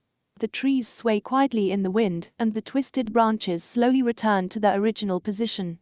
At the same time, the forest is sunk in the darkness of the night, and the star-filled sky can be seen through the tree branches. It seems that the distortion of time within the forest has also disappeared. Umlaut. This is a theory, but the distorted magical power may have created a spontaneous mutation, instead of affecting creatures gradually as it commonly would. I have no other explanation for that mutated magical beast. I see, and what about the child? The child's body and organs are practically human, but the magical power that resides within them is something completely different. It's almost identical to the magical power of a demon king. I'm almost certain that the people who created the child used nearly all the magical power within him, leaving almost nothing behind. I don't think he poses any danger. It's amazing how much you know, honorable uncle. I still don't know many things. Looks like you still need more training, Marguerite. Ugh, I'll do my best. Anyway, this is still a bit complicated. I never believed that a demon king could appear in the guise of a human being. I've never seen anything like it before. But what was that strange monster? And why did it try to kill this child? This is also a theory, but the magic power of the Demon King and the magic power of humans are completely different. I think that when the physical body was rebuilt into something close to humans, a kind of disruption was created, which eventually caused the magic power to be expelled until it was almost depleted. At this point, the magical beasts began to merge because of this power, and the resulting creature tried to absorb all the remaining magic power. Losing all that magic power caused the child to lose his life force as well. Close quote. Hair. But still, that filthy creature didn't have a chance to defeat you, honorable uncle. I'm so envious. I would have loved to have watched Lord Graham's mighty attack closely. Haha, sorry, Duncan. Belgriff says with a smile, but I'm glad you protected the town. Oh, hey, come on, that's not food. Belgriff rushes to pick up the child who was nibbling on the wood near the fireplace. The child stares at Belgriff with his dark eyes. It has been a day since the dome incident, and the weather has improved considerably. The sheep and dogs, which had been nervous the day before, have recovered their composure and now graze peacefully in the nearby meadows. Sightings of magical beasts have also decreased, and the forest is slowly regaining its usual appearance. The quiet routine is gradually returning to Tornella. The child has completely lost his magic power and has no idea of his own identity. But it seems that the child has become attached to Belgriff and follows him everywhere. No Devil King has anything that could be called home, so it was decided that the child should stay with Belgriff. Marguerite watches the child as Belgriff gives him something to eat and says, "What do you intend to do with that child? It's not like I can throw him out on the street, right? I think I should raise him." Raise him? Our child is a demon king, you know. Are you okay with that? But he has almost no magic power anymore, right? Well, yes. The child sneaks up to Belgriff's back and put his little arms around his neck, then the child starts pulling the old adventurer's beard with a curious look. Belgriff laughs out loud at the child's behavior. I don't think this little guy is dangerous. Well, this is Bel's home, so it's up to him to decide, says Graham. Marguerite simply shrugs her shoulders. Duncan and Graham don't seem to have any objections either. My family has grown yet again. But I don't think it's a bad thing. How is Angeline going to react, I wonder? Belgriff thinks cheerfully. In the end, things are the way they are. No one hears the words Belgriff whispers. Chapter 39. The fingers move with incredible dexterity and delicacy, untangling, combing, and tying the beautiful soft white hair. Charlotte has her eyes closed and a relaxed expression. Good, it's done, Yuri says with a smile after tying up the ribbon. Charlotte looks in the mirror in front of her and smiles shyly. The braids are elegantly tied at the back of the head with a thin sky blue ribbon, which matches Charlotte's white hair perfectly. Charlotte runs her hand through her hair and then looks at Yuri over her shoulder. Thank you.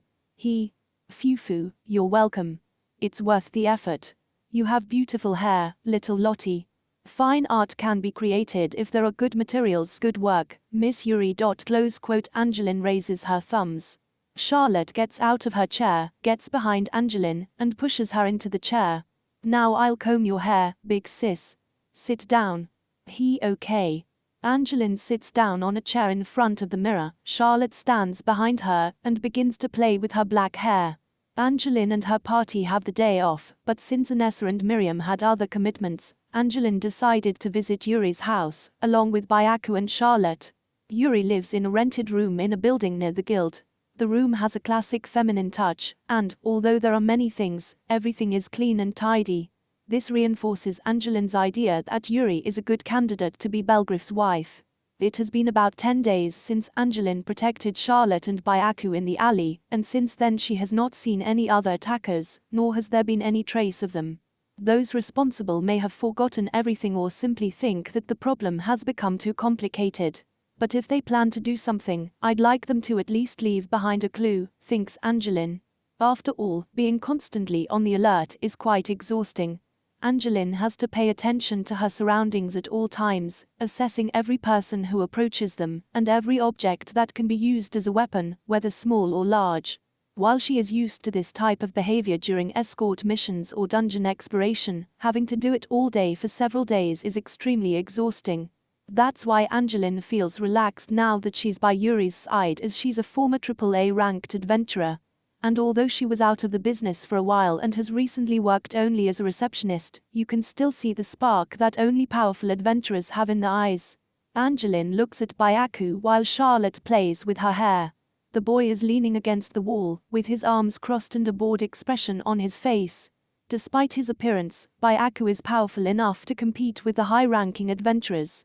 Once he was able to repel the attacks of Lionel and Chebulg, but Angeline does not want Byaku to get involved in any more fights. It is not that she cares about the Demon King within Byaku, it is just that she does not want a boy younger than her, and who is certainly not even an adventurer, to have to fight like that. Besides, those dark feelings may be reawakened if he fights again, thinks Angeline. Of course, Angeline has not mentioned any of this to Byaku. But she's determined to protect him just like Charlotte. This way the boy would also call her big sister, and he could be a normal happy boy at last. Phew, a big family. How will her dad react when she takes these two to Tornella? Angeline is sure Belgriff will be surprised, but at the same time, he will be happy and welcome the children with a warm smile. Angeline smiles at the thought of Belgriff's surprised face as she sees her family grow. But what she doesn't know is that there's already a new member of the family in her house. Well, it's ready. Angeline comes back to reality when she hears Charlotte's cheerful voice. Then the adventurer lifts her face and sees her reflection in the mirror. Her long black hair, which was always unkempt and loose, is now neatly combed and gathered into a beautiful braid that rests on her right shoulder. Oh my. I thought you'd look pretty in a braid, big sister. I'm not used to hairstyles like this, but it's quite nice. Thank you, Lottie. You're welcome. Angeline strokes Charlotte's head, and she smiles brightly. After only 10 days, Charlotte has grown fond of Angeline and vice versa. At which point, Yuri pricks Angeline's cheek from behind. Why don't you put on some makeup too, little Angie? And I never wear makeup, says Angeline, a little surprised. Suddenly, Charlotte hugs Angeline. Huh? Why? I'm sure you look prettier in makeup, big sister. No, it's not my style. Besides, but you can't get a boyfriend that way. You have to try new things. Come on, let's try it. But, I don't like the feeling of putting something on my face. It reminds me of the disgusting repellents we use in dungeons. At that moment, Angeline hears a chuckle, and when she turns around, she can see Byaku smiling. What? Angeline asks with a scowl. Even if you wear makeup, you'll still look like a magic beast. You're right not to use it, you twig. Angeline's eyebrow twitches slightly, but after thinking carefully for a few seconds she begins to laugh maliciously and turns to look at Yuri. Why don't we just put some makeup on him? We can also put some nice clothes on him and play for a while. Byaku's face pales immediately. Without missing a beat, the boy turns and runs to the door. However, in the blink of an eye, Angeline appears right next to him and pushes him to the wall. Let me go, you twig. I think I have something for him, somewhere. Who said that? I told you to let me go. It's just a little joke. Easy, little Byaku, we'll make you look cute.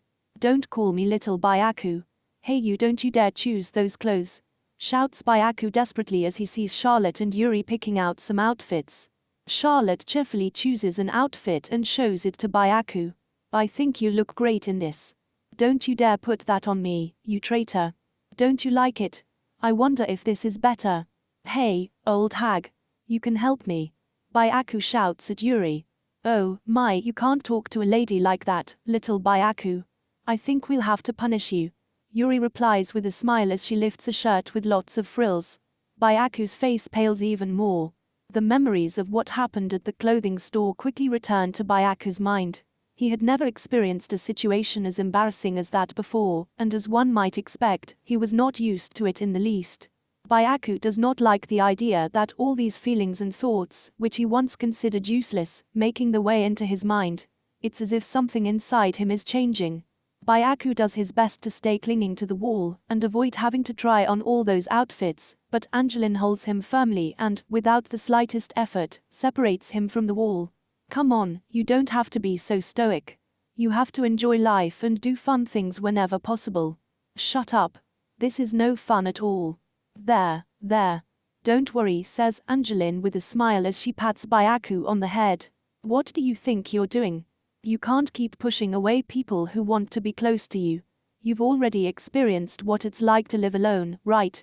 You can't keep frowning all the time. What does that have to do with trying on all those outfits? Angeline just smiles. Come on, I know you're a very emotional person. You're always trying to hide your feelings, but inside you, all those emotions are still present. Certainly, Byaku usually ignores any beautiful scenery, tasty food, and any kind of game or toy. It's as if he doesn't want such things to divert him from his behavior. Both he and Charlotte have escaped from the dangerous and abusive environment in which they lived, but it seems that he has not changed much. It's like he doesn't want to change at all. That's what Angeline doesn't like. It's like he's making his life sad and lonely on purpose. Why would anyone want to do something like that?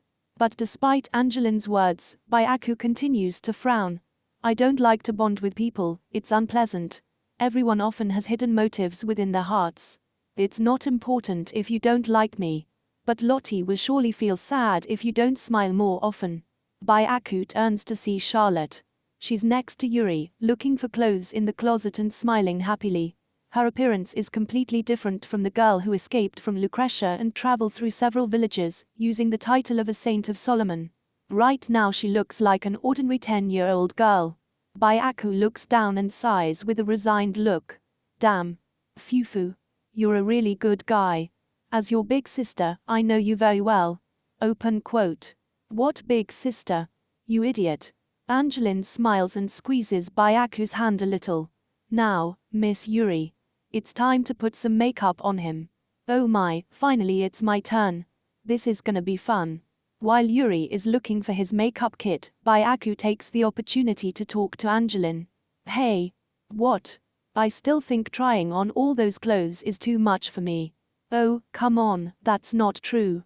You find this very amusing, don't you, you damn twig? Angeline doesn't say anything and just sticks out her tongue. E umlaut. Angeline and the children finally leave Yuri's house. Charlotte is very happy while Byaku seems to be exhausted. Angeline and Charlotte are excited because Byaku looks much prettier than they expected in those flashy clothes and makeup. Byaku, on the other hand, is extremely miserable. The three of them are looking for a place to have lunch. There are too many people on the street, and if one doesn't pay attention, one could end up getting lost. For this reason, Angeline holds Charlotte's right hand, while the girl holds Byaku with her left hand. There aren't many clouds in the sky, and the sun is shining brightly. However, because of the heat and the crowds, it is difficult to walk freely. As Angeline enters a nearby store, Charlotte seizes the moment and talks to Byaku. Hey, Byaku. What would you like to eat? I don't know. You guys can have whatever you want. HMPH. I'll tell Big Sis on you if you keep acting like this. You've gone soft. Byaku says with a sigh. After that, Angeline leads the kids to one of the alleys, and they walk down a narrow path. Then they go up a little dirt road and up a slope. Angeline knows a small cafe that is near there, and she has even visited it on other occasions. Angeline finally finds the cafe, and when she opens the door of the establishment, she and the kids are greeted by a gust of cold wind. The owner of the cafe is a retired magician, and the place is constantly under the influence of a cooling spell. However, even though the place is quite cozy thanks to the control of the owner's magic power, there are not many customers in the cafe. This may be due to the lack of signs or advertisements outside the building. Angeline looks around and sees a familiar person in one of the seats. Granny Maria, says Angeline, tapping the person on her shoulder. Maria is drinking something, but when she hears Angeline's voice, she looks up with a surprised expression. Angie, you shouldn't come to a strange place like this. It's weird seeing you in town, Granny Maria. Did something happen? I needed some ingredients. I came to this place because I wanted to see the quality of the ingredients for myself. But it's still as unhealthy as ever, right? Says Maria as she fixes her muffler. She also has a big bag next to her feet, surely that's where she has all the ingredients she has bought. Did you change your hairstyle, Angie? Phew, you realized. Angeline happily runs her hands through her braids. Maria takes a drink from her glass and then looks at Charlotte and Byaku. Who are these children? My little sister and my little brother. Ah, just kidding. Due to some strange circumstances, they are living with me. I see. But don't ever lie to me again, open quote. Phew, I'm sorry. This is Charlotte and this is Byaku. Come on, say hello. Encouraged by Angeline, Charlotte bows a little, while Byaku just nods quickly. Maria squints and looks at Charlotte, then Byaku. You both have a lot of magic power. But the quality of the boy's magical power is a little strange. Who the hell are you? Who knows? Jar. You're a cheeky little brat. But try to keep those magic patterns under control. Byaku's eyes widen in surprise, and Angeline looks at the boy with a suspicious look. Are you using your three-dimensional magic patterns? Well, yeah, it's a precautionary measure. It's not a bad idea to use invisible patterns as a defense mechanism. But yours are too crude. You should have built them better. That's none of your business, open quote. Shut up. That kind of half-assed magic makes me uncomfortable. Maria mumbles something and shakes her finger slightly. Suddenly, several three-dimensional magic patterns appear around them. Byaku seems surprised and squints. Look at this. Your attack pattern is locked into this plane. This circle here should be a sphere. This is where the cubes and tetrahedrons intersect. And you can't just add a frame to a cube. Also, if you don't add another pattern here, your magic will leak out. TSK apparently, Byaku realizes his mistakes when he hears Maria's explanation, but the boy says nothing and just clicks his tongue. Angeline laughs and places her hand on the chair in front of Maria. Granny, can I sit here? As you wish. But don't make too much noise. Maria leans even more in her chair and lets out a loud sigh. Charlotte also sits in a chair nearby and takes the opportunity to talk to Angeline. Granny. Yes. Granny Maria is a great magician. Thanks to her magic, she hasn't aged at all even though she's 68, or was it 69? She's very pretty. Like a real maiden. Charlotte looks at Maria with an expression of admiration. Then she looks at the clothes Maria is wearing and tilts her head. Doesn't she feel hot in all those clothes? Oh, well, because of a strange illness she's always cold. Hearing that, Charlotte is horrified. I'm sorry, I didn't know. Of course you didn't. Come on, just order something and stop bothering me, Maria says casually and then takes another sip from her glass. Although the food is not extraordinary, Angeline can have a pleasant conversation with Maria while eating. You haven't coughed today, Granny? Oh, yeah. I've been testing a new drug. But the ingredients are surprisingly expensive. I can only get them so many times.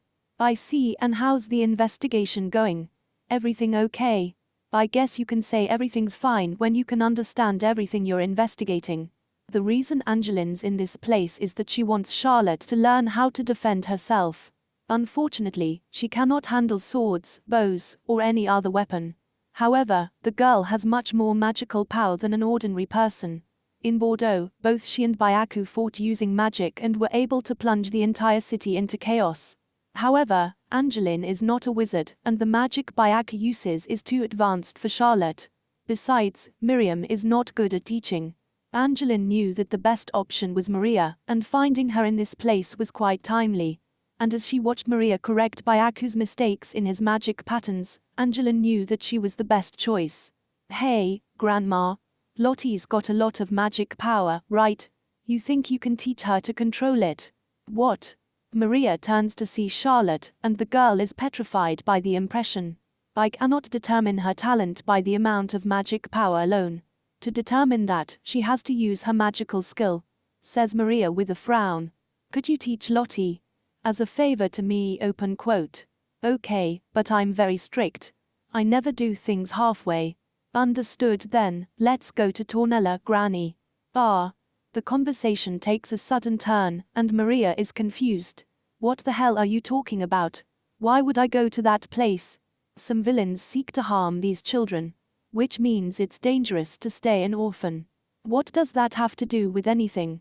It occurred to me that the safest option was to take Lottie and Byaku to Tornella with me. And if you're going to teach Lottie to use her magic power, then you must come to Tornella too.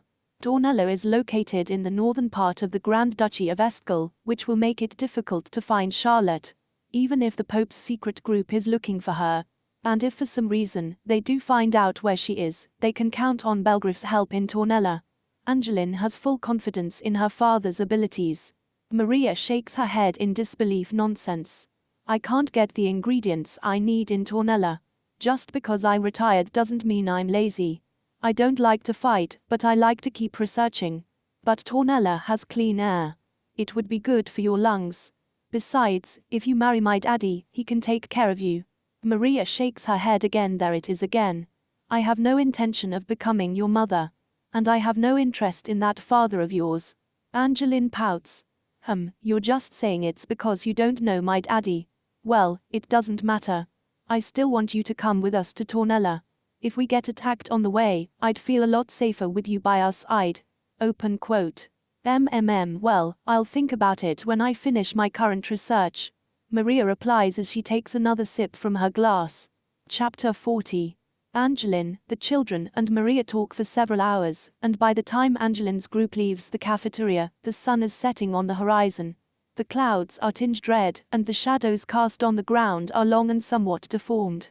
The stars twinkle high in the sky, while the darkness of the night slowly creeps in. When the evening breeze begins to blow, Charlotte looks up at the sky and lets out a long sigh. Angeline notices that the girl seems a little uncomfortable and leans over to talk to her. Something wrong? Is it all right for me to be this happy? Says Charlotte with her eyes closed. Suddenly some tears start rolling down her cheeks. Charlotte is not sure if it is right for her to live so comfortably after all those she did in the past. The fact that she lost her family and was exiled from the only home she knew at the hands of corrupt people did not give her the right to hurt the people around her. The idea of getting revenge at any cost that dominated her mind in the past is now a heavy burden on her heart. Does she deserve to be happy? Angeline gently pats Charlotte's head. Don't worry about that. Right now all you need to do is enjoy your life. Yes, Charlotte holds Angeline's hand tightly. On the way back, they stop at the traveling market. The wagons have the eaves placed, and they look like fancy restaurants. The traveling market is full of people who have come to buy dinner. Some street performers and gypsies act and dance in the surroundings, creating a show for all the guests. One of the wagons has an item with cooling magic and is selling fish. And according to the seller, the fish came directly from Elbron. It is clear that the fish is not as fresh as what one would find at the port, but it does look good. At that moment, Charlotte comes up with an idea and pulls Angeline's sleeve. "Hey, big sis, let's have fish for dinner." Maybe we had meat at lunch, so it shouldn't be a bad idea. While Angeline is looking for a good fish, she hears a voice behind her. "Hi, Angie." When Angeline turns around, she meets Sister Rosetta, who also seems to be shopping. "Hello, Sister Rosetta. Are you shopping?" "Yes, I'm looking for ingredients for dinner." Who are these children?" asks Rosetta as she looks at Charlotte and Byaku. Charlotte lowers her eyes and quickly hides behind Angeline, while Byaku stands silently. "This is Charlotte and this is Byaku. Due to some circumstances, they are living with me." "Oh, I see.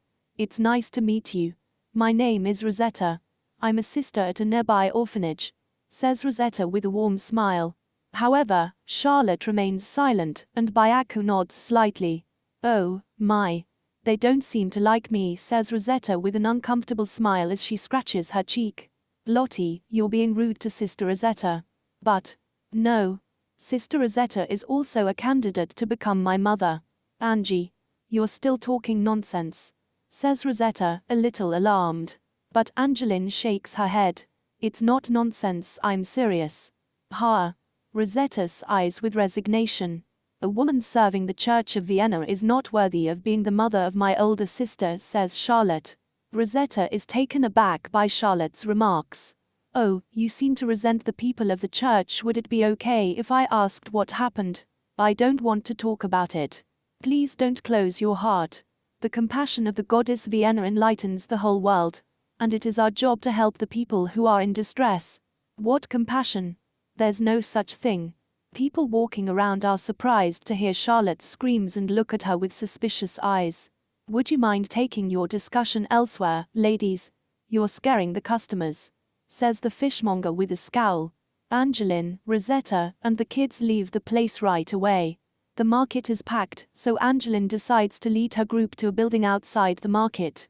Angeline has to explain Charlotte's past to Rosetta, as the girl is in a bad mood and doesn't seem to want to talk. Angeline explains that Charlotte was the daughter of a cardinal of Lucretia, but her family got involved in a political dispute, and her parents ended up being executed. After listening to that story, Sister Rosetta made the sign of the cross and began to pray in silence. Then she turns to see Charlotte. "You've had a very difficult life. But you've done your best," she says gently. I don't want your sympathy. I have no interest in the Church of Vienna. Yes, it's understandable why you hate the people of the church. Some people use their positions and influence to do bad things. But other people pray fervently and live quietly with their pure hearts. And I like to believe that the goddess Vienna never really abandons those people." "Lies!" screams Charlotte, overshadowing Rosetta's words. The girl clenches her fists tightly, and her eyes fill with tears. "I was devout. I prayed every morning and every night, visited the temples every day, and always prayed for the happiness of my family and loved ones. I had no grudges or bad feelings. And yet the gods did not help my parents. Why didn't you help them?" Why Charlotte clings to Rosetta's habit and breaks into tears as she hits Rosetta with her tiny fist. All those repressed emotions are finally bursting out. And although one person can believe that his anger is reasonable and can manage to stay calm most of the time, those emotions are bound to explode sooner or later. When the memories of her parents return to Charlotte's mind, she can't help but break down in tears. Rosetta looks down with a sad expression and places her hand gently on Charlotte's head. "I'm sorry. I can't answer that." "I knew it. I knew you'd say that. You're a hypocrite too." "Lottie, calm down. Rosetta has done nothing wrong." Angeline tries to calm the girl down, but Rosetta intervenes. "Would you please let me handle this, Angie?" "Understood." Angeline steps back and stands right next to Byaku. Rosetta crouches down and puts her hand on Charlotte's shoulder. Charlotte cleans her nose and wipes her tears. "I'm sorry, I wasn't tactful enough." HMPH. You can't understand how I feel. Yes, it's true. I can't understand how you feel. But still, Rosetta gently strokes Charlotte's cheek. I want to pray for you. I will pray that you find happiness and can make peace with your past. I know it will be difficult, but I will pray for that to happen anyway. That's useless. Anyone can say something like that. Charlotte is furious and pushes Rosetta away. Frustration, anger, sadness. All these emotions swell around Charlotte's heart, and she ends up running away from that place. However, she bumps into something. When Charlotte looks up, she sees a patrolling soldier who looks at the group with a suspicious look. What's going on here? Rosetta hurries over and smiles gently. Greetings, Mr. Soldier. Nothing's happening. We were just having a little chat. In a place like this. At night. Don't you know that's dangerous? You might run into a bad person. Bad person, bad girl, bad girl. The soldier turns his gaze to the sky, and then his eyes lose all sparkle. Then he draws his sword and raises it above his head. You're a bad girl, and I have to kill you, right? Charlotte quickly bends down and closes her eyes as she sees the sword coming towards her. However, instead of feeling the cold metal of the sword, she feels a warm embrace, and then she is rolling on the ground. After that, Charlotte hears Angeline screaming from behind. Sister Rosetta. Lottie. Charlotte opens her eyes. Why Rosetta's covering Charlotte with her body? Rosetta slowly raises her face and smiles. Are you okay? No, please don't. Charlotte desperately embraces Rosetta, even though she hated being near her just a few moments ago. The girl feels something hot and sticky in her hand, and when she lifts it, she finds her hand covered in blood.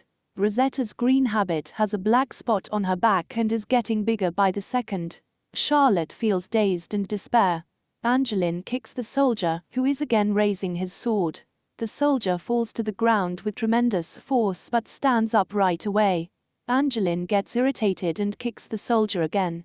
There was no sign until now. Damn it, I was an idiot. Angeline let her guard down for just a moment, and this is the result. She is outraged by her incompetence. Her father would never make a mistake like this. Suddenly, she and Byaku feel something strange. Suddenly, a shower of knives falls on them. Angeline quickly draws her sword and deflects the knives that were aiming for Charlotte and Rosetta. The knives were thrown so hard that they ended up embedded in the street. Don't get distracted. Byaku stands behind Angeline. Although Byaku's magical patterns are still invisible, Angeline knows that some of them are protecting them. Angeline picks up Rosetta and places her on her back. Then she takes Charlotte's hand, who is paralyzed with fear, and makes her stand up. It's all my fault. Lottie. Snap out of it. The sound of several footsteps approaching can be heard. In a matter of seconds, more soldiers appear on the scene, yet their eyes do not reflect any emotion, as if they were the eyes of dolls. The soldiers quickly pounce on Angeline and Byaku. Their power and speed seem to be on par with the masked assassins they faced before. Angeline sheaths her sword and hugs Charlotte. Byaku, these people are just being manipulated. You can't kill them. TSK. The young man waves his arm, and an invisible attack sends a soldier flying. Stop wasting time. Get them out of here. You're coming too. I'll protect you all. You don't have to fight. Otherwise, Byaku will never open her heart to others, Angeline thinks as she strikes a soldier with her sheathed sword. Then she places her sword back on her waist and takes Byaku's hand. Angeline runs to the main street, taking the whole group with her. The sun has already set and the whole place is dark. There are some lights on in the food stalls and houses, making the shadows that are reflected move like living beings. Angeline is worried about Rosetta, but she can still hear the sister's shallow breathing. However, the injury she received is quite serious. If they don't do something to help her, she'll surely die. Angeline thinks about the situation for a moment and then hands Charlotte over to Byaku. The orphanage? No, that won't work. The guild. The orphanage is nearby, but they can't afford to involve the sisters and the children. Angeline quickly makes her way through the crowd. Byaku embraces Charlotte firmly and immediately follows her. The manipulated soldiers also start to follow them. They cannot help but run into passers-by during the chase, and many people turn to them with angry looks. The person manipulating the soldiers must be nearby. If we don't take care of him, the soldiers will continue to attack us until they die, Angeline thinks as she runs. I'm sure the enemy is watching everything, either in person or through some spell. However, Angeline wants to treat Rosetta's wounds first, and the guild has several healing potions in reserve. Angeline continues to run, desperately hoping that Rosetta's heartbeat won't stop. At that moment, the adventurer can feel more pursuers on the nearby buildings. If I were more agile, I could get everyone out of this situation easily, thinks Angeline, clenching her teeth. The assailants tried to attack them several times along the way, but thanks to Byaku's magic, Angeline's skills, and the crowd on the streets, they were not successful. Finally, after what seemed like hours, Angeline and Byaku arrive at the guild. When they enter the guild, all the adventurers look at them in surprise. But Angeline doesn't worry about that and jumps at the reception desk. Potion. Give me a potion. The receptionist is taken by surprise. Lady Angeline. What happened? I'll explain later. Give me a potion now or she'll die. The receptionist looks at Angeline's back, and when she sees Rosetta, her face quickly turns pale. Got it. Let's get her to the infirmary. Thank you. Where is the guild master? He was called by the nobleman who loaned money to the guild. He's never around when you need him. Angeline leaves Rosetta in the hands of the receptionist, and then she turns to see Byaku.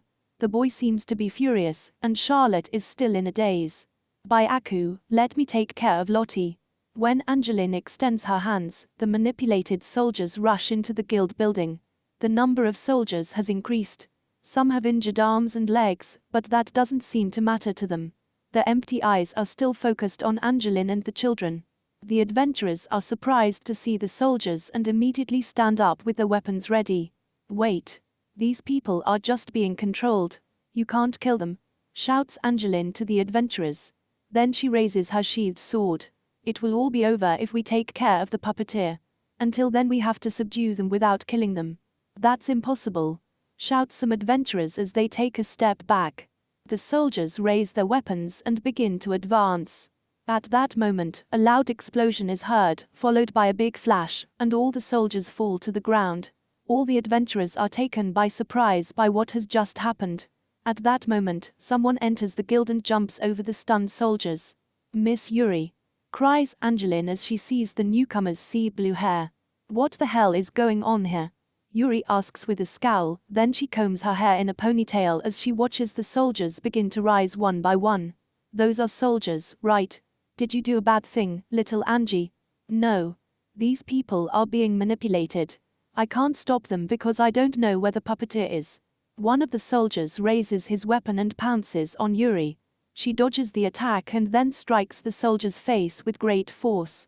At the same time, she throws another flash that hits the stomach of another soldier and knocks him to the ground. I don't quite understand what you are saying, but I just have to entertain these kids for a while, right? Yuri cracks her knuckles and all of a sudden her fists are covered in a white glow. That's right, says Angeline with a smile. She also dodges an attack and strikes the soldier with her sheathed sword.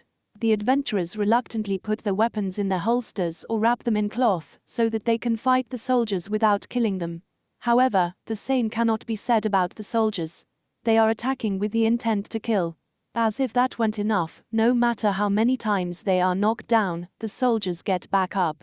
It is as if they were fighting undead monsters, and this made the adventurers' spirits drop quite a bit. Despite this, Yuri jumps around with light steps, hitting all the soldiers in front of her with her fists wrapped in white energy. As one might expect from a former AAA rank adventurer. Although she retired a long time ago, she is still a reliable ally. At that moment, another flash illuminates the interior of the guild, and several three-dimensional magical patterns appear in the room. Byaku has joined the fray.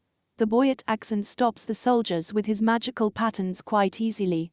You shouldn't have intervened, Angeline says to Byaku with a scowl. I don't need you guys to protect me. I don't want you to protect me. Byaku shakes his arm and immobilizes some soldiers with his magical patterns. Angeline bites her lip. She promised she would help the boy, and she has no intention of going back on her word. In that regard, Angeline is a lot like her Belgriff. Damn it, Angeline has to find the puppeteer if she wants to end this. So, she makes her way through the soldiers and out of the guild. The streets are dark, and the faces of the passers-by are only lit by the dim lights of the streetlights. Angeline immediately sharpens her senses and begins to search for the puppeteer. The fact that he is manipulating all those soldiers so easily means that he shouldn't be far away. Angeline concentrates and begins to search for the slightest trace of magic. This turns out to be complicated since there are several magicians inside the guild, and the magic traces can be felt outside the building. After a few moments, Angeline quickly kicks the ground and jumps to the roofs the roadside stalls, then runs up one of the walls of a nearby building. I found you. There are several masked people on the roof of the building. Upon closer inspection, Angeline notices that there is a masked man who has distinctive marks on his mask. That must be the puppeteer. The rest of the masked men draw their swords and pounce on Angeline. I will not forgive you. Angeline also draws her sword, blocks the attacks of the masked men, and jumps forward. Angeline swings her sword, but before her attack reaches the puppeteer, one of the masked men stands in the way and takes the blow with his body. The masked man clings to the sword, and Angeline is unable to retrieve it. At that moment, the rest of the masked men raised their swords and prepared to attack Angeline. However, she manages to dodge the attacks, lets go of her sword, and jumps backward, escaping the encirclement. The adventurer then pulls a knife from her pouch and stabs a masked man in the neck. After that, she kicks another masked man and throws him down the building. People on the streets are shocked to see a person fall from the roof of a building. I hope he didn't hit any passers-by, Angeline murmurs as she knocks down the masked man clinging to his sword. With the momentum, she can retrieve her weapon, and then she swings it with great nimbleness, cutting down two other masked men in an instant. Angeline deflects two attacks before looking up and seeing the puppeteer directly in the eye. The puppeteer is wearing a mask, so Angeline doesn't know what kind of expression he has on his face, but she can tell he's mumbling something. Oh, mighty Lord, protect us from this evil being. That's cheeky coming from you, servant of the Pope. Angeline shouts in annoyance as she continues to swing her sword. The adventurer manages to defeat the last masked men, and then, with a move so fast that it seems to defy all logic, she appears in front of the puppeteer. With one move of her sword, she cuts off the head of her enemy, making all traces of magic finally disappear. Angeline wipes the blood from her sword and places it in its sheath. She feels exhausted. She walks to the edge of the roof and looks at the guild. Angeline can hear the agonizing voices of the soldiers, who have regained their sanity. Although the adventurers did not kill any soldiers, there was no way to prevent some of them from getting some serious injuries. I don't have time to think about that. Angeline feels discouraged, but when she remembers Rosetta and Charlotte, she immediately rushes to the guild. A man in a cloak is standing with his arms folded. He is far enough away so that Angeline cannot feel his presence, but he is still able to see the adventurer. The man puts one hand on his chin and squints. She is certainly strong, but that's all. After Angeline comes down from the roof, the man floats to the battle site. The bodies are everywhere, and the stench of death is even more intense under the summer heat. The man walks a couple of steps and squats down to examine one of the bodies. I thought this toy would be enough, but I guess I was wrong. It seems the Inquisition has grossly underestimated these adventurers. The man stands up and looks at the guild. Let's try one more time. The man takes a black gem out of his pocket, and while holding it tightly, he begins to chant some sort of incantation. A pale light shines through his hand, and his cloak flutters in the strong wind. Go. The man throws the gem at the guild. Chapter 41. Everyone works hard to treat the injured. The guild staff goes around carrying supplies, and the whole room smells of healing potions. The adventurers were disconcerted to see the soldiers, who until seconds ago were attacking them relentlessly, fall to the ground moaning in pain. Yuri immediately understands that Angeline has defeated the puppeteer and orders the guild members to bring the emergency supplies to help the soldiers. The infirmary is at full capacity, and the staff is forced to use the dining room tables as emergency beds. Yuri sends a message to the military station to report what has happened, but as the number of soldiers is high, the information cannot be transmitted properly, and it makes the situation a bit chaotic. If only I had eliminated the puppeteer earlier, thinks Angeline as she walks among the wounded soldiers. Angeline heads to the infirmary and on entering finds a scene that resembles something out of a battlefield. The soldiers have no recollection of the incident, and some of them cannot understand why they are in this condition. Rosetta is lying on a bed at the back of the room. Charlotte is sitting on a chair next to the bed. Charlotte sees Angeline approaching, and her eyes soon filled with tears. Big sister. Are you all right, Lottie? How's Sister Rosetta? Angeline strokes Charlotte's head and turns to look at Rosetta. She's lying face down because of the wound in her back. The bleeding has stopped and it looks like she's been given some medicinal ointment. Her complexion has improved a little, and Angeline can hear a soft but regular breathing. That's good. Angeline breathes a sigh of relief knowing they've managed to avoid the worst outcome. Charlotte hugs Angeline and hides her little face in the adventurer's stomach. This is my fault. No. It's not your fault, Lottie. You have to stop blaming yourself for this. But, Angeline and Charlotte turn to the bed and see Rosetta open her eyes slightly. What happened? Where am I? Sister Rosetta. Don't push yourself too much, okay? You have a serious injury. Angeline approaches Rosetta quickly as she tries to get up. The little girl Rosetta, realizes that Charlotte is at her bedside, and her expression relaxes. You're okay, thank goodness you're okay. Charlotte bites her lips and cries at Rosetta's words. However, you're a fool. A fool. After all the horrible things I said. Why? Shouts Charlotte. Haha, I think you're right, I am a fool. I don't know why I did what I did, my body moved on its own.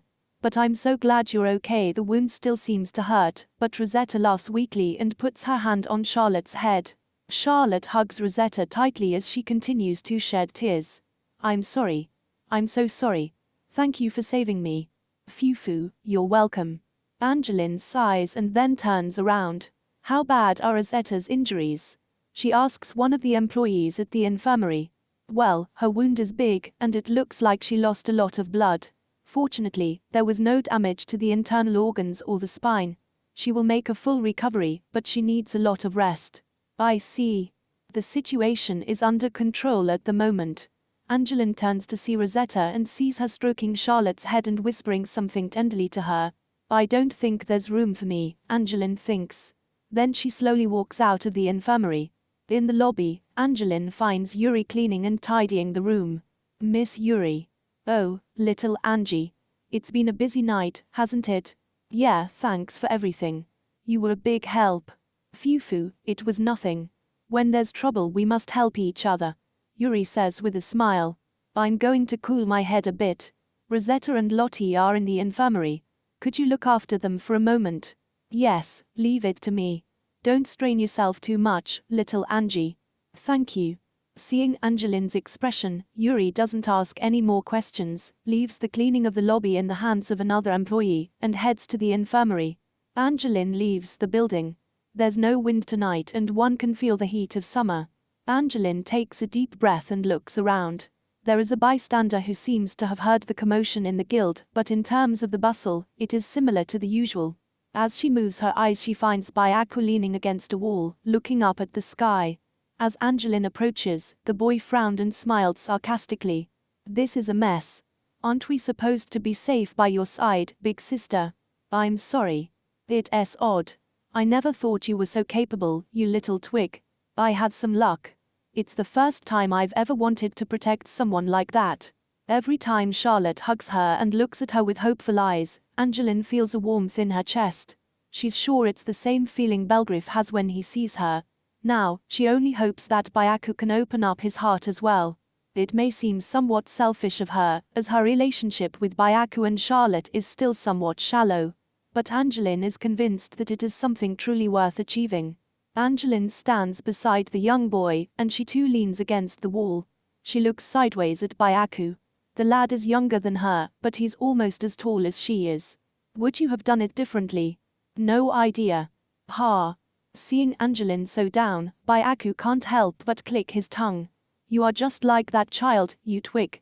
What are you talking about? You're always blaming yourself for everything. It's like you want to carry that weight on your shoulders on purpose. As if you were a hero of a tragic epic. Angeline is surprised to hear the relentless sincerity with which Byaku is talking. What do you mean? That was never my intention. Yeah, I know. What I mean is that right now you're doubting yourself, and I don't know if that's more obnoxious than when you were annoying. Well, the actions I took led to this. Wait. But, Byaku. Silence. Byaku extends his arm and moves forward. The boy activates one of his three-dimensional magical patterns. The lanterns dimly illuminate the traffic on the street. A few seconds later, Angeline feels a chill run down her back and instinctively pulls out her sword. What is that? A small crowd has gathered just across the street, and they're watching a strange creature. The creature is as tall as Angeline's waist, is black, and apparently can barely retain its humanoid form. The creature's dark, slippery skin glows quite brightly when illuminated by Byaku's magical pattern. That is the same shadow creature that Angeline fought in the abandoned dungeon on the outskirts of Orphan. However, the childish and pitiful behavior the creature had back then has completely disappeared. The whole body overflows with clear hostility and killing intent. Just looking at it is sickening. The shadow creature stands up and turns its head as if confused. At that moment, a pair of eyes appear on its face, and the creature looks around. Insects kill. Suddenly the shadow creature increases in size. It is now approximately the same size as an adult, and the creature's hands and feet appear to be as hard as steel. People immediately sense the danger and begin to walk away from the shadow creature amidst screams and looks of distress. Unfortunately, the creature already has its eyes fixed on those people. With incredible speed, the creature jumps into the crowd and tries to grab the face of one person. The attack threatens to end the man's life, but the claws do not reach him. Angeline has also jumped forward and blocks those deadly claws with her sword. The impact is so strong that a loud metal clang can be heard all over the street. Angeline's hand is immediately numb, and she is even forced to take a step back. Run! Angeline shouts to the people, and they immediately run away from the place. Angeline puts all her strength into her sword and throws the shadow creature back. The creature spins its body in the air and lands slowly on the ground. Then the creature fixes its gaze on Angeline. Annoying. Don't look down on me. Angeline and the creature jump again, and another loud metallic clang is heard in the night. The two exchange blows at incredible speed for a few moments before separating again. Angeline jumps backward to take some distance and frowns as she notices the wounds on her arms and legs. They are just scratches, but they are uncomfortable and they are bleeding. It's different from when I faced him in the dungeon. He's much stronger now, thinks Angeline as she clings tightly to her sword. After so many fights that night, Angeline begins to feel the mental exhaustion. She can feel her mind slowly wandering. No. Focus. You can't afford to be distracted in the face of this enemy, Angeline rebukes herself silently. Angeline raises her sword and a three-dimensional magical pattern is shot from behind at full speed. The attack hits the creature's body with tremendous power, leaving a dent in the skin. However, the shadow creature does not appear to have suffered any serious damage. It just shakes its body like a wild beast and lets out a thunderous roar. Angeline scowls and looks back. You shouldn't have gotten involved. I can protect all of you. TSK. Byaku ignores Angeline's words and throws more magical patterns at the creature. The shadow creature easily dodges Byaku's attacks in one jump and then pounces on Angeline. Come. She takes up her fighting stance and prepares to receive the attack. The sword and claws collide again, and another metallic rumble echoes in the street. The impact generates a vibration that travels from the blade to the hilt and then into the adventurer's hand. Still, Angeline concentrates all her strength in her arms, trying to push the shadow creature back. However, the monster is also doing the same, but since the creature is not using a weapon but its hand, it seems to have better control over the situation. Right then and there, Angeline feels a sharp pain in her shoulder. The shadow creature seems to realize this and begins to push Angeline harder. The adventurer can't stand the tremendous force and takes a couple of steps back. At this point, Byaku throws one of his magical patterns at the fighters. The shadow creature is so focused on its exchange with Angeline that it doesn't notice the attack, and the impact throws it back several meters. Angeline is breathing heavily as Byaku approaches her. Hey, Twig. You think you can win this fight by fighting so recklessly? Shut up. I won't fail again. I'll protect you all. Angeline screams in frustration. Angeline, as if possessed by something, steps firmly and wields her sword again. The only thing you'll achieve by fighting like this is to hurt yourself, you idiot. You can't let your selfishness get the better of you, shouts Byaku in exasperation. Angeline is silent as if she doesn't know what to say, but still takes a step forward and attacks the shadow creature again. Similarly, the creature pounces on the adventurer with a look full of hatred and contempt. The adventurer wields her sword at incredible speed. Her movements are so fast that it is almost impossible to follow them with the eyes. However, the shadow creature matches her speed and parries Angeline's attacks. The exchange between Angeline and the creature lasts only a few seconds, but the ferocity and speed of the attacks leave marks on the street and nearby buildings, and a large cloud of dust rises in the air, making it a little difficult to see. Angeline's attacks are swift, but there is no technique behind them. The impatience and frustration that Byaku pointed out a few moments ago are reflected in the adventurer's reckless movements. Annoying, mutters the shadow creature. Immediately, Angeline feels a sharp blow on one side. A third arm, extending from the torso of the shadow creature, hits Angeline's flank. The adventurer is thrown several meters and rolls on the ground a couple of times. The fall and the impact draw the air out of the adventurer's lungs, and she begins to gasp for air. Cough. Cough. Ah. Angeline looks up even though her chest feels like it's on fire, and sees the creature of shadows approaching her with its claws raised. Kill. You've got to be kidding me. There's no way I'm gonna lose. Angeline roars like a beast and stands strong with her sword in her hand. Her joints seem to scream in pain, but she manages to control her body with her sheer willpower. However, her movements become slower, and before she can assume a fighting stance, the creature pounces on her. But the creature's claws never reach Angeline. A magical pattern strikes the monster in the body and sends it flying backward. Moments later, a barrage of magical patterns falls on the shadow creature, preventing it from rising and visibly denting its hard skin. Byaku runs towards Angeline.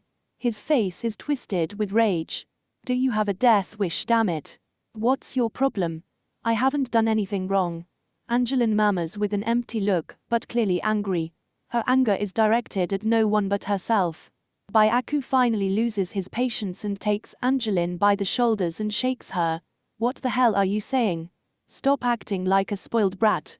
You always say we should trust you, so act like someone we can trust. But I. When Angeline is about to respond, Byaku turns abruptly to the side and raises his arm. Immediately, several magical patterns appear and protect Byaku and Angeline. However, the jet black nails shatter the magical patterns, and Byaku is blown back. He disappears from Angeline's sight. Angeline turns her head slowly and can see Byaku lying on the ground, several meters away from her. His clothes are torn and he appears to be injured. But despite this, Byaku raises his arm again and, with a courageous look, he creates more magical patterns. Suddenly, white spots appear in his black hair, only to fade a few moments later. The shadow creature pounces on him. While some magical patterns protect the boy, others are thrown directly at the creature. The shadow creature dodges several of the magical patterns while disintegrating the rest with the ferocious attacks of its claws. Byaku exhales in exasperation and creates more magical patterns, and throws them at terrifying speed towards the monster. Unfortunately, the creature again proves to be much faster than the magical patterns, and emerges relatively unscathed from the attack. After the third barrage of magical patterns, Byaku runs out of magical power. His face is extremely pale, and he seems to have trouble raising his arms. Then the boy starts coughing and ends up spitting out blood. The effort has exhausted him and Byaku sinks to the ground.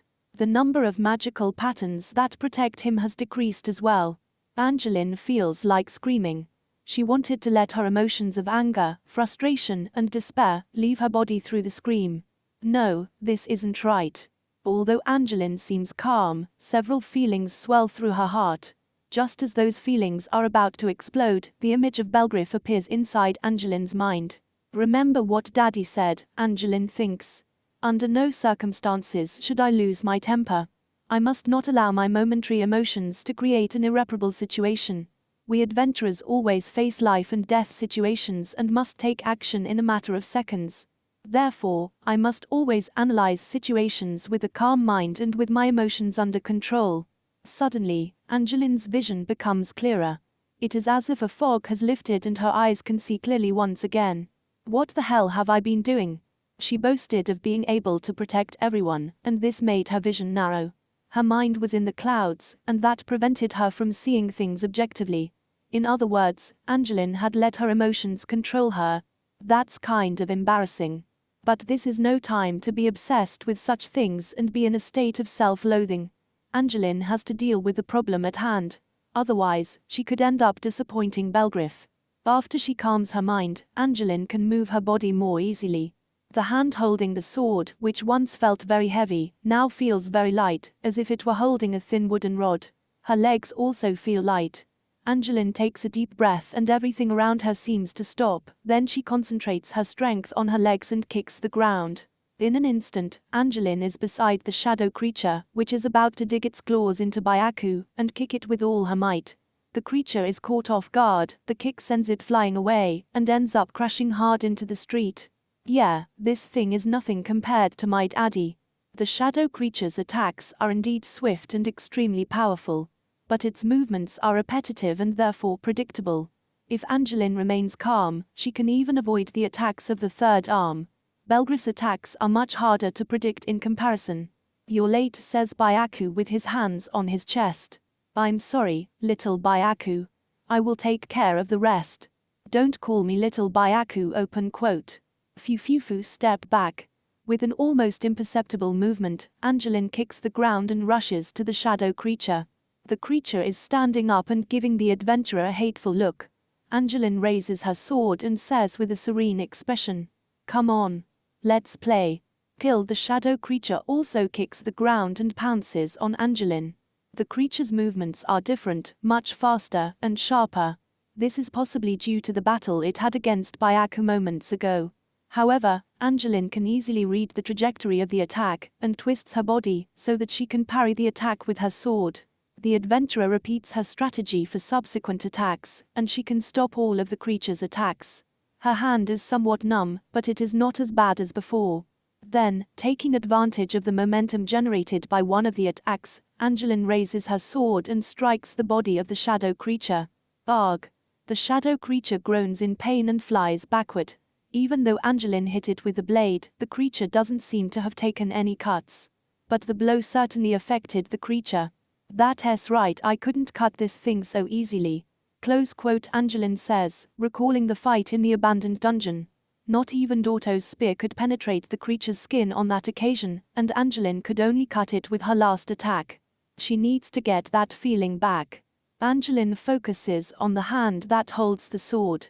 Now that she has shaken off her anxieties, she can feel her blood boiling from the battle. Angeline enjoys fighting powerful enemies. These fights raise her fighting spirit and sometimes even make her smile broadly. The magical power of her body gains momentum like a whirlwind, passing through her entire body with every heartbeat. From her arm to her fingertips, and even the sword she holds in her hand, she feels as if everything has become a part of her body. The magical power that overflows without being contained shines brightly. The shadow creature gazes at Angeline with a look of intense hatred and increases the number of arms that emerge from her torso. Kill. Like the legs of a spider, several arms surround Angeline, reaching out to her. Each has the power to be lethal at the slightest touch. Angeline dodges the creature's arms with elegant movements, and with a single stroke of her sword, she cuts her enemy with her sword with a calm expression. The blade cuts through the shadow creature without feeling any resistance. Here Angeline uses a technique of cutting her opponent and sheathing the sword afterward. Also known as Iaido, but I didn't know how to include that name in the translation. The torso of the shadow creature is split exactly in half, and all the arms that were trying to get close to Angeline twitch, and then slowly begin to fall apart. Arg! The shadow creature staggers and falls to the ground with a thud. Its body crumbles in stale smoke, melting into a black, muddy puddle. Angeline sheaths her sword and breathes heavily. Suddenly her body runs out of energy, but somehow she manages not to fall to the ground. Then she turns to see Byaku and smiles at him. "How about that? Do you trust your big sister now?" After saying that, Angeline closes her eyes and sits on the floor. Byaku simply watches the girl, lets out a sigh, and shakes his head. Umlaut. The wind has begun to blow. Interesting. Maybe it's not a bad idea to let her grow up a little more, murmurs the hooded man, after witnessing the fight between Angeline and the shadow creature. The man takes a few steps around the edge of the building with one hand on his chin. The wind blows hard and the hem of his robe flutters aggressively. Satisfied, the man places his hand on his chest to activate the space transfer technique. However, nothing happens. The man frowned and turned around. Oh my. What do we have here? What are you doing here, you bastard? *COUGH*. Maria is standing there, her grey hair blowing in the wind. A ball of magic power shines in the palm of her hand, slightly outstretched and pointing upwards. This has prevented the man from moving elsewhere. The man laughs thillously and cracks his bony knuckles. What am I doing? I thought it was obvious. By the way, are you planning to stay in this place for the rest of your life? HMPH. Don't put me on the same level as bastards like you. And you should be dead in the first place, you scum. Cuckoo, I can't believe the legendary magician Ashen is so stupid.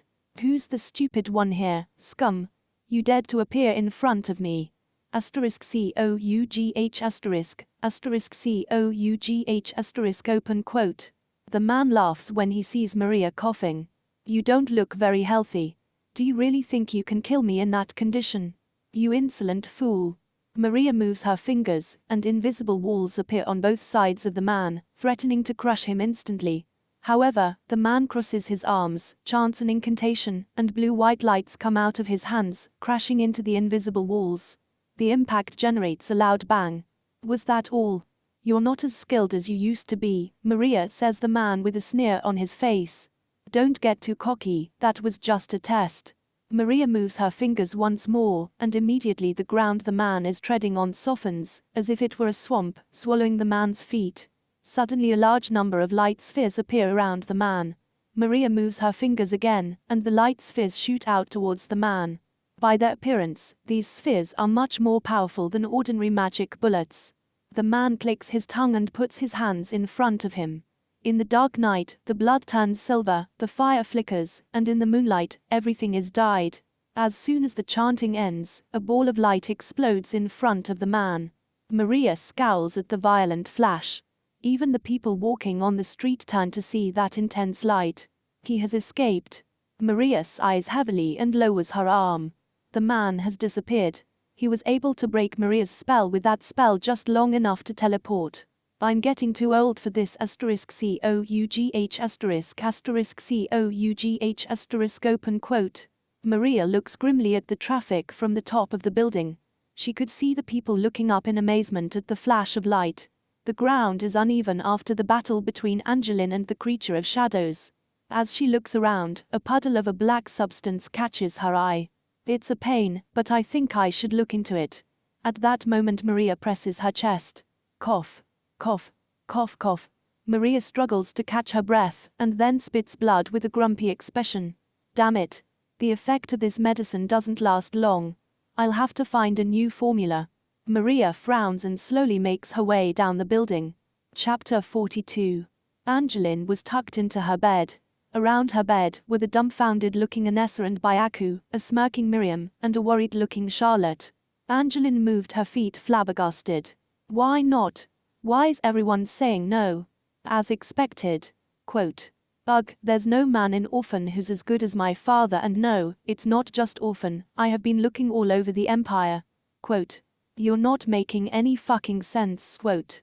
Ugh, Angie, you've been sleeping over me, don't you give a damn about anything? Quote.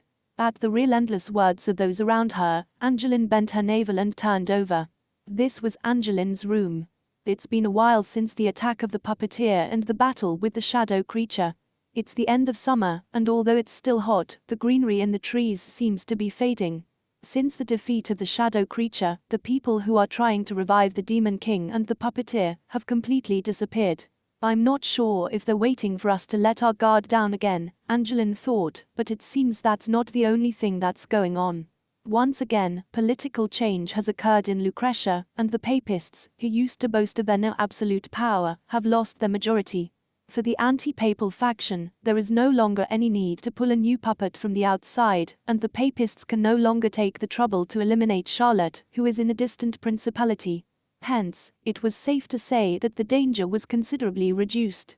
Lionel said that the faction that had attacked first were probably those who had come as an advance party, and because the chain of command had been disrupted by the mess of political upheaval, the will of Lucretia's home country had not been conveyed to them. It's annoying, there was a political upheaval in Lucretia 2 days before the attack. If it's a secret agency, I hope they at least have a way to communicate with us. Oh my God, how shall I deal with the Lord? A large number of soldiers are struggling with the cost of treating their injuries. Lionel's stomach ache is not likely to stop yet. It was Byaku's opinion that the people who once had Charlotte would not be so likely to come to the next step, since the powerful force of the Demon King had been defeated. They didn't have much information about their organization, and erasing it would mean a lot of showmanship. The odds of them taking a risk and coming at us are low. It's not so much that they have a problem with that as it is that it's more of a problem for them to have their affairs out in the open. Anyway, that kind of thing made Angeline lose her mind. It felt like an awakening, but it was frustrating that the problem instantly disappeared and there was no place for it to go. Maria had come forward to say that she would investigate the melted Demon King, and the petty politics were annoying to Angeline. So, as if to relieve her exasperation, Angeline was once again on the hunt for Belgriff's wife. She had intended to do what the tavern master had told her to do, and not to give too much of a hint of an arranged marriage, but whether that was obvious from the way Angeline talked, or whether she really didn't like tavern master's idea in the first place, she wasn't sure. But anyway, none of the women had shown up to say they were going to accompany her on her autumn homecoming. Angeline slumped onto her back and stretched her arms and legs upward. Quote, "It's okay. I'll take my time looking for it." No, Angie, I think you're completely spinning your wheels. Byaku nodded in agreement with Anessa's words. Quite. You need to be a little more thoughtful. What you're doing is a waste of time. Then he leaned against the wall in dismay. Anessa seemed a little happy to have more of a tweaking role. Angeline sulked. I'd appreciate it if you wouldn't go into the family situation. Hey, big sis, why can't we just get your father to come to Orphan? Quote. Angeline suddenly got up. Well, it's kinda tough because he refused me once, but if you mean for fun and not immigration, it should be okay, I guess. With a shining expression as if she had a revelation, she patted Charlotte's head with a good-natured smile. Good idea! A great job, Lottie. Quote. Yeah, he quote. All right, let's go back in the early fall and convince your father. Orphan sightseeing tour, the sneaky blind date part is about to begin. Quote. Miriam fluttered happily at Angeline's declaration. Wow, I'll show Belle around when he comes. I'm looking forward to it. Anessa nodded. Her expression was relaxed somehow. I'm not sure I consider an arranged marriage, but I'm kind of glad Belsan is coming. Fun. Quote. The three girls who knew Belgriff had completely changed the color of their eyes. For some reason, even Charlotte's cheeks were stained and flushed. Byaku, who was watching from afar, sighed in dismay. I don't know what it is, but you're on your own now. Quote. The shadows of the mountains in the evening gradually lengthened, and the glistening sunset was hidden. But the sky was still bright, and the west was red, as if a great fire were raging. On a hilltop overlooking the village, there were four shadows. Belgriff, Duncan, and Marguerite were sitting where they wanted to be, each sitting still and closing their eyes. They held their weapons in their hands. Graham walks around holding the child. What the three of them are doing is meditating to increase their sensitivity to the weapon. They focus on sharpening the senses and magic in their bodies to become one with the weapon in their hands. Belgriff didn't move at all, except for his chest rising and falling for his breath, while Duncan and Marguerite occasionally shifted restlessly and fidgeted. It's not a good idea to do this kind of static practice. Marguerite opened her eyes and opened her mouth timidly. Oh, great uncle. Still. Quote. But there is no reply. Graham was silent as if he was a statue as he held the child in his arms. Marguerite closed her eyes again, as if she had given up. Belgriff let himself drift off into a strange sensation. His body was not moving, but there was an amazing rush of magic and sensation inside it. He felt the flow of blood in his thin veins, as if a mountain stream was going down a narrow valley with great force. The magic power rode on every drop of it and went through his body. Eventually it flowed from his fingertips to the sword, around the hilt, sword blade, and cutting edge, and back to his body again. The shiny, sharp magic power that passed through the steel is cold as if it stings you. Every time it hits your heart, it collides with the warm magic power produced inside your body, creating a kind of tension in your body. It's as if a battle is taking place. It was as if my body was heating up, even though I didn't even flinch. But gradually, each of the magical powers that were resisting each other began to mix together in a whirlwind. The magic power that came through the sword and the magic power produced from the body, mixed together, finally felt as if it was a single line. Belgriff opened his eyes and stood up. He sheathed his sword and stretched out his body. Let's go home. Okay. Graham nodded. Marguerite's mouth twitched. What, you didn't even respond to me, why respond to Belle? Quote, Marguerite. You must understand the difference. Belle finished everything and stood up. You just got sick of it along the way. Quote, Quote. Marguerite stood up silently, as if in surrender. Duncan stretched wide and popped his back and shoulder bones. Oh dear. A certain person is not good at this kind of training. It seems to me that swinging an axe single-mindedly is more in line with my nature. Quote, don't be so sure of yourself. If you can break free from that, you'll be a better fighter, Duncan.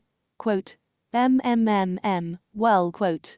Duncan crossed his arms and grunted. Graham, shall I take care of Mito? Quote. Graham handed the dark-haired child he was holding to Belgriff. The child, named Mito, didn't look much different, but he wasn't shy, and he missed everyone the same way. Mito hugged Belgriff quietly. Oto-san. Yeah, let's go home. Quote. The four of them descended the hill and walked back to the village through the tall summer grasses. Here and there they could hear sheep and goats crying and the sound of dinner being prepared in every house. The sky had turned purple, and the crescent moon was shining as it floated in the midst of the big stars. It had been a while since that commotion.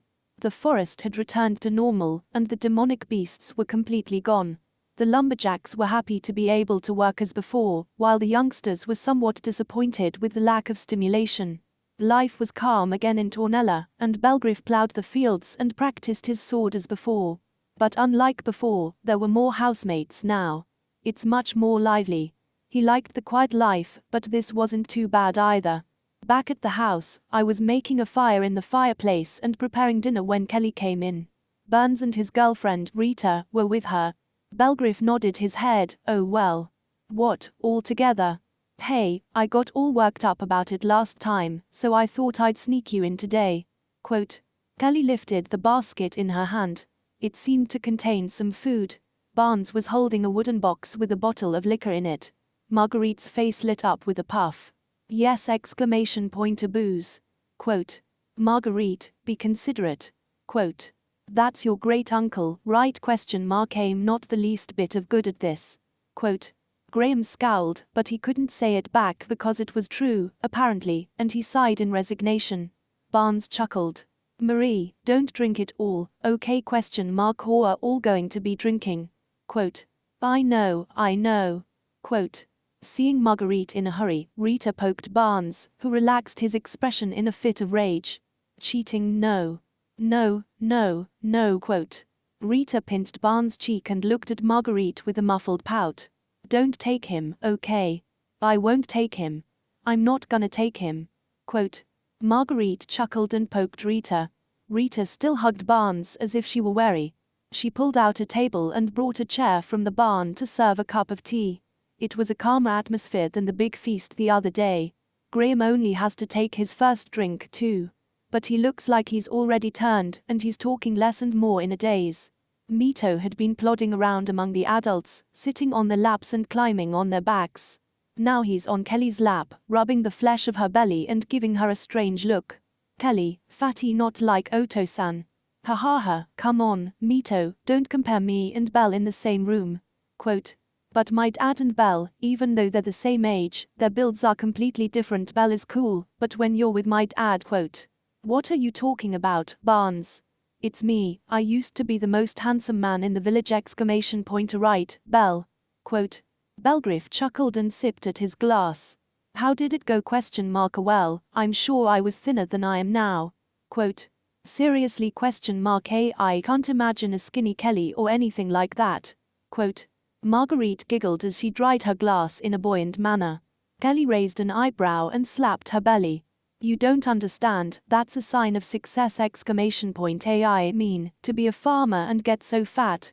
Quote. Yeah, I know that. You're doing great. Quote. Ha ha ha, Bell knows what he's doing! Hey Mito, don't hit me in the belly. You don't have to imitate me. Quote. He was amused to see Kelly smack himself, and Mito on his knees was popping Kelly's belly. Duncan laughed and picked Mito up.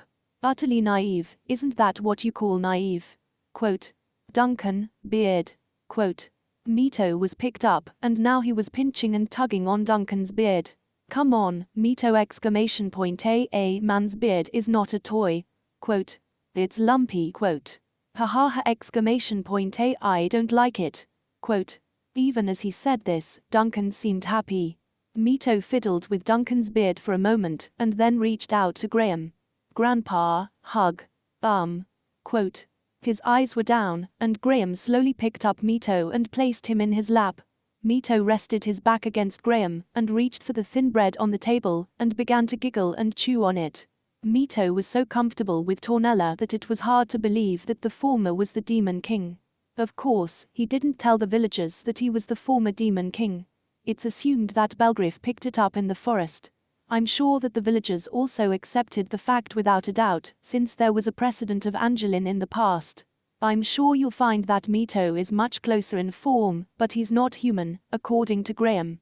It's a good idea to be aware of the fact that you can't get the scissors to cut through his long hair.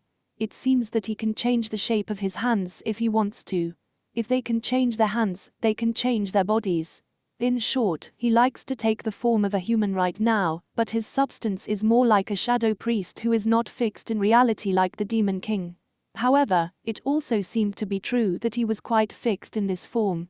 Not long ago, his figure would suddenly waver like a black shadow while he was asleep, but that's hardly the case these days. I don't know what the logic was, but Graham and others were watching Mito closely and examining it with interest. Marguerite has been fighting the Demon King and similar monsters for a long time, so her interest in them seems to be quite deep, and she sees Mito as a valuable object of observation. But that was only in the beginning, and now the innocent loveliness characteristic of the young child seems to have completely overwhelmed her, and she can often be seen talking to Mito, at the very least, impatiently taking care of him. Rita looked at Mito, who had finished his thin bread and was paddling his boat dazedly, and muttered to herself. Children must be nice. Oh, dear. Quote. He stared at me and Barnes squirmed his mouth. Duncan laughed and poured Barnes a drink in his glass. When will you guys be ready to celebrate? Quote. Hey, Mr. Duncan. Quote. I'm embarrassed. Quote. Rita puffed her cheeks and took Barnes' arm. Kelly laughs. Hurry up and let me hold my grandson. Quote. Oh, shut up. Quote. Barnes foolishly dried his glass of liquor in one gulp and swallowed heavily, apparently going into a strange place. Rita rubbed his back and said. Speaking of which, Mr. Duncan. Quote. What's going on, Hannah? Quote. What? Quote. Duncan choked on the roasted meat he was about to eat and pounded his chest with his fist. Kelly chuckled. You guys seem to be getting along great lately! Duncan, you can quit traveling and settle down here too. Quote. Duncan is a warrior with a war axe in his arsenal. Because of his skill with the axe, he often goes out to help the lumberjacks. Because of his unpretentious nature, he blends in easily and starts to show up at the gatherings of the woodcutters. The one who cooks for the group is Hannah, a 30-something woman who has lived alone since her husband, a woodcutter, was killed in a fallen tree accident. She is cheerful and vivacious in spite of her status as a widower, and she often seems to get along with Duncan. Duncan managed to swallow the meat down, and his eyes were black and white. No, a man doesn't do that sort of thing yet. Quote. What the hell are you talking about? You're in your mid-30s. You'll get old in the blink of an eye if you keep talking like that. Even Hannah misses you, and I'm sure you'd be happy to oblige. Quote. Gulp. Quote. Duncan's blush grew even redder and he fell silent. It was obvious that he didn't hate Hannah, either. Belgriff, who was stirring the stew by the fireplace, held the wooden tub. I'll get a little water for you. Then he left. Marguerite opened her mouth as if a thought had occurred to her as she poured the drink into her glass. Well, what about Belle? Her gaze fell on Marguerite. Kelly tilted her head. What do you mean? I thought he didn't have any desire to get married. Quote, come to think of it, that's true. If you're as high as Lord Bell, I'm sure the women wouldn't leave you alone. Quote, what do you think, Kelly? Wasn't Bell a popular guy? Quote, Kelly frowned and waved her hand. He walks so naturally now that you wouldn't even know he had an artificial leg, but when we got back to the village he couldn't walk like that. He couldn't walk with a cane, he was wobbly, it was a painful sight. Even at work, all he did was hold me back at the beginning. The women were very disgusted with him. Quote, Belgriff had just returned to the village, and his movements were not smooth, partly because he had not yet been rehabilitated and trained sufficiently. He couldn't walk without leaning on a cane, and it took him a long time to do the tasks that everyone else normally performed. In Tornella, where self-sufficiency was the basis of life, no woman would lean on a man who couldn't do his job.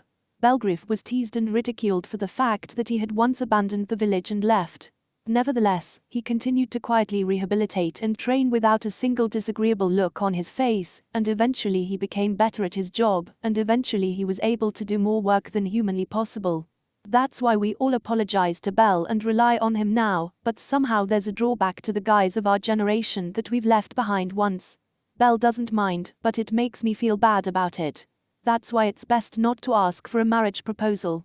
Quote, Kelly said, drying her glass of liquor and sighing. And it doesn't look like he's in the mood for it either. Quote, Quote, Marguerite sipped at her glass as if she were choking. What a waste. Right, great uncle. Quote, Graham, who had apparently been preoccupied with petting Mito, looked up and tilted his head. What? No, your great uncle is. Dunno what this means, just delete it. That's when Belgriff came back. He transferred the water that had filled the wooden tub to the water bottle. Then he looked at the table and tilted his head with his mouth gaping open, apparently amused by the different atmosphere. What's going on, guys? Quote, I respect you more than ever, Mr. Bell. Quote. Seeing Duncan and Barnes in tears, Belgriff scratched his head in confusion. Nah, what is it, all of a sudden? Hey, Bell. You don't have a crush on anyone? Quote. I like all the people in Tornella, but yeah, Angie, and my daughter is important, too. Quote. I don't mean that! I'm talking about not even thinking about getting married. Quote. Belgriff sat down in his chair, chuckling. I'm 43 now. I can't even think about that now. Quote. Marguerite looked irritated and poured the drink into her glass. The momentum was too much and a little spilled on the table. What a waste! Of 40 or 50, he said, 1 or 2 wives wouldn't be punished for it. Quote. No, we're not noblemen, and 2 is no good. There must be a woman in love with you. Quote. Graham muttered. All eyes in the room turned to Graham. Graham, who was stroking Mito in his lap, looked up and looked at Belgriff. An elven woman named Satie, isn't it? Quote. Belgriff scratched his head in annoyance. Kelly, who had been pouting, leaned forward suddenly. Bell, you were in love with an elf. Quote. Was in love with her, or something. Quote. Bell! You met another elf before me and your great uncle. Quote. Marguerite grabbed Belgriff's shoulder in excitement. Belgriff chuckled and poured his drink into his glass. It was a long time ago, we just fought in a party together for a little while. Quote. Hey, I've never heard of that before. Quote. No, because it's not something I'm going to bother saying. Quote. What do you mean? It's nothing. Just give me some details. Quote. Kelly moved her chair toward Belgriff and leaned forward into a listening position. Marguerite, Duncan, and even Rita looked at Bell with interest. Graham seemed to be too busy with Mito to do that, though. Belgriff laughed in annoyance. It's a bit embarrassing that at his age, he's going to be talking about this kind of stuff. Memories are sometimes bitter. However, if you say it out loud and make it into a funny story, it will drown it out a bit. Thinking about that, Belgriff opened his mouth to think. The tavern is always crowded. All sorts of adventurers, high and low, drank and brought food to their mouths. There was a brawl like Rage and a gypsy sink playing. The smell of stew, alcohol, and body odor, all of which drifted in a mixture of such things. Ha, I'm tired. The elf girl chuckled and reached across from her and patted the red-haired boy on the shoulder. The red-haired boy chuckled and scratched his cheek. You look ready for it. Because it's exciting. I always look forward to my first dungeon. Quote. A brown-haired boy sitting next to me chuckled as he shared his food. Don't you think it's a good idea to have too much energy? Quote. That's not gonna happen. Quote. A boy with dead grass-colored hair sitting next to the elven girl said. If you're well, you can go that far ahead. Right? Or trying to go further. Quote. Yes. We're still low-ranked right now, but eventually we'll be high-ranked. Quote. No, that's an S grade. Quote. With that, the boy with the subtlest colored hair poked the elven girl. The elf girl giggled. With a thump, the red-haired boy's chest rippled. He didn't know what it was, but every time the boy with the subtlest hair and the elf girl laughed at each other across from him, something strange struck him. The fact that the girl's smile was directed at someone other than herself was somewhat painful. No. That girl likes that guy. The red-haired boy gently placed his hand on her chest. The brown-haired boy sitting next to him narrowed his eyes suspiciously. What's wrong? Does your chest hurt? Quote. No, the fish bones. Well, that's just not for you. Have a nice day. Quote. Oh. The red-haired boy chuckled and dried his glass of liquor. The elven girl looked at the red-haired boy with a smirk. This is fun. I can't think of a better day to be in elven territory. Oh, yeah. Quote. Yeah. Where can we go tomorrow? Quote. The boy with the dead grass-colored hair laughed. Tomorrow we're going to another dungeon. We'll have a number of targets to defeat in a few minutes. Then we'll rank up! All be able to take more difficult requests. Quote. Wow, you did it. Good for you. I'm looking forward to it. Quote. Yeah, this is gonna be fun. The four of us can go far on our own. You'll see a different world. Quote. A boy with dead grass-colored hair gently tapped the flailing elf girl on the shoulder. The red-haired boy sighed so small that no one noticed. I wouldn't be able to drag her around like this. The red-haired boy laughed and listened carefully to the sound of his heart beating like a crunch. Is this a love affair? Or is it something else? By the way, seeing the elven girl smile at the boy with the withered hair seemed to make his heart beat faster in wonder. I'll take good care of her, I thought. Even if it's a thought that will never be fulfilled, this is certainly a feeling I have. I don't mean to bother you with that, but it's okay to be free, at least in your mind. The girl glanced at me and smiled at me. The boy laughs back a small smile. Right now, it was nice to see her smile at him like this. Umlaut. It was cool outside the house where I'd gone to drop Kelly and the others off in the midnight breeze. It was just right for my skin, which had been warmed by alcohol. As they talked, Kelly and his friends escalated more than the person who was speaking, and ended up getting more and more booze to cool their excitement, and ended up being sick and unable to control their temper, and ranting about something in a tone that made them unsure whether to cry or get angry. It seemed to be getting out of hand, so I cut the story short for good and ended it. Kelly, who had borrowed Barnes' shoulder, wobbled and followed the path and turned around suddenly. Bell, go for it! I'll always be on your side, you know. Quote. Belgriff chuckled and said. Don't be a fool and get the hell out of here! I will be hungover tomorrow. Quote. Kelly and the others wandered off. Belgriff exhaled with a hoarse breath and looked at the sky without a care in the world. The crescent moon drifted away and disappeared behind the mountains, the stars shining over the sky instead. I remember looking up at the night sky like this when I was an orphan, when I was out on a long-term commission. Then and now, this sky seemed to be the only thing that hadn't changed. If they were still alive, would they be looking at the stars in the same way? Belgriff wondered about that. They were talented adventurers. Belgriff still didn't know why they had formed a party with him. He had lost touch with them now, but they were probably still going strong somewhere. The reckoning of the past was not yet done, Belgriff thought. Even though it had been over 25 years ago, he was surprised to find himself able to talk about that elven girl. Maybe that's why. It's not so much the bane of my marriage. I thought about that. I wonder if she is still an adventurer, too. If so, where would her rank be? Would she have been seriously injured? Or did she retire and marry someone else? So, you're an adventurer. Quote, my thoughts turn and I think of Angeline. If Ornella is at night, then Orphan is at night. If that girl is looking at the same starry sky, she's not so lonely. As long as she is alive, she will be between the same sky and the ground. Belgriff took a deep breath and spun on his heel to return to the house. An owl hooted loudly amidst the glow of the stars.